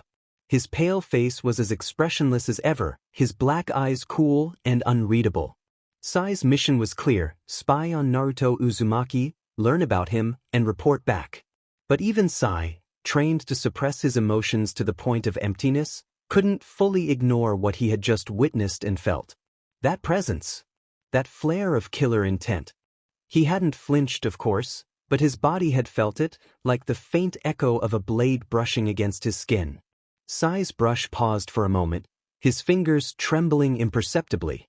His eyes flicked up, landing on Naruto as the boy sat still, seemingly unaffected by the storm of unease he had left in his wake. Sai's lips twitched, not into a smile, but into something close, a faint, almost clinical curiosity. The notepad in his lap filled with ink as he drew an abstract swirl of darkness centered around a single flame. It was imperfect, messy even, but it was the only way Sai could interpret what he had felt from Naruto. Iruka glanced at Kiba one last time, making sure the bandages were secure. With a sigh, he turned back to the class, feeling the weight of the silence. The room looked deader than him during the morning when he hadn't had his coffee. And Naruto? He didn't look guilty at all. Not even a hint of remorse on his face. Iruka couldn't help but wonder, was this change in behavior due to Naruto's first kill? Maybe. He had seen it before in other shinobi, but this felt different. He made a mental note to submit a form so that Naruto could get some psychological help. Something felt off, and Iruka couldn't ignore it. But for now, he had a job to do. He needed to wake the kids up, shake them out of whatever fog Naruto had thrown them into. They had to be ready for what was coming next. Iruka straightened up, his voice cutting through the room with authority. He declared that they were shinobi now. A few of the genin jumped in their seats, startled. At least they were paying attention again. He continued, explaining that the headband they had earned was merely the first step. Yesterday, they had a rank, a standing, a score that placed them among their peers. Today, they were nothing but genin. He paused, allowing that to sink in. They needed to truly understand what it meant. He emphasized that whether they were first or last yesterday had no bearing on who they were today. They were nothing but genin. Yesterday, they had been the oldest and the strongest of the academy. Today, they were the youngest and the weakest. They were nothing but genin. Iruka scanned their faces, finally seeing some life in their eyes again. They were listening. He reminded them that they could be proud of passing the academy, but there was still much more to learn. They were stepping out of school into a vast world. He urged them not to doubt the skills they had acquired, but also not to become arrogant, for today, they were nothing but genin. Most of them looked down as if something had struck them. It reaffirmed something they needed to hear. But Iruka still felt something was off. Why did they look so deflated? Did Naruto do something before he came in? He couldn't shake the feeling that there was more to this than he realized, but he pushed it aside for now. He had teams to announce. He called out Team 10 under Asuma Sartobi, Ino Yamanaka, Choji Akimichi, and Shikamaru Nara. The trio was famous for their teamwork, a tradition Iruka didn't expect to change anytime soon. He cleared his throat, half expecting Ino to cry out in disappointment over not being with Sasuke. But nothing. The girl was deep in thought, not a word from her. That was strange. Next, he announced Team 8 under Kurenai Yuhi, Kiba Inazuka, Shino Aburame, and Hinata Hyuga. It looked like an ideal tracker team, but Kurenai was known for her genjutsu expertise. Why was she making a tracker team? He shrugged it off. Kurenai knew what she was doing, he hoped. Then came the big one. He announced Team 7 under Kakashi Hatake, Sasuke Uchiha, Sakura Haruno. He paused, fully expecting Sakura to cheer. And right on cue, she did, as if this was the greatest moment of her life. It was almost impressive, this infatuation she had with Sasuke. If only it weren't so foolish. But that kind of passion had its place, Iruka supposed. He took a deep breath, bracing himself for what came next. He announced Naruto Uzumaki. Sakura froze mid-cheer. Naruto just looked bored, as if he couldn't care less. Sasuke was still preoccupied with checking out his new Sharingan in the reflection of the window, but he seemed pleased enough with the teammates he had been assigned. Iruka almost laughed but held it in, thinking about Kakashi and his dysfunctional team. Naruto sighed, feeling bored in the empty classroom. Everyone else had already left with their senseis. A few had given him strange looks, but he didn't know how to feel about that. He used to do anything to get their attention. But now that he finally had it, he didn't even need it anymore. He muttered to himself about a knight's deeds being done not for praise, but in faith. He wondered what that faith was in. Staring at the reflection in his shiny gauntlet, he questioned if it was because of the old man. Hiruzen had revealed all those lies that everyone seemed to know but him. Did that make him stop caring about the people who had lied to him for so long? Maybe. Perhaps he was just disillusioned now. He sighed, trying to shake the thoughts away, but they stuck like glue. Then there were his two new teammates. He didn't know how to feel about them. Sakura Haruno, his crush? He blinked, realizing how ridiculous that sounded now. Why did he even like her? She wasn't the prettiest, definitely not the kindest, and she had always been rude to him. Every time he had asked her out, she had hit him. Why did he put up with that? What did he even see in her?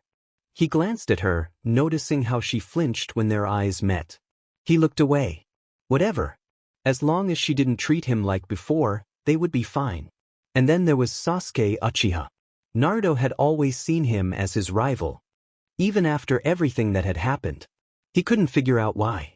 Maybe it was because Sasuke felt like someone he had more in common with than anyone else. No, that wasn't it. He still saw Sasuke as his rival because he represented something Naruto couldn't overcome before the old Naruto couldn't beat him. If he could overcome Sasuke, then he would know he had truly gotten stronger. He stared at his hand, lost in thought. Iruka-sensei was right. He had gotten smarter. Was it because of everything he had been through in that other world? Or was it something else? Naruto summoned his system window, his eyes drifting over the stat numbers. Were these numbers the reason for all of this? Did they have something to do with how different he felt? The thought nagged at him, but he shook it off as he glanced at the clock. Naruto stood up, causing Sasuke and Sakura to glance in his direction. Sakura raised an eyebrow and asked where he was going, reminding him that sensei could arrive any minute. Sasuke merely grunted his usual acknowledgement. Naruto, without hesitation, expressed his urgent need to use the bathroom, observing the disgust on Sakura's face. She remained silent, and he felt he had earned a bit more respect lately. He mused that he should have defeated Kiba sooner if it meant gaining this kind of recognition, smirking to himself as he exited the room. Making his way to the bathroom, he ensured it was empty before locking himself inside a stall. He retrieved the Darksign, feeling its familiar weight in his hand. He whispered to himself, taking his time, and then a bright light flooded the stall. Naruto blinked against the brightness, adjusting as the warmth of a bonfire enveloped him. The comforting crackle of flames grounded him in this strange world. As he surveyed his surroundings, he was startled by a voice. "Welcome back." Naruto nearly jumped, spinning around to find the crestfallen warrior staring at him with an unreadable expression. He expressed his surprise, clutching his chest as his heart raced. The warrior pointed to the side, and Naruto followed the gesture, spotting a giant glob of souls hovering nearby, along with an apparition of himself. This was different from his usual clones. It felt eerie, like staring into a ghostly reflection. "What is this?" Unease crept into his voice.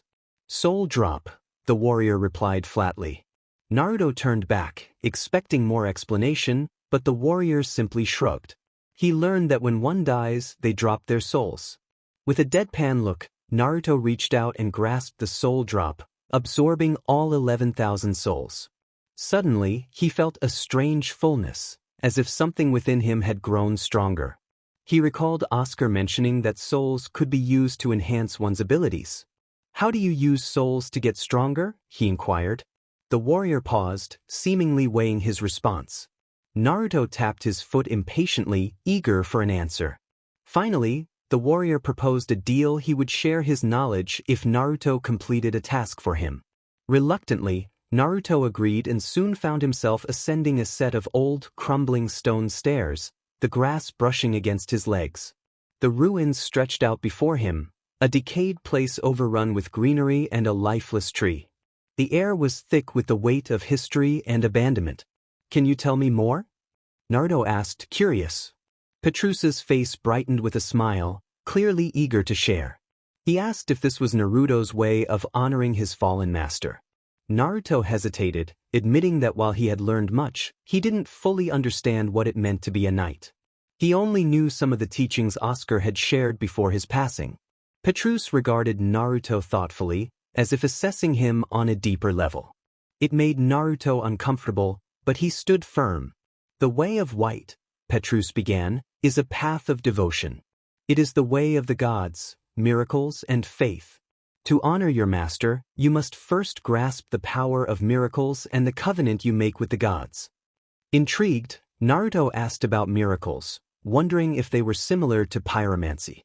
Petrus shook his head, clarifying that miracles were gifts from the gods, born from faith and devotion, with their power determined by one's commitment and belief. Naruto sat up straighter, now fully engaged. He wanted to know how to begin. Petrus explained that he needed to form a covenant with the gods, a sacred promise that would grant him access to the power of miracles.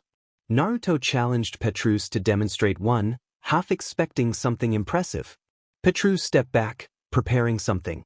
He pulled out a simple, weathered cloak, which suddenly radiated a brilliant white light. The air vibrated around him, and as he stomped the ground, A shockwave erupted, shattering nearby clay pots. Naruto felt the force resonate through him. Impressed, he gasped, eager to learn this technique. Petrus nodded but insisted that Naruto must first establish a covenant with the gods. Naruto's excitement dimmed slightly as he remembered the importance of the covenant. "What do I have to do?" he asked, focused on the miracle he desired.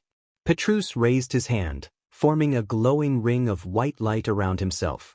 He explained that to establish the covenant of the Way of White, Naruto needed to accept the light of All-Father Lloyd and undergo his first baptism. Though the talk of gods and deities was overwhelming, Naruto nodded, keeping his focus on the miracle. That was all that mattered to him. What could go wrong, right? Petrus held out the white ring and began his chant. He spoke of the grace of All-Father Lloyd and the light of Lord Gwyn, welcoming a new soul into the sacred Way of White. He renounced the darkness of the abyss and pledged allegiance to the flame that sustains the Age of Fire. As he spoke, Naruto felt a warmth envelop him, like a comforting blanket of light. Though he didn't fully understand Petrus's words, he felt a sense of peace that he desperately needed. Petrus's voice rang with authority as he asked if Naruto renounced the abyss, the servants of darkness, and the curse of the Darksign. Without hesitation, Naruto affirmed his renunciation. Then, Petrus inquired if Naruto pledged to uphold the teachings of the Way of White and to serve the gods. Again, Naruto responded without thinking, pledging his soul and will, unsure of what it truly meant. Suddenly, the white ring in Petrus's hand shattered, swirling around Naruto in a beautiful spiral of light. It felt magical, almost dreamlike. Petrus declared that he baptized Naruto into the Way of White, invoking the names of the gods of fire and Lord Gwyn, wishing for his soul to burn bright and his faith to remain unbroken. Naruto felt a sense of safety wash over him. After everything that had transpired, this feeling was exactly what he needed. He didn't fully grasp the concepts of the Age of Fire, or maintaining bonfires, but he was here for the miracles, and that was all that mattered. Petrus, maintaining his grand tone, prepared to share his miracles, noting that their effectiveness would depend on Naruto's efforts and faith. Naruto, excited, suggested trying the strange white shockwave jutsu. Petrus smiled knowingly and confirmed it was the Force miracle. However, he explained that typically, a squire would spend many long days defeating undead foes under their master's protection to earn such a miracle and better equipment. Naruto frowned, trying to process this information. Petrus continued, pointing out that Naruto already possessed the armor and an enchanted weapon of a Knight of Astora, albeit broken. Because of this, Petrus was making an exception, as a squire usually needed their master's approval before learning such a powerful miracle. Naruto thought that was kind of cool, but then Petrus revealed the cost, for 1,000 souls. Naruto's expression fell as he realized he had to buy them. Meanwhile, Alexander kicked an undead creature toward the well-shaped hole near Firelink Shrine, watching as it slumped over the moss-covered walls, finally defeated. The familiar sensation of a soul being absorbed washed over him like a cold breeze. Then, a piece of humanity floated up from the corpse. He thought it must be his lucky day, though the sarcasm was thick. Humanity, while valuable, wouldn't change his circumstances. Yesterday had been chaotic. The crestfallen warrior had been cutting down undead when they suddenly swarmed, drawn to Naruto's soul drop. It was a feeling he hadn't experienced in a long time, alive and afraid, reminiscent of his earlier adventures in this cursed land. Killing the undead wasn't the hard part. It was the cleanup afterward that was challenging. Even the weakest undead could catch one off guard, but he had survived while many others had fallen. He pondered why he even bothered cleaning up. He didn't want to owe Naruto anything, knowing that connections in this world often led to tragedy. So, he had sent Naruto off to explore the temple while he dealt with the aftermath. It was better this way. He could finish his task, and they could both move on. As he scanned the area and found no more undead, he felt a moment of quiet. Then, he sensed the unmistakable sensation of the Way of White's baptism. He had witnessed it countless times during his travels with her, his partner, the love of his life. He closed his eyes, trying to block out the memory, but it was futile. He could still hear her screams as she used the homeward miracle on him, sending him to safety while she was overwhelmed by ghosts. That day had shattered his world. She had given him purpose, a reason to keep going and avoid becoming hollow. But now, that purpose was gone, and time had become meaningless. Everything felt empty without her. He blamed the Way of White for it. Why wouldn't he? They were nothing more than a group of self-righteous individuals, demanding souls from the undead as their duty. Their covenant was built on greed, masked behind a veil of holy purpose. The Way of White. The crestfallen warriors sneered, thinking how perfectly the name fit their greed for souls. The color white pure and clean was just a facade, hiding their true nature. But why would they let Naruto join? That part didn't make sense. The Way of White didn't just let anyone in. One had to complete an impossibly hard task or have connections in high places. Then it hit him. Naruto's armor. The elite set from Astora. Astora, where the Way of White was practically a state religion. Of course, they would let him in the moment he showed even the slightest interest. No questions asked. Alexander cursed under his breath, realizing he should have thought of that sooner. He rushed toward the temple ruins, his thoughts racing. He wasn't about to let Naruto be exploited by that covenant. No, this wasn't about Naruto. It had nothing to do with him. He just didn't want the Way of White sinking their claws into an otherworldly invader. Yeah, that's what he told himself. It had nothing to do with Naruto. But deep down, he knew he was lying to himself. Alexander arrived just as Naruto was handed a scroll containing his first miracle. The person explaining it spoke simply but with reverence. Miracles were the power of faith given form, drawn from devotion and prayer to the gods. They weren't just stories or rituals, they were belief made real, divine power channeled by conviction. Without thinking, Alexander rushed forward, grabbing Naruto's hand. The boy yelped in surprise, but Alexander didn't stop. He dragged Naruto up the stairs, not caring if Petrus noticed or if he cared. The so-called holy man didn't even bother to stop them. Naruto demanded to know what was happening, and Alexander asked if he had joined the covenant. Naruto explained that his master was a warrior of the Way of White, as if that made everything acceptable. Alexander clenched his jaw, trying to keep his frustration in check. Of course, Naruto would trust blindly. That was how it started: trust, faith, and then exploitation. Alexander took a deep breath. He had to ensure Naruto didn't get pulled back into that covenant. He challenged Naruto, needing to gauge how much he understood. Naruto repeated that his master was a knight of Astora, as if that explained everything. Alexander sighed deeply. The kid didn't get it. Not all knights of Astora were part of the Way of White. It depended on the household they came from. Naruto's master could have very likely been from the covenant of the Warrior of Sunlight. Naruto blinked in surprise, realizing there were more covenants. Alexander pinched the bridge of his nose, fighting the urge to scream. Naruto had no idea what he was stepping into, no idea what these covenants were capable of. At least he got a miracle, Naruto said, sounding overly optimistic. Alexander frowned and asked him to show it. Naruto started reciting the prayer, bringing his fists near his waist before stomping his foot into the ground. And nothing happened. Not even a spark. He frowned and tried again, but the result was the same nothing. Alexander muttered that he shouldn't bother. He explained that Naruto needed a talisman to perform miracles. Without it, he was just pushing chakra or whatever his version of it was into thin air. The talisman acted as a conduit, channeling divine power through faith and focus. Without that connection, it was impossible to manifest a miracle. Naruto frowned, trying to understand. So, it was like a middleman? Alexander chuckled dryly and nodded. Naruto then called out to Petrus, asking for a talisman. Even though Petrus didn't come up, his voice echoed from below, stating it would cost 1,000 souls.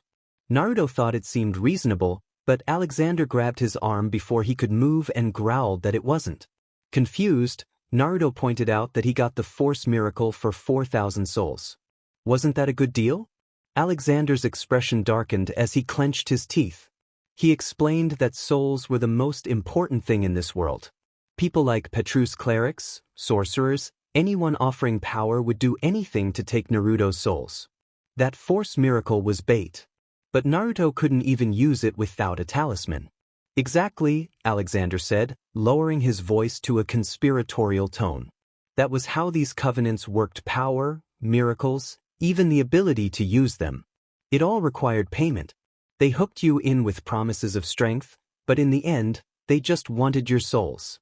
The talisman was just one piece of the transaction.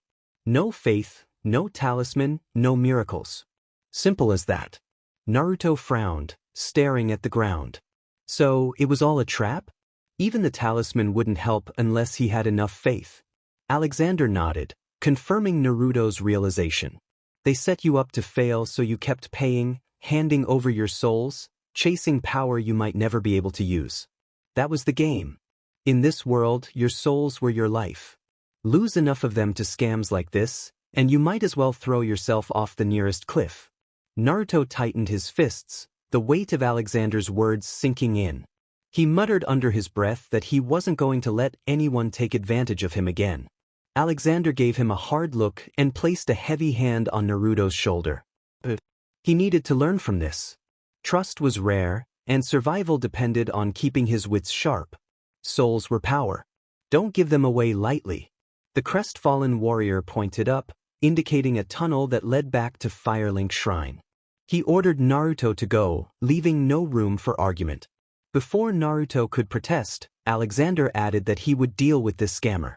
Naruto hesitated but eventually nodded and made his way toward the tunnel. Alexander watched him disappear before turning his attention back to Petrus. Descending the stairs, the weight of his anger grew with each step. When he reached Petrus, the man didn't even look concerned. "Where was the boy?" Petrus asked. "Checking out the upper portion," Alexander replied, not bothering to hide the venom in his voice. He raised his hand, forming souls into an orb. He wanted to buy a simple talisman. Petrus's eyes narrowed. "Oh, then were you part of the covenant?" He didn't believe in the power of the gods. Petrus's face twisted in shock, as if he had just been slapped. He threatened that he could have Alexander's tongue removed for that blasphemy. Well, if the gods could give their powers to a fallen cleric like him, Alexander didn't think they would mind his blasphemous words. Petrus's face darkened as he pulled out his mace and swung it down with fury. Alexander was ready. His shield met the mace with a metallic clang, the force reverberating through his arm. In one swift motion, Alexander's sword sliced through the air, stopping just short of Petrus's earlobe. A slow, dangerous smile spread across Alexander's face as he expressed his desire for the talisman, warning Petrus that they could continue their fight indefinitely if necessary. Petrus tightened his grip on the mace but recognized the futility of their conflict. They would both simply reform at the bonfire, trapped in an endless cycle until one of them succumbed to despair. With a resigned sigh, Petrus lowered his weapon and tossed Alexander a simple talisman, accepting the souls offered in return. As Alexander turned to leave, Petrus asked how he had known about his fallen status. Alexander paused and coldly admitted that he had only guessed, based on the disappearance of the undead who had listened to Petrus. Petrus defensively mentioned his companions, but Alexander dismissed the notion, hinting that they would not be pleased if he revealed the truth. Fear flickered across Petrus's face at the thought of his secret being exposed. Alexander reassured him that he was skilled at keeping secrets, but he had one condition. Petrus needed to stay away from Naruto.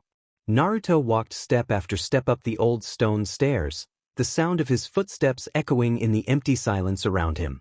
He sighed, feeling disillusioned as he compared this strange place to Konoha. He had hoped this world would be different, perhaps filled with kinder people, but that wish felt naive. He reminded himself to stay sharp, muttering a phrase under his breath for reinforcement. Petrus was nothing but a scammer, reminiscent of gambling, luring him in with promises before slowly reeling him deeper. The covenants felt the same, and he felt frustrated by it all. Naruto paused, looking around. On one side, there was an empty space between two large stone doors, while on the other, a flight of stairs led up to a broken-down room. Something about the place called to him, urging him to explore. Cautiously curious, he approached the top and spotted the remains of a hollow, a faint soul orb hovering above it. He instinctively absorbed the souls. A nagging thought crossed his mind. Alexander, the crestfallen warrior, had claimed that souls were the most important thing in this world. So why hadn't he taken Naruto's souls when he had the chance? Frowning, Naruto shook off the question and turned toward the strange double door opening, thinking it might lead to a tunnel. He stepped into the stone opening, wrinkling his nose at the musty smell that hit him. The air was thick with the scent of algae, old metal, and stagnant water. The stone floor was slick, with puddles reflecting faint light. As he ventured further, a slight breeze brushed past him. If there was wind, there must be an exit nearby. He jumped into the room, glancing around. Ahead, a short tunnel beckoned, and he felt it might be the right path. Naruto landed in what seemed like the back area of the temple, surrounded by pillars and crumbling. He scanned the area, wondering if he had taken a wrong turn.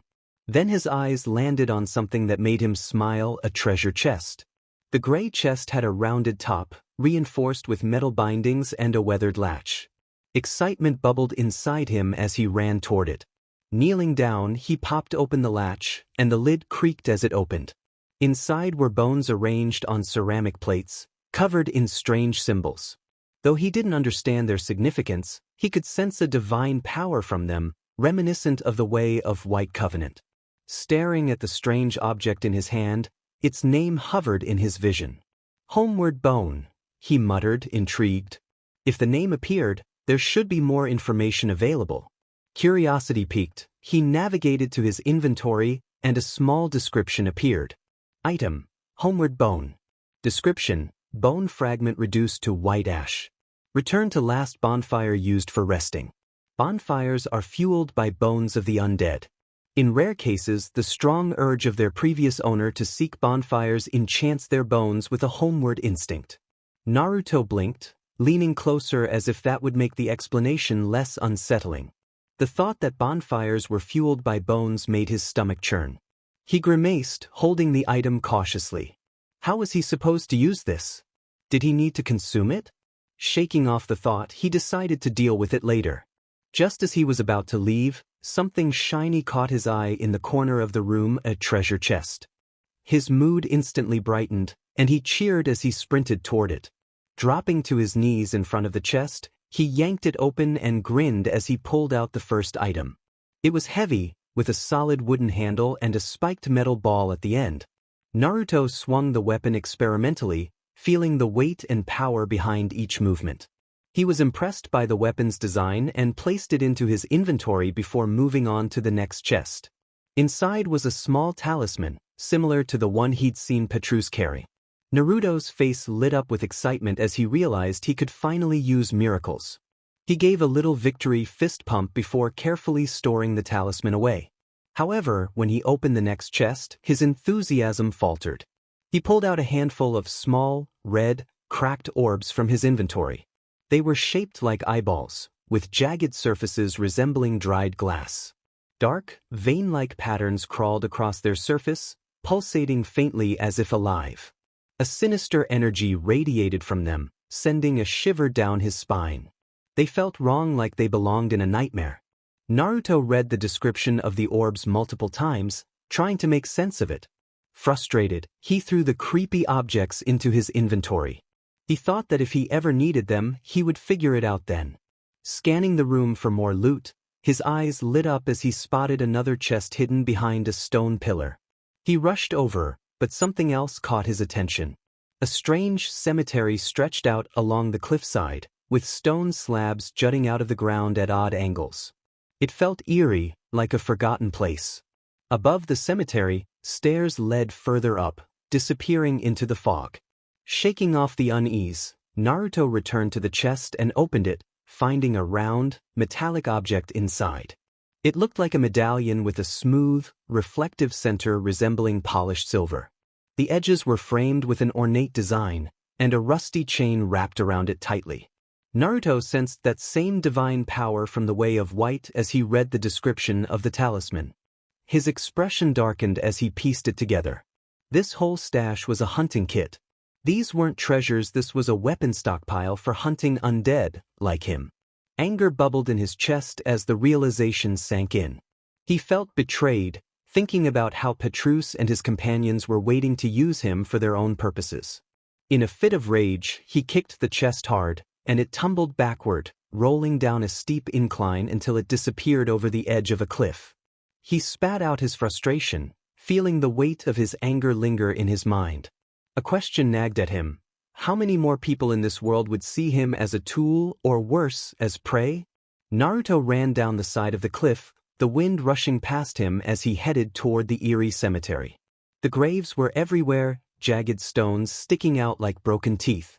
As he slowed down, he noticed a strange shield lying next to a couple of bones. It looked old but still sturdy enough to be useful. He reached down to pick it up when suddenly he heard a chilling sound, bones rattling against each other. The shield moved on its own, and he found himself staring into the hollow sockets of a skeleton. Its jaw was slightly ajar, as if it were grinning at him. Naruto's voice trembled as he spoke, and he was horrified to realize those were the only words that came out.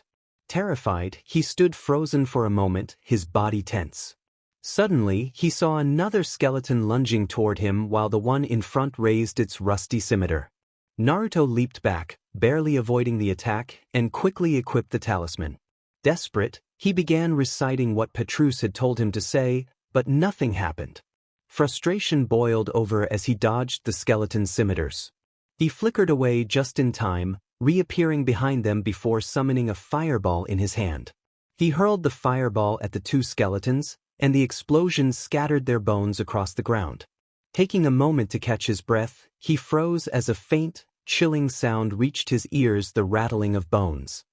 He looked up just in time to see the scattered pieces pulling back together, reforming before his eyes. It was as if they were invincible. Acting quickly, Naruto activated his Shunshin no Jutsu, vanishing in a blur of speed. When he reappeared further down the path, his eyes scanned the surroundings for any possible escape or advantage. That was when he noticed a large, glowing orb of souls floating just ahead. Excitement surged through him as he moved toward it with renewed determination.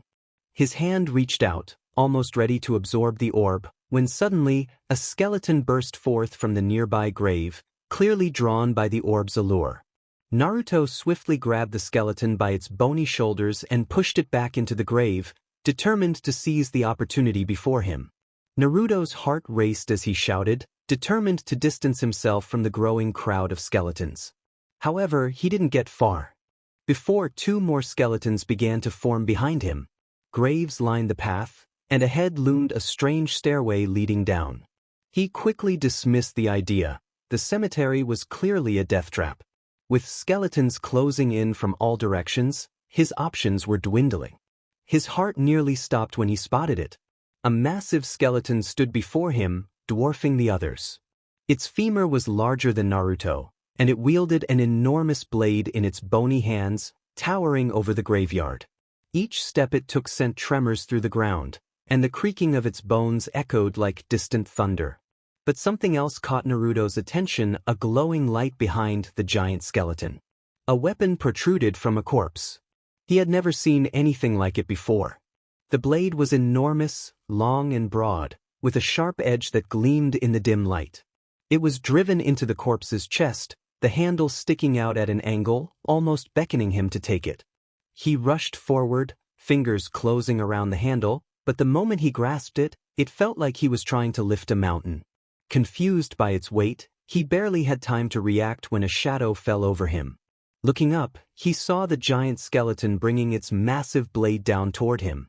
Naruto barely managed to perform the substitution jutsu, the massive blade crashing into the ground where he had stood just moments before. The shockwave rattled through the earth, sending shudders through his body. His mind raced for his next move, but more skeletons were rising from the graves, surrounding him. Equipping the morning star, Naruto braced himself, gripping the heavy weapon with both hands. He summoned a squadron of clones that rushed into the chaos, ready to confront the tide of monsters pouring from the dark earth. One skeleton charged at him, its blade glinting as it swung down. Naruto shifted his stance and launched a powerful diagonal strike from his top right to his lower left. The morning star crashed through the skeleton, shattering its brittle bones with a single swing. The force of the attack caused him to stumble forward, but he quickly regained his footing, pivoting toward the next enemy. He commanded his clones to cover the sides as more skeletons crawled from the ground, some wielding rusty weapons, others bearing claws and teeth. His clones mirrored his movements, swinging their morning stars in unison. Each crushing blow sent bones scattering, yet the skeletons kept coming. Naruto noticed a massive skeleton towering above the others, its empty eye sockets glowing with a faint red light. He called for his clones to flank the creature as he vanished in a blur of speed, appearing at the giant skeleton's side. With chakra surging through his body, he lunged forward, swinging the morning star in a slow, powerful arc. The spiked head collided with the giant skeleton's ribcage, the impact reverberating through his arms. Cracks formed along the monster's bones, but it remained standing. The creature roared, its massive blade sweeping toward him. Naruto sidestepped at the last second, the blade missing him by inches and gouging into the ground. He slammed an explosive seal onto the skeleton's spine, flipping back just as the seal detonated with a loud boom. Bone shards flew in every direction, and the giant skeleton crumbled into a heap. His clones worked furiously alongside him, smashing through the smaller skeletons. One clone grabbed a skeleton by the skull and hurled it into a group of others before delivering a crushing blow with its morning star. Another clone leaped high, targeting a skeleton archer perched on a ledge, obliterating it in a single strike. As he ducked beneath a rusted sword, Naruto's morning star came up in a brutal counterattack, shattering the attacking skeleton's jaw. The weight of the weapon drained his stamina with every swing, but the destruction it caused was worth it. Memories from the clones flooded Naruto's mind. A skeleton raised its shield to block a blow from the morning star, while another sliced a scimitar cleanly across a clone's neck. More clones dispelled, each one sharing the same story: these skeletons couldn't be stopped. He'd smash one into a pile of bones, only to watch it reform moments later, its grinning skull mocking him. Naruto's heart pounded as he realized the truth. This graveyard wasn't just a battlefield, it was a trap. The tempting souls and alluring weapons were bait, and the skeletons rising from their graves were the jaws snapping shut. Gritting his teeth, he muttered to himself that this was a losing fight. He wasn't a coward, but even he knew when it was time to retreat. He shouted for a smoke bomb, and every remaining clone hurled their smoke bombs to the ground, releasing a dense cloud of black and gray. For good measure, the clones dispelled themselves, adding bursts of chakra smoke to the chaos. Without wasting a second, Naruto summoned a dozen more clones, commanding them to create noise. They charged in all directions, yelling and clashing weapons to confuse the enemy. Meanwhile, he turned and sprinted up the hill, away from the endless tide of skeletons. He could still hear the rattling of bones and the eerie grinding of skulls snapping into place behind him, but the smokescreen and the noise from his clones bought him enough time to escape. He didn't dare look back. For now, survival was his only victory. Naruto bolted up the stairs, each step echoing in the empty, ruined hall around him. Water pooled at the bottom of the massive space, broken pillars scattered everywhere. He could hear the flapping of wings, the crow that had led him here, and instinctively used Shunshin to hide in a corner, glancing up just in time to see the bird staring down at him. It let out a caw before taking off into the sky. He muttered under his breath, expressing his annoyance at the crow. As he scanned the hall, his eyes landed on a strange statue of a woman sitting on a throne of branches, holding a baby. He stared at it for a moment, feeling unsettled, but he shook off the feeling and continued on. Then, it hit him where he was. Naruto rushed out of the hall, the warmth of the bonfire pulling him in as he practically collapsed onto the ground near it. He felt a rush of relief wash over him. He had survived. Naruto was exhausted and closed his eyes, too tired to deal with Alexander. The urge to express his frustration at the crestfallen warrior was strong, but he lacked the energy to even move. He acknowledged Alexander's presence with a sarcastic remark about almost being killed by the skeletons they had encountered. Alexander pointed out that Naruto had indeed gone down during their encounter, his tone laced with judgment. In response, Naruto raised his middle finger, trying to lighten the mood by mentioning the cool items he had acquired. He pulled the giant sword from his inventory, feeling its weight in his hands, even with chakra enhancement. Zweihander. This is an impressive great sword, Alexander remarked, looking at it with a hint of awe. Naruto, however, felt it was useless since he could barely lift it. Alexander suggested that he simply increase his strength, as if it were the most obvious solution. Confused, Naruto pointed at the system screen, questioning whether everyone didn't have access to such a system. Alexander explained that the system was created during the Age of Ancients by the Pygmy, designed to incorporate otherworldly invaders into their world. However, the gods feared its numerous benefits, leading to only fragments of it remaining for humanity to use. Naruto felt a surge of pride, realizing he had access to a system that was far more powerful than he had initially thought. He glanced at the screen again, eager to understand how to increase his strength. When he asked Alexander for advice, he was met with a grumble, prompting Naruto to sift through the system until he found his stats displayed with arrows beside the numbers. He hesitated, unsure of how to proceed. This was his chance to become stronger, but he didn't want to make a mistake. Alexander encouraged him to think about his combat goals. Naruto contemplated for a moment and decided that being able to wield the Zweihander would be a great start. He began scrolling through the stats, searching for the necessary points to increase his strength.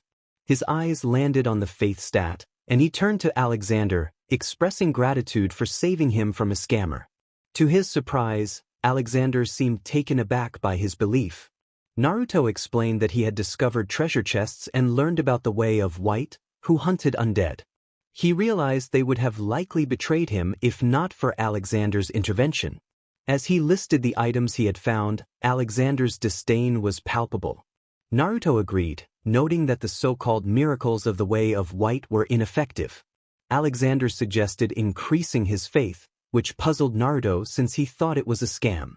Alexander reluctantly confirmed that while the way of White was indeed dubious, the miracles were genuine, requiring faith to activate. Feeling more convinced, Naruto recognized he needed to enhance both his strength and faith but was unsure how much to invest. He examined the Zweihander, pulling up multiple tabs from the system. He noted the weapon's requirements, realizing he needed to meet certain parameters to wield it effectively. The miracle associated with the sword, force, would create a shockwave but wouldn't inflict damage. Frustration built within him as he realized he lacked enough souls to meet all the requirements in one go. Alexander inquired about his troubles, and Naruto expressed his frustration over not having enough souls to wield the Zweihander and use the force miracle. Alexander suggested using both hands to double his strength, explaining that the strength increase from souls only applied to one hand. Encouraged, Naruto began to allocate his stats carefully, starting with strength. As he felt a surge of power flow through him, he moved on to dexterity, which felt underwhelming in comparison. Finally, he increased his faith, experiencing a strange sensation as he did so. Not physical, but something inside him like his belief in himself was becoming more solid, more real. Naruto Uzumaki had made significant progress in his journey. His covenant was the way of White, and he had leveled up from 1 to 10, accumulating 333 souls. His attributes had improved as well. Strength increased from 12 to 16, dexterity from 9 to 10, and faith from 8 to 12, with a total of 6,667 souls spent. He hefted the Zweihander again, feeling the weight settle naturally in his grip. For the first time, it didn't feel like he was swinging a boulder tied to a stick. No chakra enhancement, no fancy tricks, just raw, physical strength. He swung the massive blade again, watching it cut effortlessly through the air, its sheer power making his arms buzz with excitement. Was this what real strength felt like? He tightened his grip, recalling all the grinding he'd done in Lordran, every hollow he'd defeated, every soul he'd collected. Then another thought hit him. Was the system why he felt smarter now? When he chose the pyromancy class, his intelligence stat had increased. Was that why he felt more in control, more aware of his surroundings and himself? It was a strange thought, almost sad, really. He scratched the back of his head, frowning at the realization that he had been less aware before. But he shrugged it off, feeling pumped as he equipped the talisman that Petrus had given him and pointed it forward. It was time to test out this force miracle. He concentrated, willing the divine power to activate. And nothing happened. Not even a flicker of energy. Frustrated, he threw the talisman onto the ground. His grip tightened on the Zweihander again, determination rising within him. He was going to confront that scammer and get his souls back. A firm voice cut through the air, stopping him in his tracks. It was Alexander, and his tone brooked no argument. Naruto's annoyance was replaced with confusion when Alexander asked if he had attuned the miracle. He froze mid-sentence, recalling something about that from the miracle description. He scratched his head, unsure how to proceed. Alexander explained that attunement was simple. He needed to sit down, take out the scroll that Petrus had given him, and read it. If he met the requirements for the miracle, it would attune to him. If not, nothing would happen. Naruto pulled out the Force Miracle Scroll, staring at it skeptically. He wondered what attunement really meant. Alexander sighed, trying to maintain his patience as he explained that attunement linked a spell to one of his core attributes like strength, intelligence, or faith. A spell drew power from the corresponding attribute, and the stronger that attribute was, the more effective the spell would be. Naruto frowned thoughtfully, muttering to himself about the purpose of his spell slots. As he unraveled the scroll, something caught his eye. He realized he already had Fireball attuned and asked what attribute it. Alexander's dry response made it clear he wasn't a pyromancer, and Naruto couldn't help but feel a bit annoyed. He focused on the scroll, sitting cross-legged as he began to read its words aloud. As he spoke, he felt something inside him shift. A warmth blossomed in his chest, spreading through his body like sunlight piercing through a storm. Suddenly, an image flickered in his mind, a vision of an old, bearded man clad in shining armor, unleashing a massive shockwave that tore through a gargantuan tree. The sheer power of the vision left Naruto breathless. When the vision faded, he blinked, his hands trembling slightly. He knew how to perform the Force Miracle now. The knowledge was not just in his head, but in his very being. He stood, gripping the talisman tightly in his hand, ready to demonstrate his newfound ability. Alexander suggested he might want to turn human first, explaining that he looked rather unappealing in his current state. Naruto raised an eyebrow, taken aback by the bluntness. He sighed, pinching the bridge of his nose, and asked how to turn human. Alexander pointed toward a corpse slumped over the well, indicating it contained humanity. Naruto approached, recognizing the strange, dark mass. He crouched down and absorbed it, feeling a warm sensation fill him, something alive.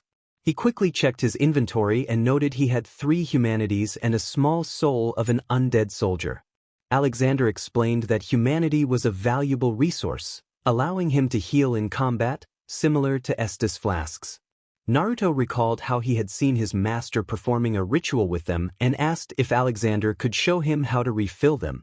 Alexander simply stated that placing them near a bonfire would suffice. Curious, Naruto placed his 5 Estus flasks in front of the bonfire. The flames flickered, drawn to the flasks, and he watched as they began to refill. Alexander mentioned that he could also reverse his hollowing by offering humanity to the flames, which piqued Naruto's interest. After Alexander explained the process, Naruto took a deep breath and knelt in front of the fire. Holding up the humanity in his hand, it looked like a small, black flame, flickering eerily. Slowly, it transformed into tiny orbs of white light, drifting toward him.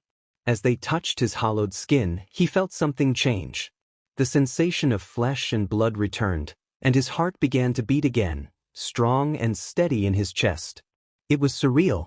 Naruto hadn't realized how much he missed that feeling until it came back. The warmth, the life it surged through him, filling every part of him. He glanced down at his arms, noticing the increase in muscle, a testament to his transformation. Naruto sat down, staring into the flames as they danced and filled the flasks. The sight was almost mesmerizing. The warmth and the gentle crackling of the fire created a sense of peace. Suddenly, Alexander placed 5 more flasks next to him. He mentioned that they were for Naruto and moved back to his spot. Caught off guard, Naruto blinked in surprise and asked why Alexander was giving them to him. Alexander explained that he didn't plan on going anywhere and that the flasks were useless to him. He settled back down as if nothing had happened. Naruto raised an eyebrow, feeling a mix of gratitude and confusion. He remarked on how strange Alexander was, noting that one moment he seemed self-absorbed, and the next he acted kindly. Alexander merely hummed in response, remaining silent with an unreadable expression. Naruto pressed on, curious about why Alexander had protected his soul drop. He pointed out the battle marks he had noticed and leaned back against the wall, awaiting an answer. The silence stretched between them, thick and heavy, only broken by the crackling of the bonfire. Naruto observed the last of his Estus flasks fill up, the bright orange liquid reflecting the flames. Eventually, he packed them into his inventory, his mind still buzzing with questions. He then pulled something out and placed it in front of Alexander. Curious, Alexander asked about the small cup. Naruto proudly declared it to be cup ramen, referring to it as the food of the gods, and explained that it was his way of thanking Alexander for everything. Alexander nodded in acceptance of the gesture. With a grin, Naruto mentioned that he was sure the Jonin back in his world should have arrived by now before jumping off the cliff.